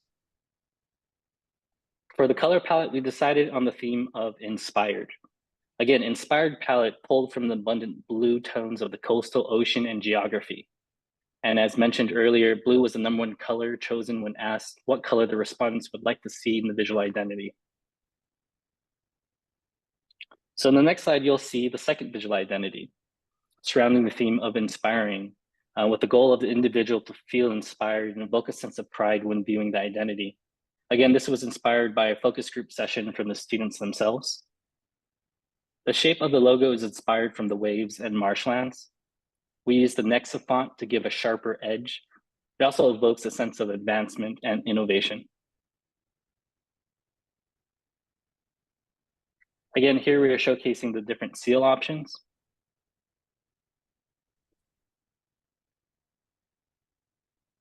Another example of the departmental lockup. Another look at tagline option 1. Tagline option 2. And the visual identity in action through the polo and sweater. Banners and pins. ID badge and business cards. Billboard and vehicle. And again, here's a quick logo reveal video to help showcase how dynamic the logo can be.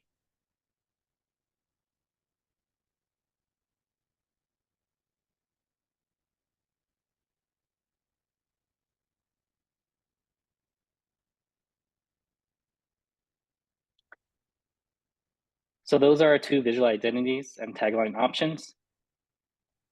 Our next steps following this meeting, next week we'll launch the community feedback process, followed by the board approval in early May.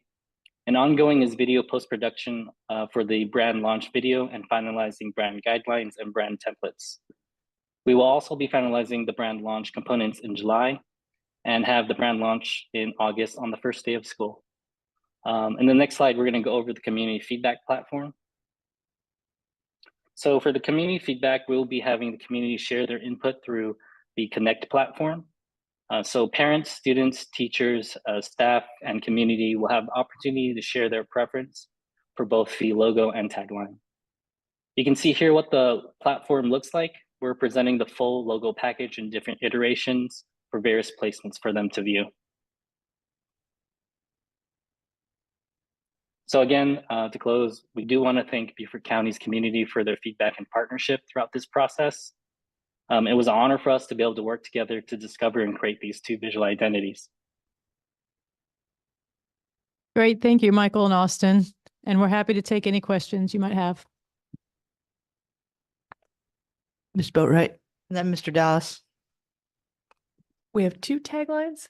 Yes, people can choose either or tagline. Both taglines were made to go with either logo.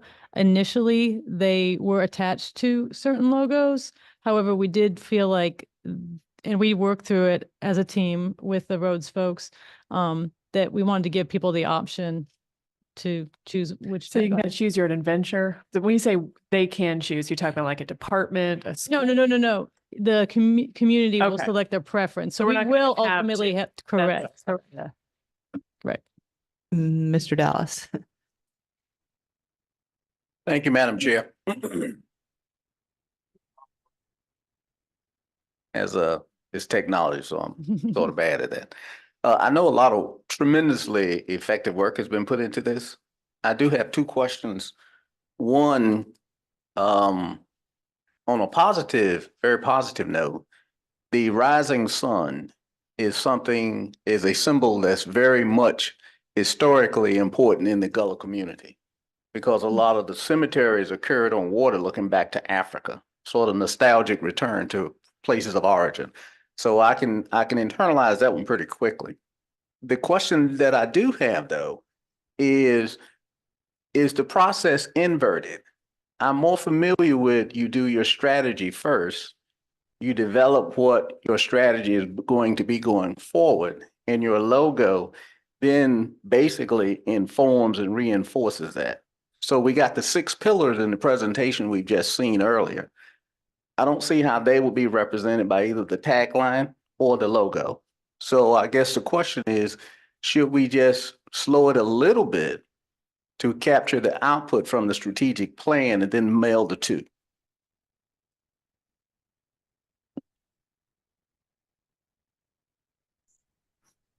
Would you like me to answer that, or someone from the staff? I was just going to say that's definitely something we can look at in terms of that. Yeah, timing just is always tricky with the engagement, the timing. I mean, we have experience with rebrands happening mid-strategic plan. But I totally agree with you. I mean, that is best practice.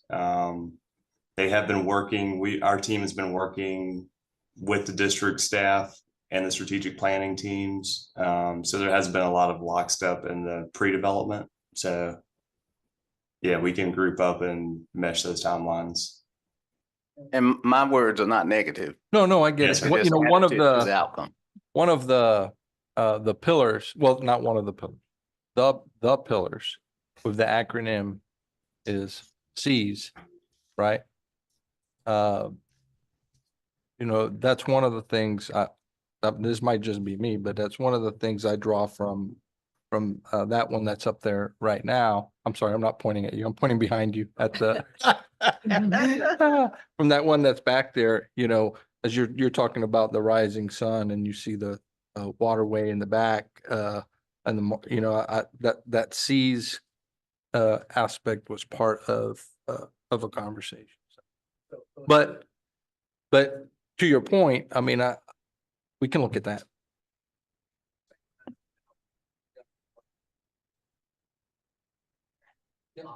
And the other thing is the duochromatic logo isn't high energy.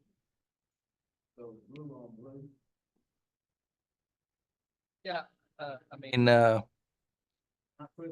oh no, not at all. I mean, I kind of want to say something, but I don't want to say something because I don't want to. No, it's not about you. No, I don't want to influence anybody's thoughts that might be listening about the logo. I want people to just kind of freely provide input around it.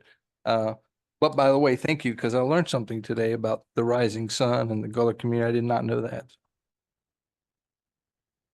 Colonel Guyer. Oh, I like the first one, and I certainly like it better than the current one with the brownie troop walking across the street.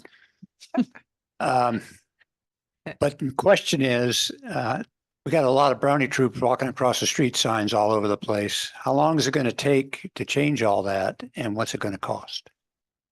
Well, I would say too, that is going to, it will be a phased project. And so basically, people are going to, use what they currently have, and there'll be an overlap period for sure. And in addition, internally, as we're moving through this process, we have also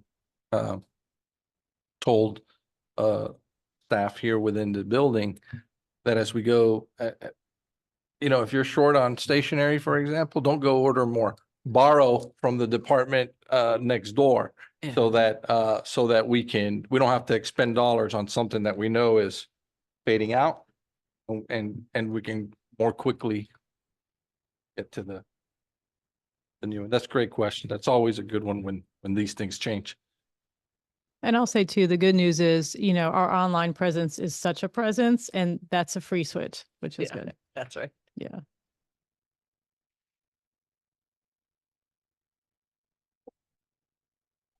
Okay, I don't see any more questions. So thank you to the team online. Appreciate it. And thank you to our board members. That concludes our presentation today.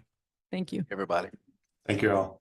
I do have an announcement when you're ready, Dr. Lawrence, for me to make. Yeah, go ahead. I just want to announce and remind all of us that on May 8th, Hilton Head High School groundbreaking ceremony. So please look at your calendars and check on that. And for anybody in the system, it's going to be there. Remember, May 8th. Do we have the time? I think so, but I got to check. Okay. 1 second, almost there. Yeah. Oops. Yep, 1 p.m. 1 p.m. You beat me to it. Yeah. All right. Any other announcements? All right. If there are no objections, we will adjourn by unanimous consent. Thank you.